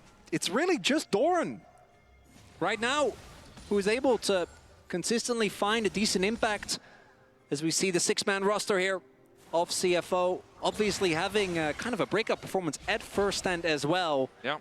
Funnily enough, the only one to make it back as far as representatives go here to Chat, MSI. we're going to get Poby at Worlds this year for EU. So far making good on that as they pull ahead in this game too. Doggo dash T1, in you now. highlighted it so well, right? It was That's the angles of backwards, attack, don't be how weird. well they fought, how well they leveraged their composition in the previous game. That Look at that hard. That's adorable. You gotta respect. Love that. Good for you, Doggo. Now It's a great you're picture. so wholesome. CFO set up on Herald, and unfortunately, T1 are just disastrously far behind. So now we look at scaling. We look at what does it look like as we go later into the game, and the answer is you have a Jax, you have a Ryze and a Wukong. They're powerful tools, but CFO Faker. aren't going to give you an inch. Coling Faker. coming through. Clean combo again. Wow. Junja CFO grabs is the playing kill. really fucking And well. again, they're just making these side Like, lane they are picks look just so playing really effortless. well. Now top lane's going to fall as well. Might even be an inner here at 17 minutes. And if you think that there's not enough damage yet on CFO in about 2 minutes, Infernal Drake is spawning as Ulti across the top. Hoping to find the jungle. Doggo doing decent damage, but has the Hong cleanse, and Q's it goes here though. Hong Q. Oh One my moment is god, left Hong until Q. the clone owner managing to make out Gumasusi the down. last release on life, but it's not Doran's enough to here, bail but out. can he go in? Doran? I don't think he can do enough. It's by almost a himself. He's 6k arriving, but gold lead. The room's already on fire. Pre-20 for CFO. What? Almost 6k gold lead here. And the thing for about CFO, and it's just straight up, right? Junja running the map, and the bot lane Doggo and Kaiwing making such good use with these roams, with this map play, and T1 just continuously getting caught off guard. And Is it just me, or is every good team at this tournament engaged champions only? look kind of Maybe sus? Renata in there as well. Like Gen but G really dropping showing up games on to this G2 Nami, and a couple sus making it work. moments. Supportive role BLG for sure, looking but sus. overall dominant AL performance thus against far. I mean, just look at FlyQuest, the they're bottom of the looking a screen, little 1.7, sus. 1.1, 2.6, massive leads T1 for against 3 of the CFO looking members sus. of the side of CFO, and not really balanced out by what Doran has been able to do in isolation. Well, also Doran. The gap is closing. I wouldn't say the gap is closing. Expectations, okay, guys. I'll be fine early game. Obviously, I mean, think about actually was this. able to make an impact. T1 and then in once this I hit 2 items, exact I'm a same menace in the side position lane. at MSI last and then year. he gets there, or he will Or get there was it soon. last year? I think it was, Looks right? the rest of the map, and They it's went to Dyer's 5 owner. games against G2. Maybe looking, but that's a Cassante. And you can Then they played against them in the T1 lower bracket, and they know 3-0'd that them this is their instantly. avenue of attack. Playing I think through the Doran. teams are just slow at the But start of the it's so tournament. hard when the enemy top And when they laner is settle playing in, Cassante. that's when their When he pace just is there. dodged so much And of that's the why CC, T1's but always good at determined to Worlds. try again. Because if they can Recall sit going there in for from 3 weeks on the Faker, same patch, Q3 they ready get to go, good. quick flash out Whereas from if it's Rest, just manages to 1 find week initial quick, impact. Go back they're a to the bit Wukong weaker clone, most of the but it time. doesn't matter, still the escape. Junja on the way in. Realm Warp, they need to get the hell out. Oh, he Break cancelled manages it! to catch him. Oh! Oh my god. Junja, And there's Hong Q. GG! GG! It's a stomp, Dracos, in game number 2. It is a fucking stomp. T1. So often they make a play. You look Junjia at this, came in they like a can't wrecking keep ball. getting away with this. guess what? They didn't! And it's the only time where ulting the clone is optimal. He's not in threat anymore. As right there, Junja with the flash Q gets the Rise CC. The Realm Warp does not take T1 to safety, and as reinforcements arrives. Holy fuck, he's slamming the table. I heard a nice. A respectable nice is Doggo still just going. Carrier flashed. Double TP and T1 are trying to fight their way through this deficit, and it's not working out. Doggo already on the way. Doran is dead. Away, and Kaiwing supporting for the backside with a bit more damage. Is he Faker on though? touch, but it does not matter because it's Doran set to fall. Easy pick Guma's up for Doggo. cooked. Kaiwing still chasing. This is Q T1 on Kalista Renata, by the way. Kaiwing! These are some strong champs for T1. Faker this is Faker's rise. CFO unrelenting pressure as the double kill comes through the two-fold. Look at this game. Rest chasing, owner falling, Look at this CFO game. running They're the 10k rift. up in 20 minutes. That's going to be the inner falling. Nothing that T1 can do. You can see the desperation. Bro, some of these Hongq flashes, some of these hard he is forced fucking plays. deadly, that guy working Hongq. out. He is a only weapon. solace for T1 is 17 that years he got a old. dragon. He clicks so much, you can see his champion, like he has so much control. No He's Drakes, so quick. Or sorry, no turrets rather. I don't think Otacon is going to be on the menu either. Carrier just threw his ult at them. Not going to do too much here. Otacon will fall as well. So now massive advantage in terms of flowers overall on top of all of the gold, 10,000. I mean, we could just list it off. Hongq is CFO, better than you. 100% Really? in the driver's seat, and T1, Wait, the player at respect Worlds who won his region is instincts better to than try the to fight your way fucking out, but washed every ass time they've tried, React it's Andy just gotten Koshimer who worse. plays They have 10 only league games dug a year. themselves deeper. Really? Really? And as T1, if you fall behind early with a comp like this, not that much you can do. Shout out to the stats team who pulled this up for us. Faker Well, has you're never wrong. died more than 8 times in an international games. Faker's never died more than 8 was times the in G2 at international. MSI 2024 last year in Really? Chengdu. On the cusp of breaking that record. Hongq and CFO potentially the team to do it. And it starts to reset our perspectives on what we saw in game 1 because it was CFO in control for that brief moment. It was T1 who fumbled a bit. They fought their way out. But CFO was such a commanding lead. Setting a new pace, setting a new tone for this series. It's the continued attention from Junja in the early game. Making his impact in bot, getting his own buff, immediately setting Hongq up for success because the Aurora is the type of pick where if you don't at What least does get a T1 good do starter, to win? you can't fall behind or you really very They quickly get the just third don't do game's that much, right? Your Nexus. damage doesn't feel as impactful. Even if you get on top of the backline, it doesn't mean really anything as, T1's got to try something. Looks like we're going for another play onto Rest, but they don't want to risk it because look at the lack of vision control. There's not much they can really There's do. nothing here for T1. They have no idea. Just have to Observers beautifully highlighted graciously what lose T1 the game and go see in next. the answer is nothing. You don't know.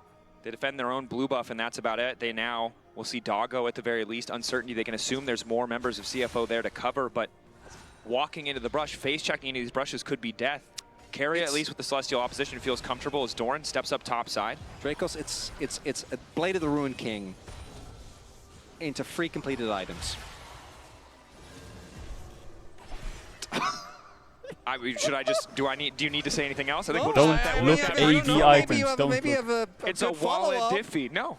Don't look. This is AD items. an Do not insurmountable lead. T1 would need a miracle in this game to come back. And time is running short. We'll see if T1 magic is as powerful as GAM magic. I don't think that it is in this one, Dracos. All I'll say is as long as the Krug Lord is in the game, you never We know. popped the Red Bull. It's a long night. 200 gold lead. His team is 11. I never thought I'd say this, but at this pace, CFO might take T1 to 5 games. I don't see it. No, yeah. That might happen. All right. There's not a lot Owners in there. on a deep flank.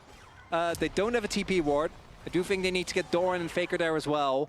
Because T1 will go blue, they'll get a pretty OP comp.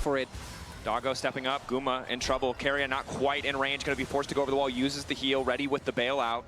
But again, chipping away at What those happens cooldowns if before there's the next no major way objective. CFO will Barrier and 3-1 heal T1? Taken out of the equation. All flashes up except for Hongq Nope. on the side of CFO. No shot. Similar If that state happens, for T1, better team fighting was the key to success for T1. if CFO win 3-2, the wallet diff should be insurmountable. I could no. But if there's any but team 3-1, they can out execute. I think that's the problem. Is that's not enough because outside of rest, every single member on CFO is so fed that I can just see them carry the fight.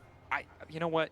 I think you're right. I think I'm just. I think my opinion is this game for T1, not to be that guy, I think this game is a happy little accident. And I think they'll compose themselves next game. Obviously, it starts with because this is out of control. I've never seen T1 have a game like this before. No, I just where they're getting absolutely fucking murdered. You need to steal Baron, all right? Start with that. The most stumpy game I've seen all year is Gen G. No, in Tier 1 is Gen G versus Hammer Life, Game 1 Spring. As long as you don't give an opportunity for Owner to somehow get a crazy steal here. He's waiting. There's just no shot, right? For T1 to hold on. As soon as Baron goes down, you're done. CFO. Just turn on to the Wukong CFO. Willing to flip it, it would seem. How will they keep Owner from getting into the pit? Doggo, quick calling to chunk out Carrier. Massive chunks. The TP now goes in. It's Doran in the backside of the pit. They're starting to retreat. Doran with the stun. Owner steal the Baron. I'll give the chat subs. Oh, love to see it. Look for the turn. TP down, taking their time. Discipline, the name of the game here. Faker flashes. Owner immediately goes in, but it's into ZH coming over the stopwatch from Hongq was great. It's a pentakill for Hongq. T1, one last desperate gambit, and Faker's the only man standing as Doran 2 all of them in the ult. CFO all of them. Faker is out, and they're gonna end top. That's it. Unsuccessful GG. CFO. Is it GG? I don't know if they can end actually. Take it now. Only 2 get grubs. The shove out, maybe get a top lane inhibitor for your troubles. 10-0 and 6 versus T1. There's no need. W Hongq. Get your free Baron, turn it into a soul point. If T1 lose this game, will you go bold? And despite if T1 lose a game where they're 14,000 gold down, will I go bold? The stopwatch is there. That's a good question. And we see the immediate ult from Kaiwing as well to keep his team safe. And the hits keep coming for T1 as our stats team is a little ruthless. This is the worst T1 gold deficit at 20 at an international. Minus 9K at 20 minutes. And the previous record was 2024 MSI versus BLG at minus 7.6. Is CFO about to drop a 20k gold lead on T1? They need to get out as well. That's the bigger issue. Getting out is the hard part. Junja ready to go over the wall. They see objective is CFO about to drop a 20k gold lead? T1 well grouped. Realm Warp not quite available, There's no but they way. will be able to walk away. Getting something back. That Dragon Bounty Soul helps. Bounty minutes on the thingy helps a lot. For CFO, it's getting these inhibitors, truly denying T1 access, and looking at the item finishes, we are now at 4 items for Doggo to 2 for Guma. Faker still doesn't have any utility, just has a little bit of beefiness of the 2 tanky items, but they need damage. They need to be able to actually kill someone as Hongq. Big damage. T1 walk forward, immediate Q3 to pull back. Coming in from rest. Hongq off to the side. Quick use. Dead. The Seekers to keep Doran standing, but it looks like he'll fall as well. Doggo completely untouched. Tracks down. 15.8. Inhib down. 15.9. CFO, they've got the wallet diff. 15k in their favor. T1, there's no way they can One hold Nexus this. turret down. Confidence. An incredible pace of game from CFO in game 2. One final stand for T1. Dash forwards. Handshake connects. 16.2. CFO gonna Next need just tower. a few more 16.3. The Nexus 16.6. in their sights. CFO 16.6 going once. 16.6k gold lead. 24-3. CFO absolutely slammed T1 into the ground. Absolutely slammed them. CFO won a game. We wouldn't be surprised. It was a back and forth. There were a couple of key decisions. But if you would have told me that this is one of the most one-sided losses that T1 has ever seen, couldn't have seen that one coming, Draco. Jesus. I didn't, but maybe the analyst desk did. Let's hear what they have to say. Well, I didn't either, but given the way CFO played in Game 1, I'm actually not that surprised to see them bring it in Game 2 here, especially, guys, when you consider the way the game started, because things started collapsing very early on in the early game. But it also initially looked pretty rough, right? Like, Rest having to flash in just to try to get XP. Yeah, it looked bad. That looked really rough. Did he just grab his ass? Shoved in on the bot side. And What do heli? That bot side invade is really where it starts for me, right? Yeah. Because I feel like if Jinja doesn't actually get that smite off in that invade, it matters so much. But here he is. He ends up having to flash out, and then he manages to get the smite onto the red buff, which actually ends up being huge because they end up wasting so much time on that invade. Doggo and Kaiwing then take over that bot wave. Junja is able to get this mid lane gank off, and then as the lane swaps later on, they end up cleaning up this kill on the top side too.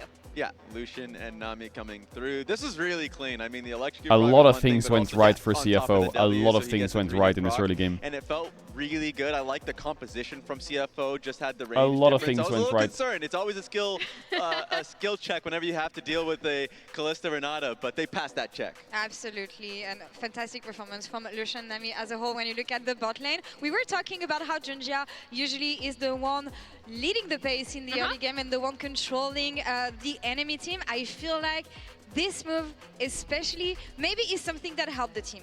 T1 was Big like, escape. red alert, we must escape. What a monster Junja cancel. did not let that happen. The cancellation with his flash Q to stop it from happening, and here comes Hong Q to just get the job done. I love this play. They already had a lead before this point. Yeah. CFO just solidified it.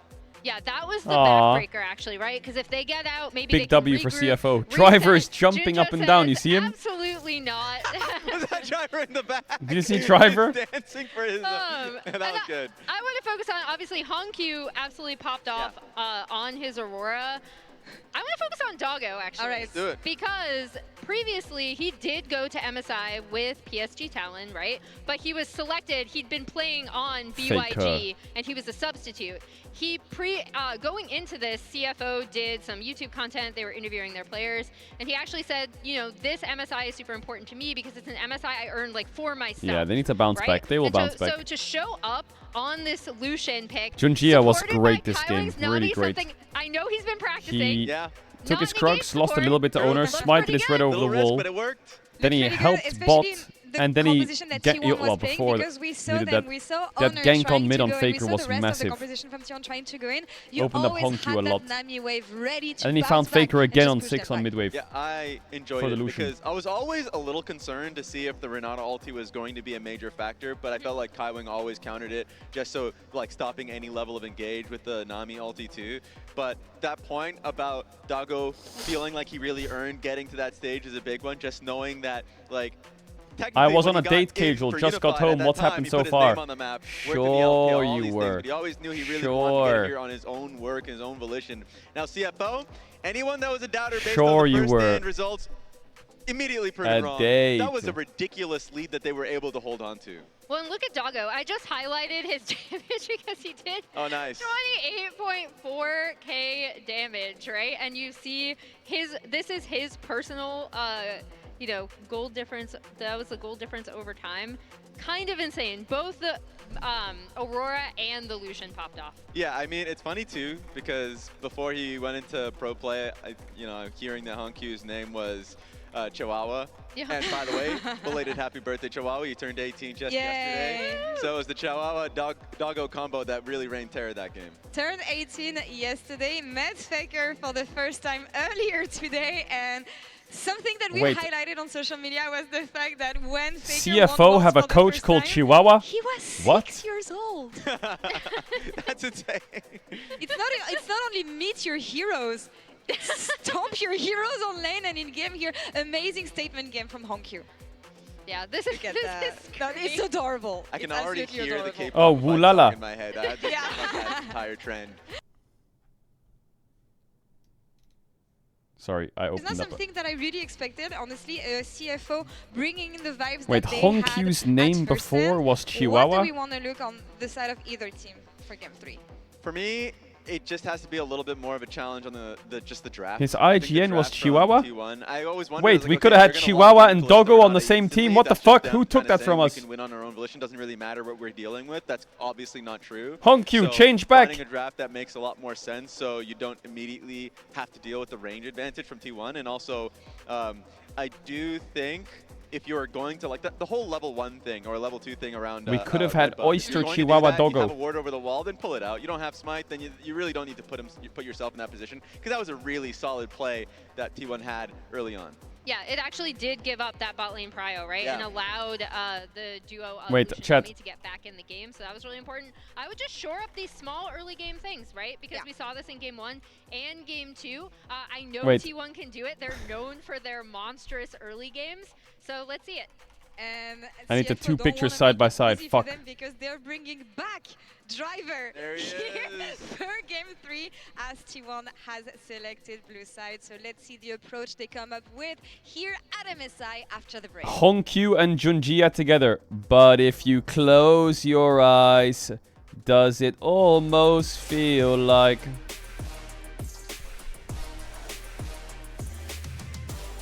Flash Wolves.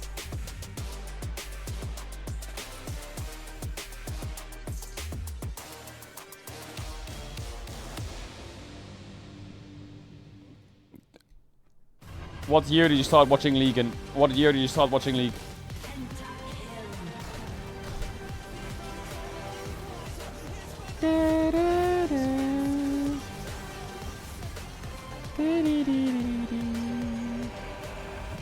EWC.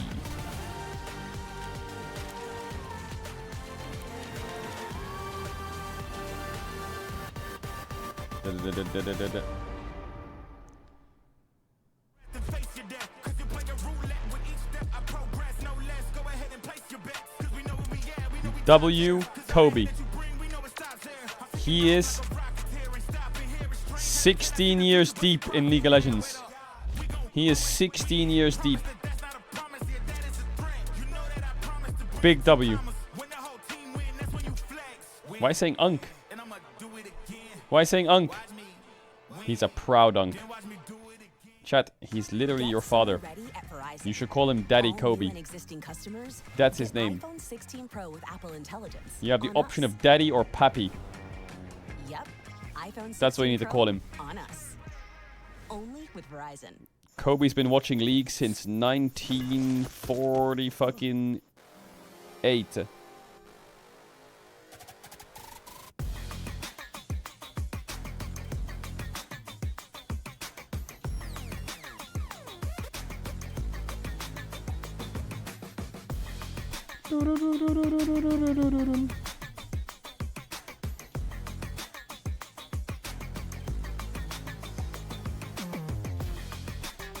I started watching League of Legends in 2015 because of I'm a Cutie Pie, W.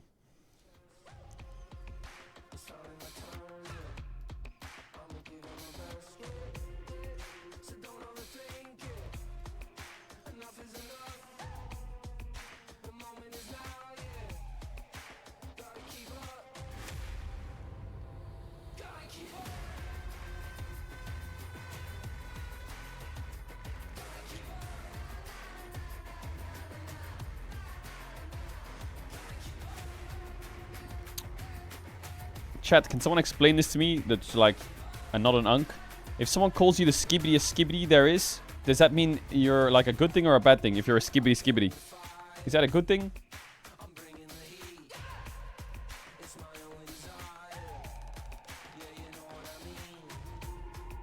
Bro, you're such a skibbity tongue. Did I do it right? Did I do it right?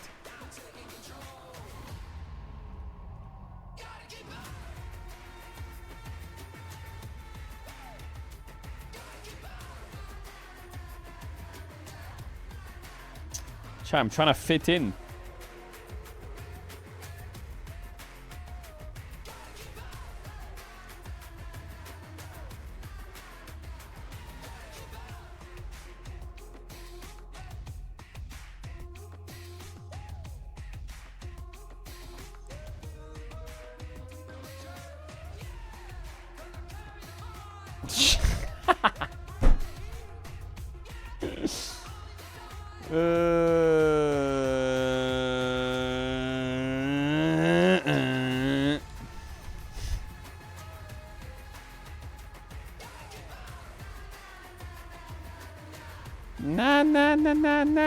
Nah. The only place you fit in is the bingo parlor. I fucking love bingo.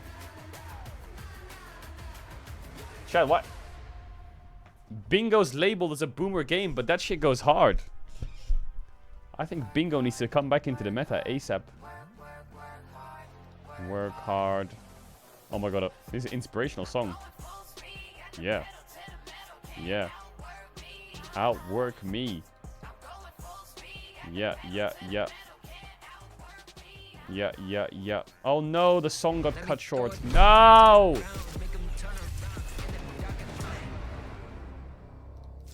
Recall going in from Faker. Q3 ready to go. Quick flash out from Rest. Manages to find the initial knockback. Best EU players so far to form a team.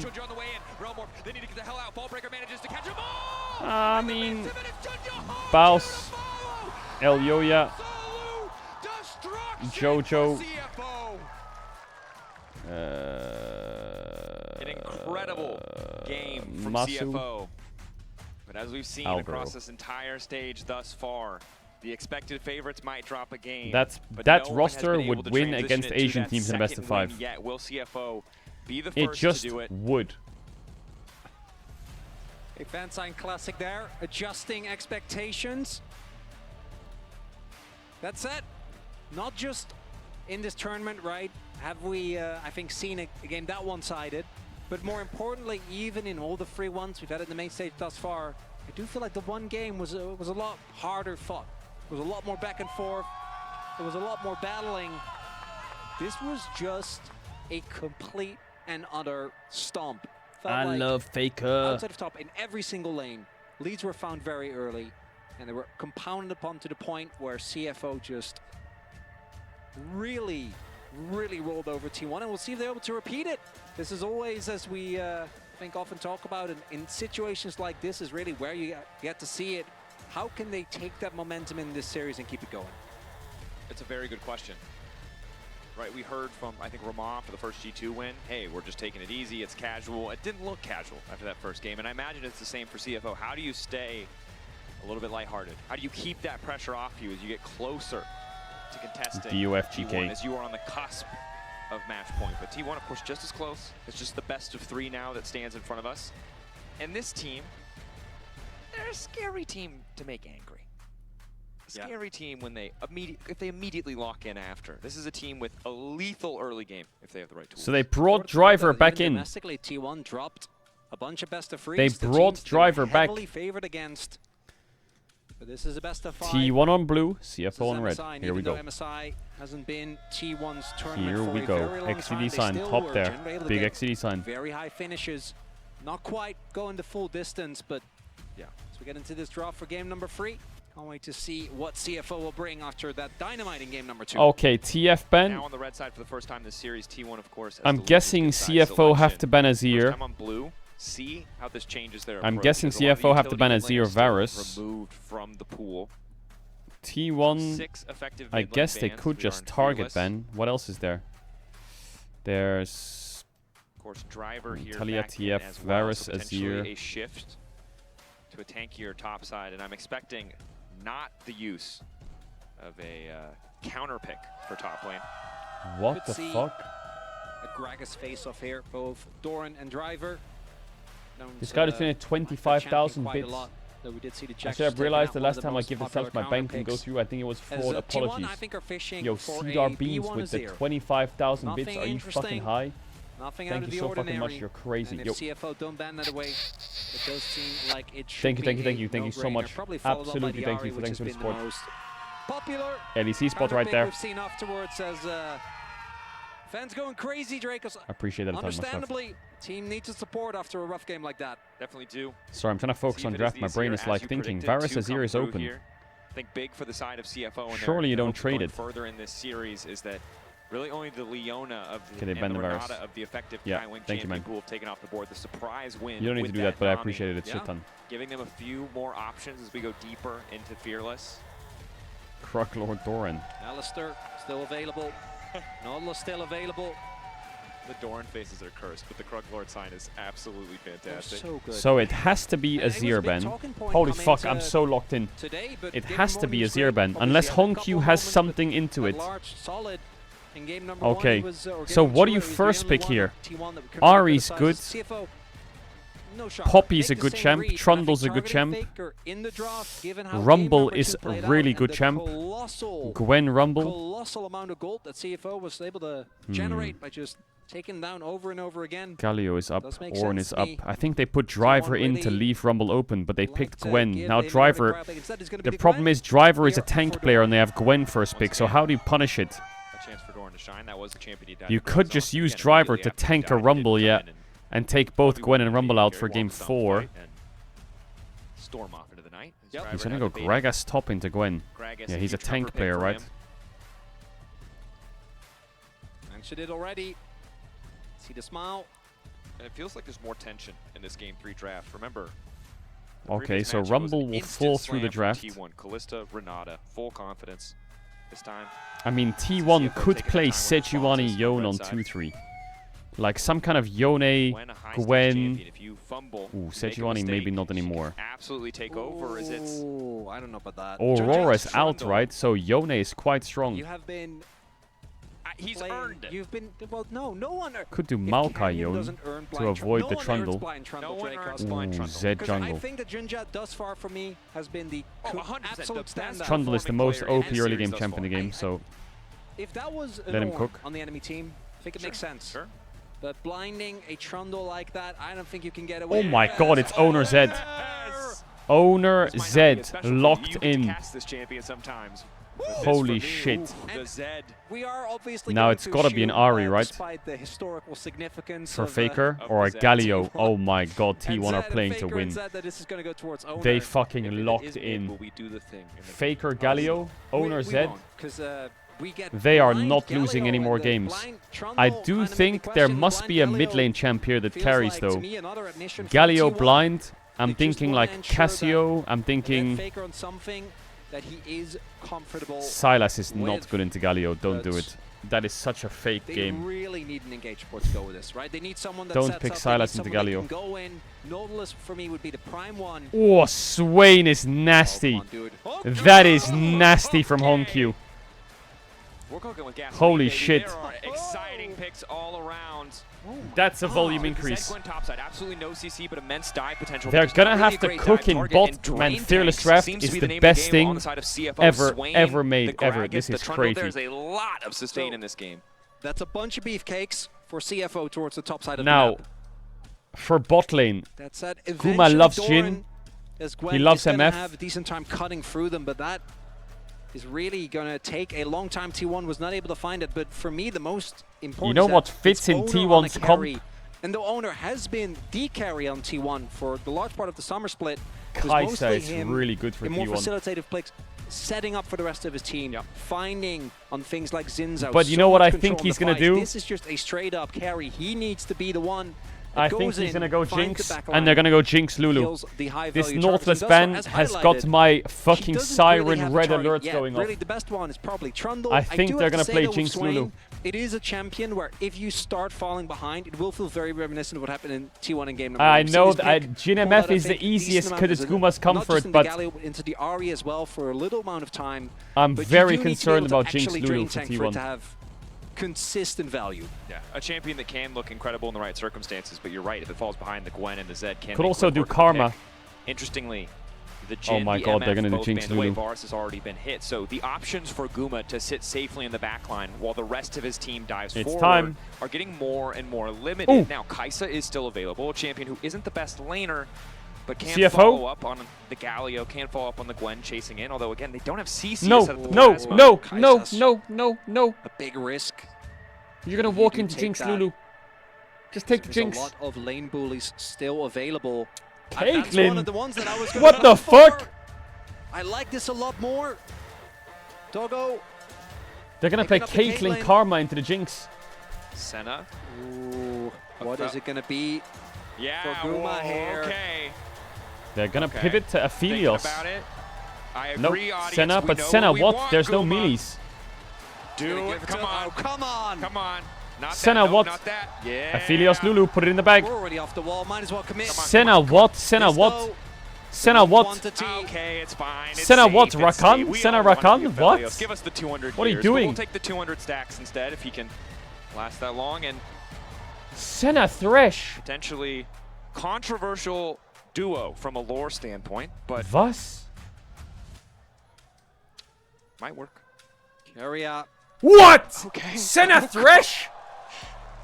Chronicler, we're gonna have to bring it up at some point, but you know how I feel about this pick. I know It's a Lux game. Like it's a Karma game. Is it? So there's a couple options. Any We can range go towards support Lux, here we can go towards fries them in Morgana, bulk. we You can could go even play towards Caitlyn Karma. Morgana To here. me, Kate the more most versatile. Blitzcrank! Okay. We counter hooks with hooks. Is it the crank for Kaiwing? The crank. The crank, Dracos. I mean, Blitz is good into Thresh, but I think a range support wins you the game here. American slang. But he doesn't play range supports. Ooh, Braum. That's okay. Braum's good. Shut, I'm gonna run ads. If you want to avoid ads, you can use the tier 1 or Twitch Prime. You don't have to sub channel if you don't want to. You back for the game, so pick after running ads, so you don't get the ads during the game. If you sub now, you won't get ads for the rest of MSI. I'll see you in a sec. Big kiss. Engage now. I'll be talking about draft while you're in the ads and back for the game, so pick kiss. This is Caitlyn Braum is very strong together. All of MSI 2025 so far. But with Gragas and Swain and Trundle, I really think a support like Karma here, or a support like Lux, or a support even like Elise, look, I know there's stakes, would just win you the game. Braum Caitlyn is strong together, and Braum is very, very good against Galio and Gwen. Very good. Very, very good. Owner is Zed Jungle. Has he played Zed before? I don't remember him playing Zed. We have Doran on one of his most consistent picks. And one of the It's his first competitive Zed game ever, I think. On CFO. Obviously, yeah, it is. It's his first ever competitive Zed game. On the flip side, we got Faker Galio. We got Swain into this dive. Man, I really still think the T1 should have played some kind of Jinx lane. I'm not sure if Senna's gonna cook. An opportunity to play the game. I'm not sure if Senna can cook enough. Ready, they're excited. How did the draft end up like this? This is going to be thrilling. The thing is, I'm a Thresh hater. I have been for many years. But if anyone on the face of this planet Keria Thresh is probably the best Thresh in the world. With the Modeskin as well. So he will make a montage. For both supports Spellbook Thresh. No big surprises. Every time I watch him play Thresh, he's a Junja fucking going for demon. PTA, which he's, as we can see there, obviously going to be great in the short trades. And this is why junglers like blind Trundle, is there's a lot of dopamine. It can be difficult without a tank on the enemy team. Holy fuck, we went completely off script. He feels great. He's playing into an 80 matchup as well. The big thing what does this chat expect? Do you expect me to predict every champ in every draft, every game? You didn't predict the Caitlyn Braum. Oh, really sorry! Ways sorry! To the deny fuck do you want from me? backline access once we get deeper into the game, right? There isn't... This draft is hype as fuck. Doran? Really a lot of immediate auto, succeed. auto In this case, I think he would also still often have to rely on the flash to really catch the set off guard. But what a draft setup here as Junja has been so consistent. They're gonna late invade bot, split map. Will definitely come through. This is a split map bot. They put Driver in because he's a tank player, and they split the map to make him weak side. Go down in CS, farm, and we fuck their bot lane is what CFO is saying. Now, how do you get back to lane? Is T1 gonna try and gatekeep them? Senna kind of useless level 1.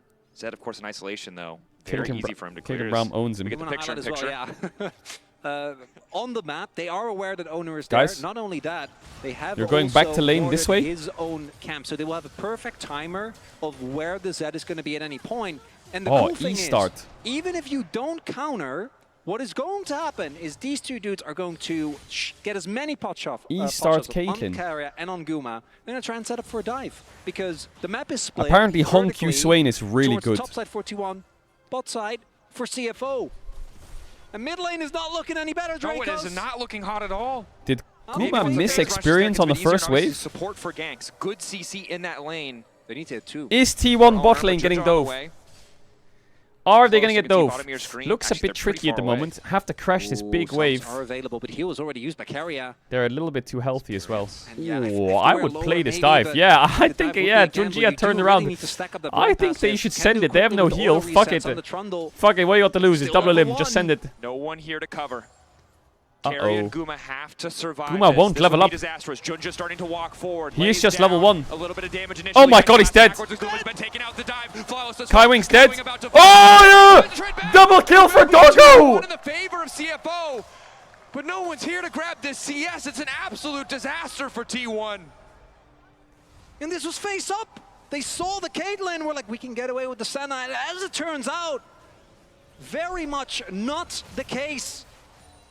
As the double comes through for Doggo, oh, and we saw how he brother. played with a lead in game number 1. And oh, brother. to add insult to injury, Doran is just trying his best. The bot lane is rotating up. They might look for a counter dive, but reinforcements are on the way for Driver. A little bit lower. Already burned his W. Should be a quick fall. Level up there. He's out. Owner. And you know who's here? Comes Braum's here. He's going to run past Owner. He's going to ignore Owner. Here just waiting for him. Get the Gwen. Slows him down. Got the kebab ready to go there as Doran starts to run. No flash Gwen. As well. Big deal. Gets the flash, but I think T1 should just and be now happy they that they freeze give over top. another kill to Oh this my Caedrel. god.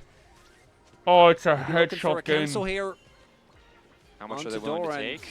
Built over Peacemaker, forcing him back. Nice advantage for tempo as Driver's God, already look at reset this TP wave bot state. lane. Gragas is farming for Disaster free. here in the early game for T1. CFO are just And now reading Trundle them like a book, running around will the map. clear Junja Raptors again, base 2 open top on the assists freeze. before the first full And that's a clear no is done. flash Senna, And no also the flash fact that in that Thresh. previous tower dive, both kills go to Oh Doggo. my It's so crucial good because heavens, that's we serrated might dirt have in some inventory. problems on the top side of the map. So much damage in the short trades. Guma's not going to be in a comfortable position Oh to stack it Lord. all in this lane. I don't think he's going to be in a comfortable position to live in this lane. I think stacks are it's like 5 steps down the line. Wait, Junjia hasn't based yet. Prospect.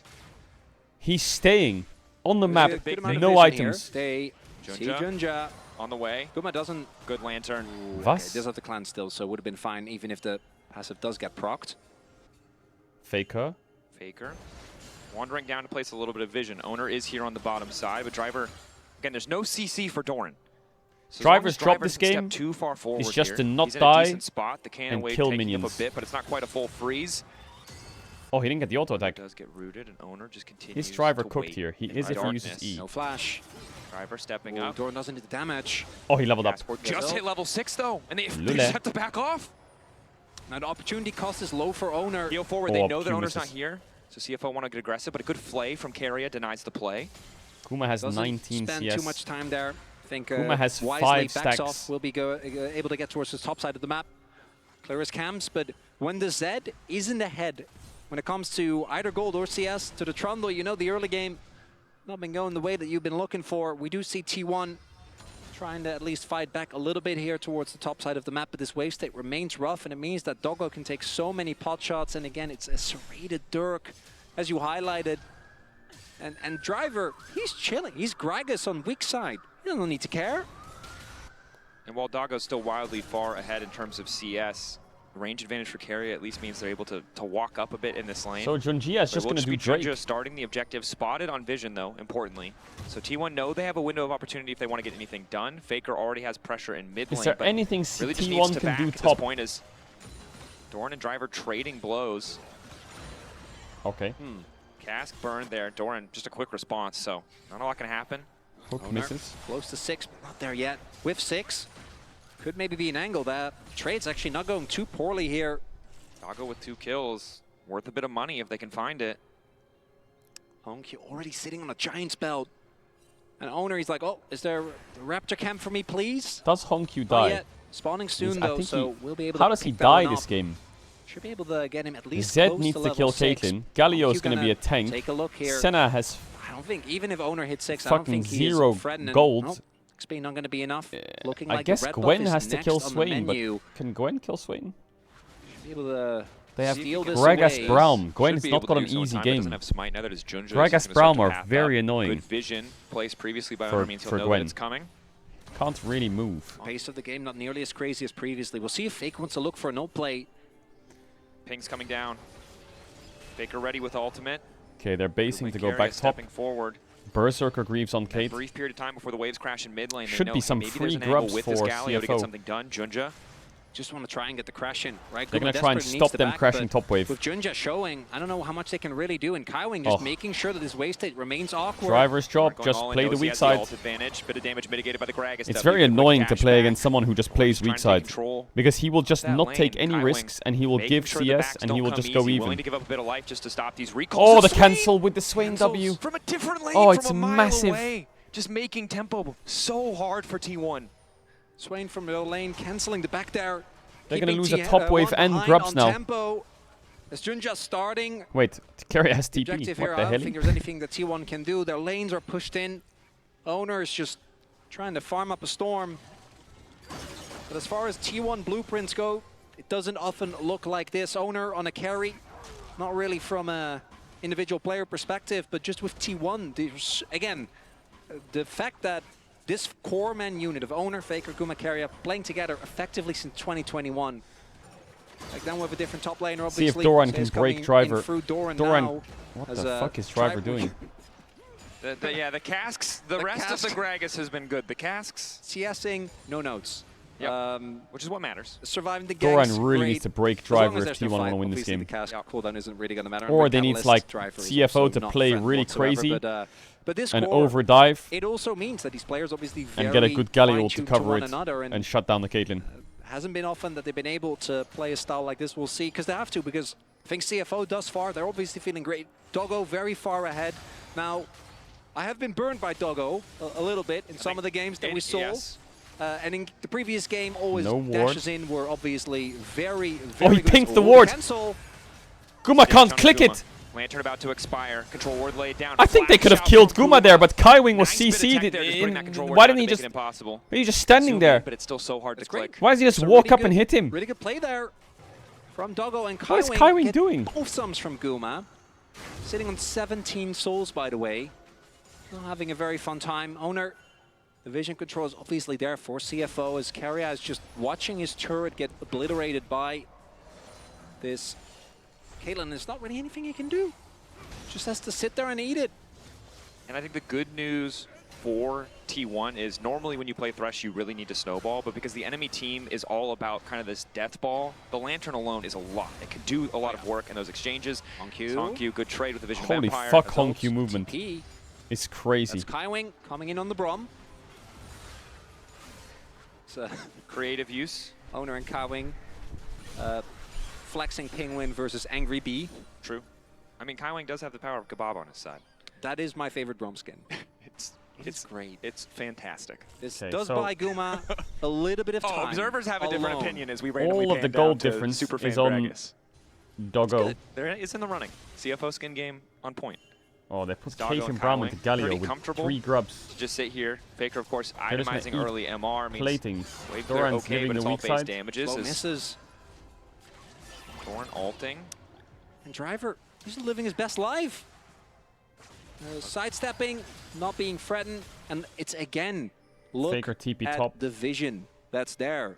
Owner can look for these plays, but CFO is very keenly aware of where this player is at any given point in time. The TP, it's just Faker, and he can't really do too much to Honkyu in the 1v1, and CFO, it's not quite the explosiveness that we got in the previous game. CFO's and this drop gold lead here is on to Doggo, stack good Drake. as it is gonna matter less as That's we get deeper it. into Hold the game. mid push and because I stack do wanna Drake. draw T1 your need to break attention it somehow. to the Zed that is sitting on an item. And that is going to become an increasingly big problem unless we see both Kaiwing and Driver do their best bodyguard impression. Junja contesting here a bit in mid lane. And I think it's important to remember that CFO... Doran, can you break Driver here? Hold that thought as Driver. No ult. Taking some risk there, but we'll be able to walk away. Extra sustain from the Caedrel's making it good, but Doran! Oh. Driver just barely fast enough on the flash out to survive. He has an item. That's a kill. And T1 maybe want to turn this into Senna more. tried to snipe it. Find... Or doesn't find red of the yield. Pillar. Relatively low. Junji has low. Getting lower and lower. Now Owner. hitting onto Junja. The Zed going over the wall. Junja trying to heal up as much as he can. Death mark there. Galio on the way in, but Junja might just be in trouble. He's getting chased down now by 2 members in the meantime. Doesn't die. Has to hold on Swain kills the is first. In the midst of 3, keeping the fight going. And Faker it's can't who's play now in this. He's trouble. full Trying to run tank. away is the Galio. He has to flash out. Can he get to the wall? Kill. Oh! Taken down. Faker forced to Honkyu. flash out. Boom! Honkyu on the They see both of them. Caught. Honkyu's gonna chase them. Swain, ultimate time's out though. No flash on Dorat. Honkyu's pretty damn powerful. Healthy as Miss. well. Nice sidestep from Doran on multiple abilities. Wants to turn things back with his ultimate. Owner going in. Doran turning this with his ult. Owner, W up? No. All Doran, really. Okay, Doran got some gold. And this isn't where I expected to be in the game 3, but it really is just Doran again. Last game it was Jax. This time around it's the Gwen making the difference in that fight to keep things close. But still, CFO pulling ahead. Doran's gonna have to carry this game so hard. That's trying to do the heavy lifting as we Owner take can another maybe hook. kill Keria Caitlyn doesn't later find on. the hook. Faker's full tank and Guma's too far behind. Owner has to complete. Doran has to completely carry this game. Onto Junja, obviously, there's so much healing, and then Krug, the Lord flash and over the Savior. wall. Doran doesn't have his dash, so he doesn't actually get to kill him. And then meanwhile, while that's happening, Hongq obviously takes absolutely 0 damage. Guma can't threaten him. 3 levels down. So Hongq gets to live his best Swain life and just stand amongst multiple people, cycling cooldowns. And then this is the fact that T1 was able to get anything out of that. It's on you, Doran. The killable Krug King. I was caught off guard. Let's see it. CFO, but the lead for them still grown. 2 Drakes, 1.7k gold.